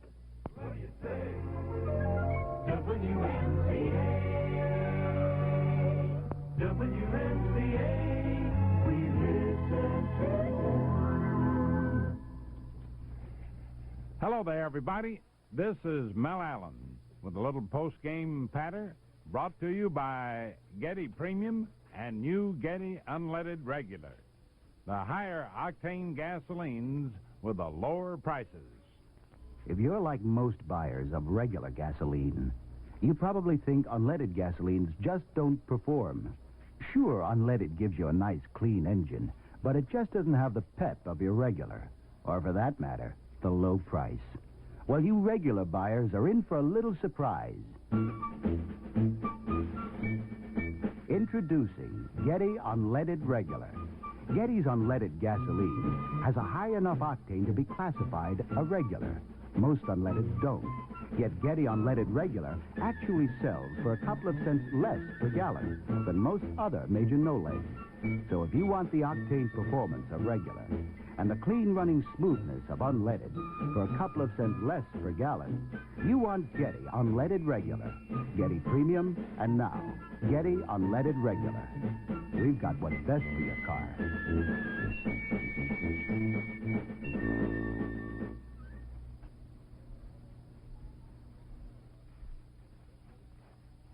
The Kansas City Royals proved that they belonged on the top of the Western Division of the American League as they fought back to trim the Yankees and get back into contention and carry the divisional playoffs to the final game, which will take place at Yankee Stadium tomorrow night. Whitey Herzog, who, by the way, had been signed many years ago by the Yankees but was traded away, eventually went to the Mets in the front office and then later on became manager of the Kansas City Royals, now has a chance to beat the team that signed him. Tomorrow night, the Yankees and the Kansas City Royals get together at New Yankee Stadium to determine the 1976 pennant winner. Whitey Herzog made several changes in his starting lineup for this game today. A must game for Kansas City because they were behind in games 2-1 in the best 3 out of 5 series. As you remember, the Yankees won the opener 4-1 in Kansas City behind the great pitching of Catfish Hunter against Larry Gura, who performed most creditably. Kansas City came back to win the second game 7-3. The Yankees won last night 5-3, and Kansas City struck back quickly today in the second inning and were never headed as they eventually won out 7-4. So each team has won 2 games out of the best 3 out of 5, and the winner of tomorrow night's game will be crowned the American League champions for 1976. And so today at Yankee Stadium, before 56,335, Catfish Hunter started out in pretty good fashion as he retired the first 3 men, Cowens, Poquette, and Brett. He got Cowens on a fly ball to center, Poquette, a rookie, on a fly ball to left, and the American League batting champion, George Brett, on a bouncer back to the box, a high hopper, and he was easily handled by Catfish's throw over to Chris Chambliss. Larry Gura, a former Yankee who got to Kansas City in a trade, then went to work on the Yankees in the last half of the first inning and got Mickey Rivers out. And incidentally, that's been one of the things that the Royals have been concentrating on, is to get Rivers out because he starts so many Yankee rallies and can make so many things happen. Mickey fouled out to George Brett at third base, just outside the third base line. Roy White then suddenly got the Yankee hopes going as he lined a double to left field, batting right-handed against the left-handed pitching of Larry Gura. And up came one of the Yankees' outstanding candidates for the most valuable player of the year for the regular season, their captain, Thurman Munson.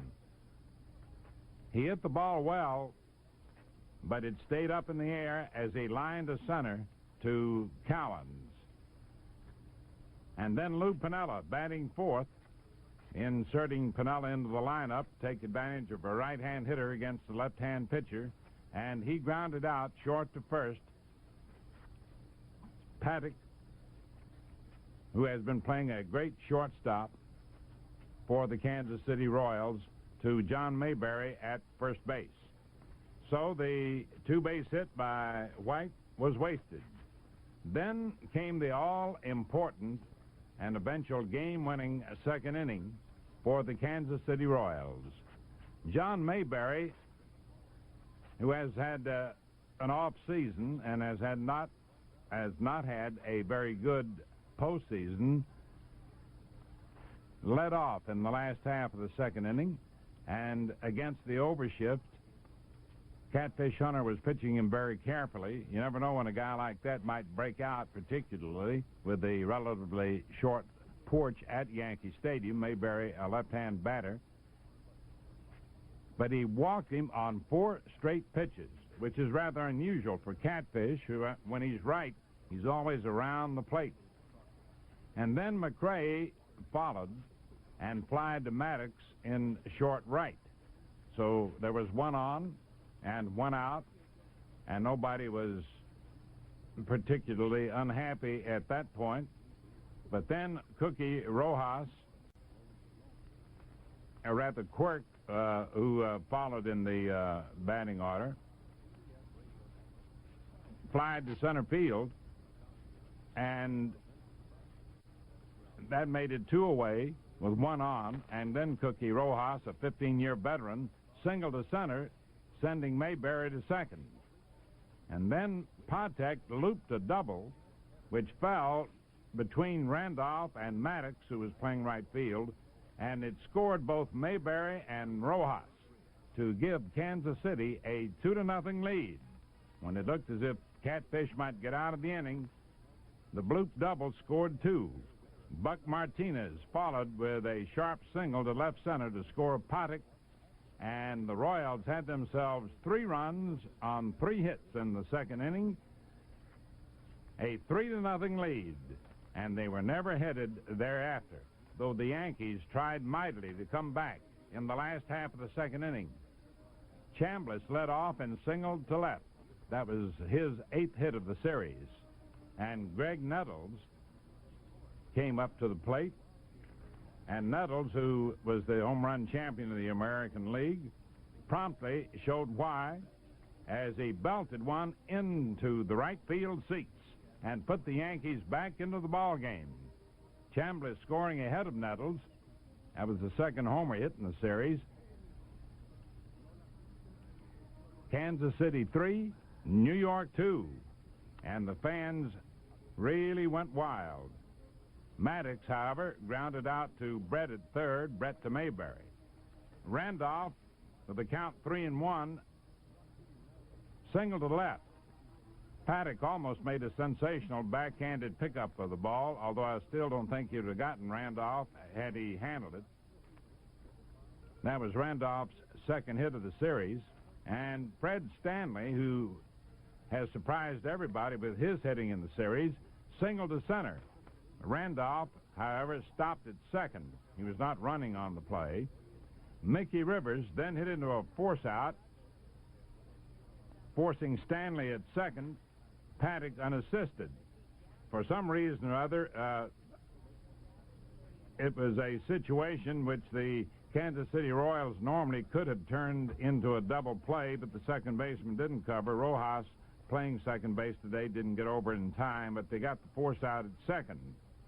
And then White grounded out to end the threat that the Yankees had going. And so at the end of 2 innings of play, it was Kansas City 3 and the Yankees 2. And the score remained that way through the 3rd inning. In the 3rd inning, the Royals went out in order. Poquette flied to center, Brett grounded to third, and Mayberry flied to left. In the last half of the third inning, Thurman Munson started things off pretty well for the Yankees when he lined a hard single to left. And at this point, Whitey Herzog, the Royals manager, knowing that there was no tomorrow for Kansas City in the event they lost, didn't waste any time in making a change. He took out left-hander Larry Gura and brought in right-hander Doug Bird, who was 12-10 on the season, and Bird pitched magnificently.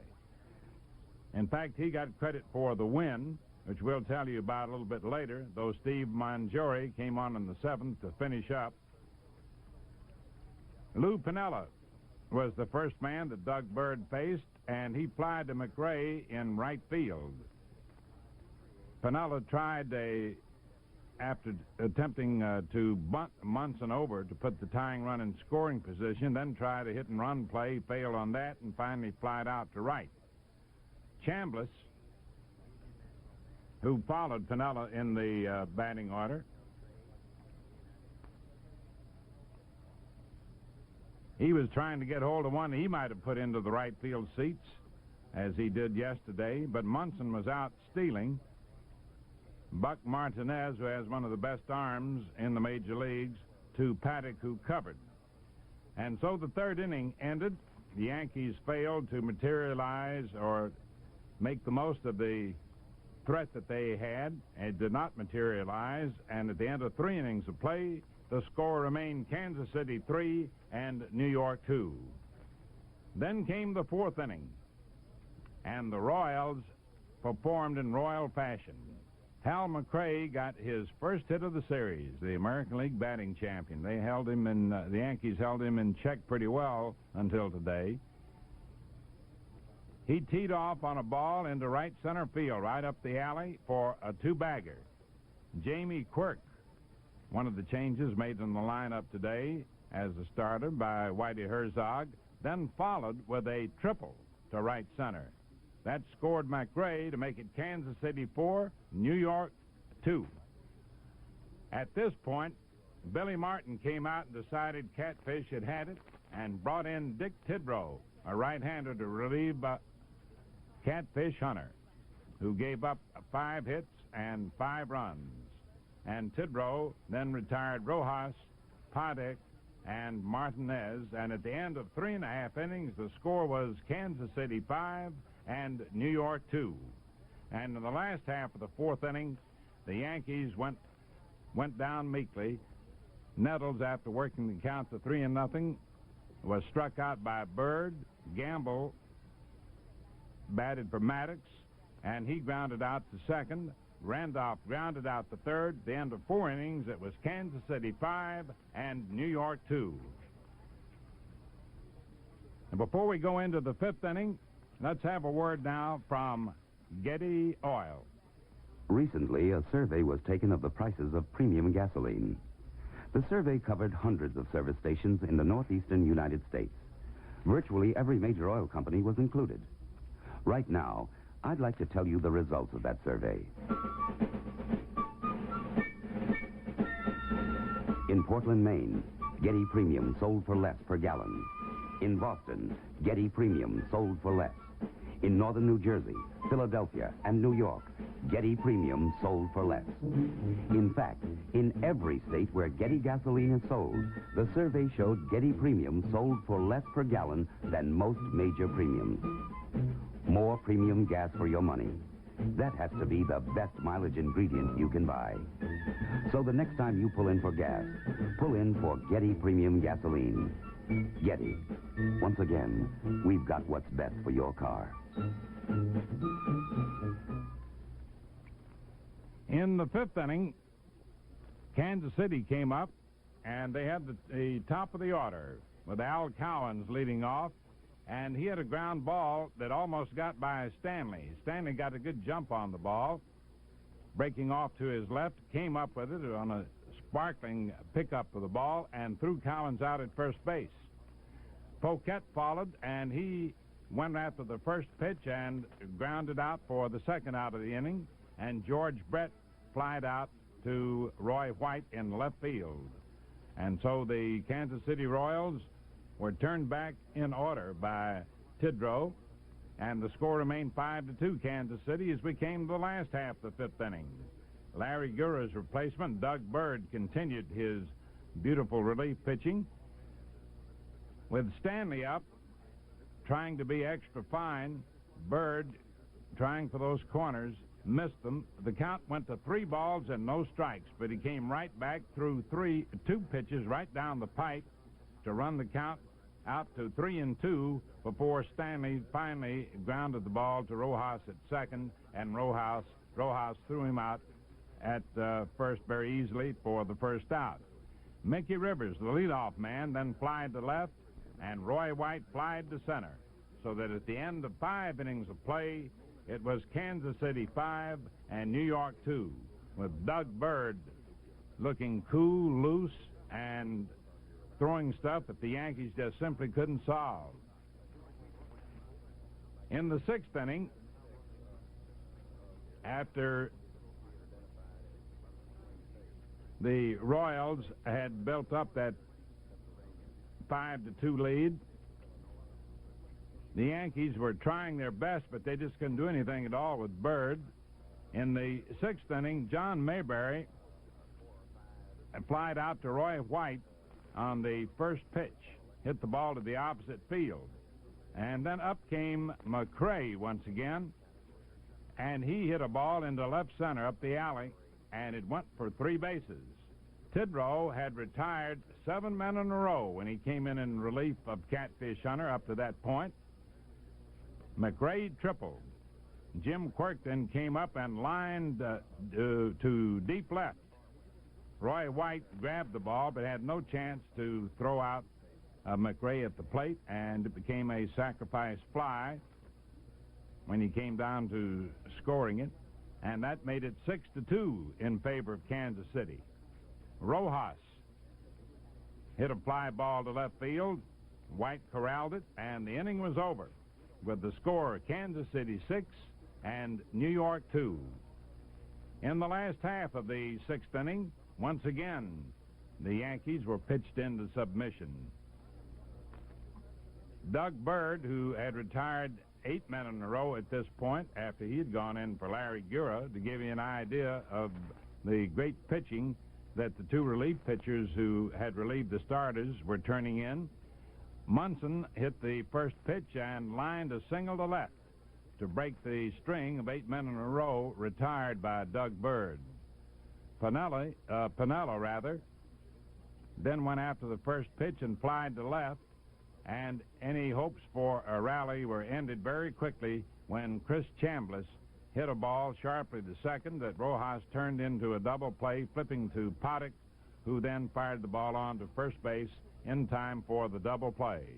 And so at the end of 6 innings, it was Kansas City 6 and New York 2. In the 7th inning, Paddock led off for Kansas City, and he beat out a roller to get himself a base hit, and Buck on a hit-and-run play with Buck Martinez at the plate. Paddock was out stealing on a beautiful peg from Munson to Stanley. Martinez finally wound up getting a base on balls. Collins then forced Martinez at second, hitting a ground ball to third.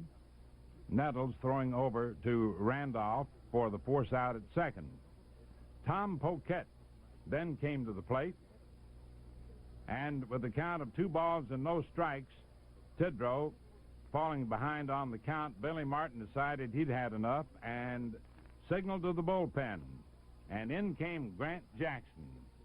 Some of us had speculated that Grant Jackson might possibly have been a starter today to give Catfish Hunter an added day's rest in the event that Jackson didn't come through, or, as it turned out, perhaps use Grant Jackson as a starter tomorrow. You'll remember that toward the end of the season, when the Yankees went into a slump, Grant Jackson stopped it with a beautifully pitched shutout. In this case today, when he came in to relieve Tidrow, the third Yankee pitcher of the afternoon. With the count 2-0, he wound up walking Poquette on just 2 pitches. That walk being charged the man he relieved, of course. Then Brett came up, and he drew a walk, which loaded the bases. But Mayberry bounced out to end the Kansas City threat. Right after he had hit a ball into the stands, he very nearly came through with a grand slam homer, but the ball just barely went foul. And so at the end of 6.5 innings, the score remained Kansas City 6 and New York 2. In the last half of the 7th inning, the Yankees, known all year for coming from behind, tried to do it again, as they did last night, for example. After Nettles started out the inning by going out on a fly ball, Oscar Gamble slammed a double to right field. And while Randolph was coming up to bat, Bird suddenly whirled, tried to pick off Gamble at second base, but threw the ball into center field, and Gamble went on to third. At that point, concentrating on the hitter, Randolph, he hit a slow roller between the mound and first base and was out at first, and Gamble scored on the play to make the score then Kansas City 6 and New York 3. Hendricks then came in to pinch hit for Stanley and kept Yankee hopes alive by hitting a single to left center. Billy Martin sent Guidry in to run for Hendricks, and Mickey Rivers came up, and it looked as if the Yankees might really do something when Mickey hit a single to right field, and Guidry really turned the juice on and went all the way to third. And out of the dugout again came manager Whitey Herzog, and he replaced Doug Bird, who had pitched magnificently up to this 7th inning in relief of Larry Gura, bringing in another left-hander, Steve Minjori, who relieved last evening. They like to throw left-handers against the Yankees because that's the Yankee power. That's the strength of the Yankees with that short right field porch. So in came Steve Minjori to relieve Bird. Bird had given up 1 hit to the 7th inning. He had given up 3 all told after he had relieved Larry Gura in the 2nd inning. And pitching to Roy White, White flied out to center to end the Yankee threat. The Yankees got 3 hits in the inning, but only 1 run. So that at the end of 7 innings of play, the score, Kansas City 6 and the Yankees 3. Mason went into play shortstop as we went into the first half of the 8th inning. And for Kansas City, McRae was robbed of a base hit on a spectacular play by Graig Nettles, who's been doing that all year long. And he might wind up with the Golden Glove Award as the outstanding defensive third baseman in the American League. Davey Nelson was sent up to bat for Quirk, and he struck out. And by the way, that was the first Kansas City strikeout in the ball game. Cookie Rojas singled to right field. Frank White went in to run for him. White is their normal second baseman. But Whitey Herzog wanted to have a little more experience in there today in a must-ball game for Kansas City, and that's why he started the veteran Rojas. White has better range at second base. Having that lead after Rojas got the single to right, he sent White in to run for Rojas, and he later stayed in to play second base. And at that point, shortstop Paddock doubled to right center. He's been a thorn in the side of the Yankees. He's one of the little guys in the major leagues that can give you trouble anytime. A double to right center field that scored White and gave Kansas City their lead of 7-3. Buck Martinez then popped out to end the inning, and the score at the end of 7 1/2 innings was Kansas City 7 and the Yankees 3. Then in the last half of the 8th inning, The Yankees went out in order, very meekly, as Munson flied to center, Piniella flied to left, and Chambliss flied out to left field. By that time, a lot of the folks were beginning to leave, but the die-hard Yankee fans who had seen them come from behind so often stayed on to see what might happen, because so many times they had rallied in the 8th and 9th innings to win the ball games. Kansas City 7, the Yankees 3 at the end of 8 innings, and then in the 9th inning for Kansas City, they went out very easily. Cowens grounded out to short, Poquette grounded out to short, and Brett struck out. Then came the Yankees' last chance to try and wrap up the American League title. They made a gallant effort, but that effort failed. The gallant effort actually rested in the hands of one man named Graig Nettles, a guy who's just been great all year. 32 home runs in the regular season. And he hit his second home run of this ball game to make the score Kansas City 7, the Yankees 4. But the Royals settled down and retired the next two men in order and won the ball game by a score of 7-4. The totals: Kansas City 7 runs, 9 hits, 1 error. That error resulting from an attempted pickoff of a runner at second, the ball going into center field. The Yankees 4 runs, 11 hits, and no errors. Larry Gura was the starting pitcher, relieved by Doug Bird in the 3rd, and Steve Mingiori came on in the 7th and finished up. Doug Bird got credit for the win.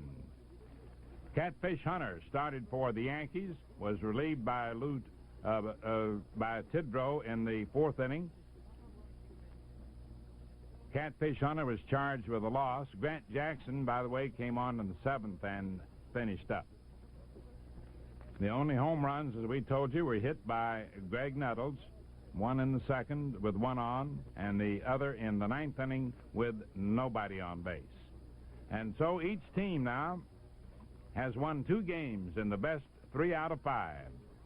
And we'll be talking to you a little bit more about this playoff right after this word from Getty. If you buy unleaded gasoline, you may have noticed that lead isn't the only thing missing. It's probably pretty low on performance, too. That's because most unleadeds just don't have a high enough octane rating to give you the performance you want, the performance you used to get from your regular. In fact, according to standards set by the American Society for Testing and Materials, the people who set gasoline standards used by the federal and state governments, only 3 unleaded gasolines have a high enough octane to be called regular. To help you choose between these 3, one of them usually sells for less. Getty. Getty Unleaded Regular gives you the clean running engine you expect from an unleaded, plus the octane performance you want. And you pay less than you would for most other major unleadeds. Now think a minute. Why settle for an unleaded gasoline that's below regular when you can get one that's regular? Getty Unleaded Regular. Once again, we've got what's best for your car. By way of review, the Yankees won the opening game in Kansas City by a score of 4-1. Catfish Hunter pitching brilliantly. One of the best games that he's ever pitched. Certainly the best, I think, all year. Kansas City came back to win the second game 7-3. And then the teams came to New York for the next 2 games, with the Yankees coming behind to win last night dramatically, 5-3, and Kansas City getting the jump today and evening up matters 7-4.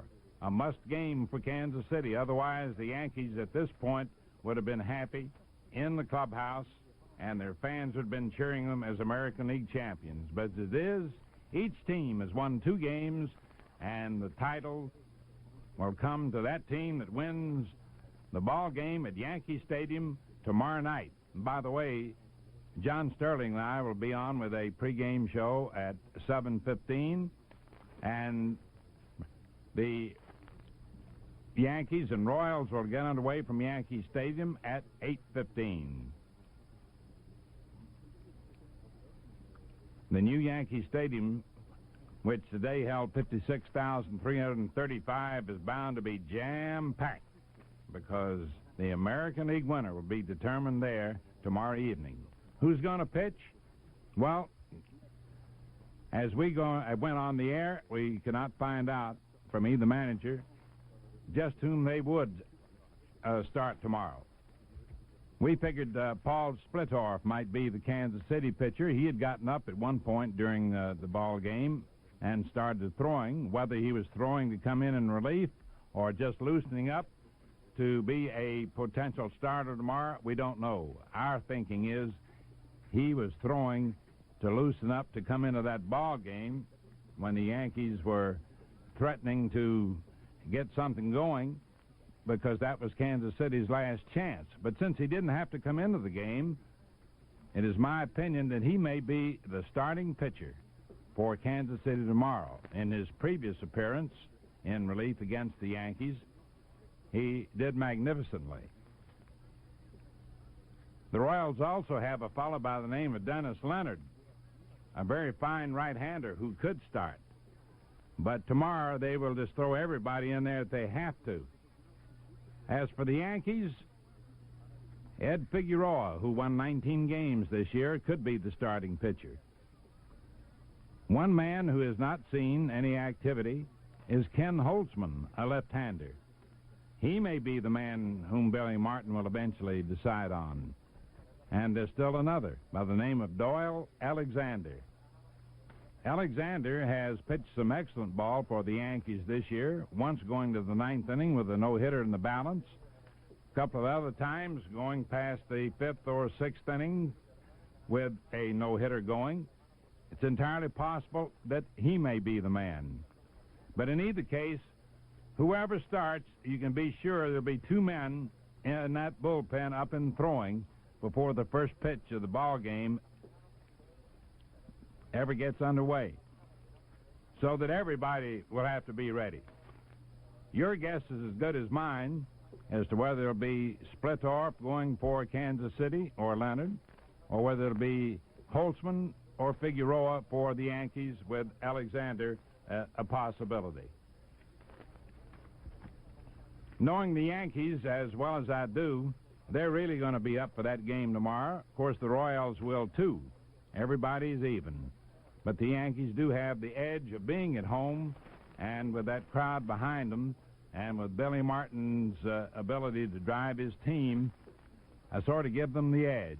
That's my opinion. You may have another one. This has been Mel Allen with a post-game bit of chatter about today's game, in which the Kansas City Royals valiantly fought back to tie this divisional playoff series at 2 games apiece in the best 3 out of 5, while the Cincinnati Reds are lolling around just waiting to see who they're going to have to play in the World Series. Thank you all for listening. All this action brought to you today on WMCA Radio Dialogue. We hope you enjoyed it and hope you'll be tuned in tomorrow. And we hope you'll be tuned in when John Sterling and I come on at 7:15. The game will be played tomorrow night, and the action at Yankee Stadium will get underway at approximately 8:15 or a few minutes thereafter. This post-game patter has been brought to you by Getty Premium and new Getty Unleaded Regular, the higher octane gasolines with the lower prices.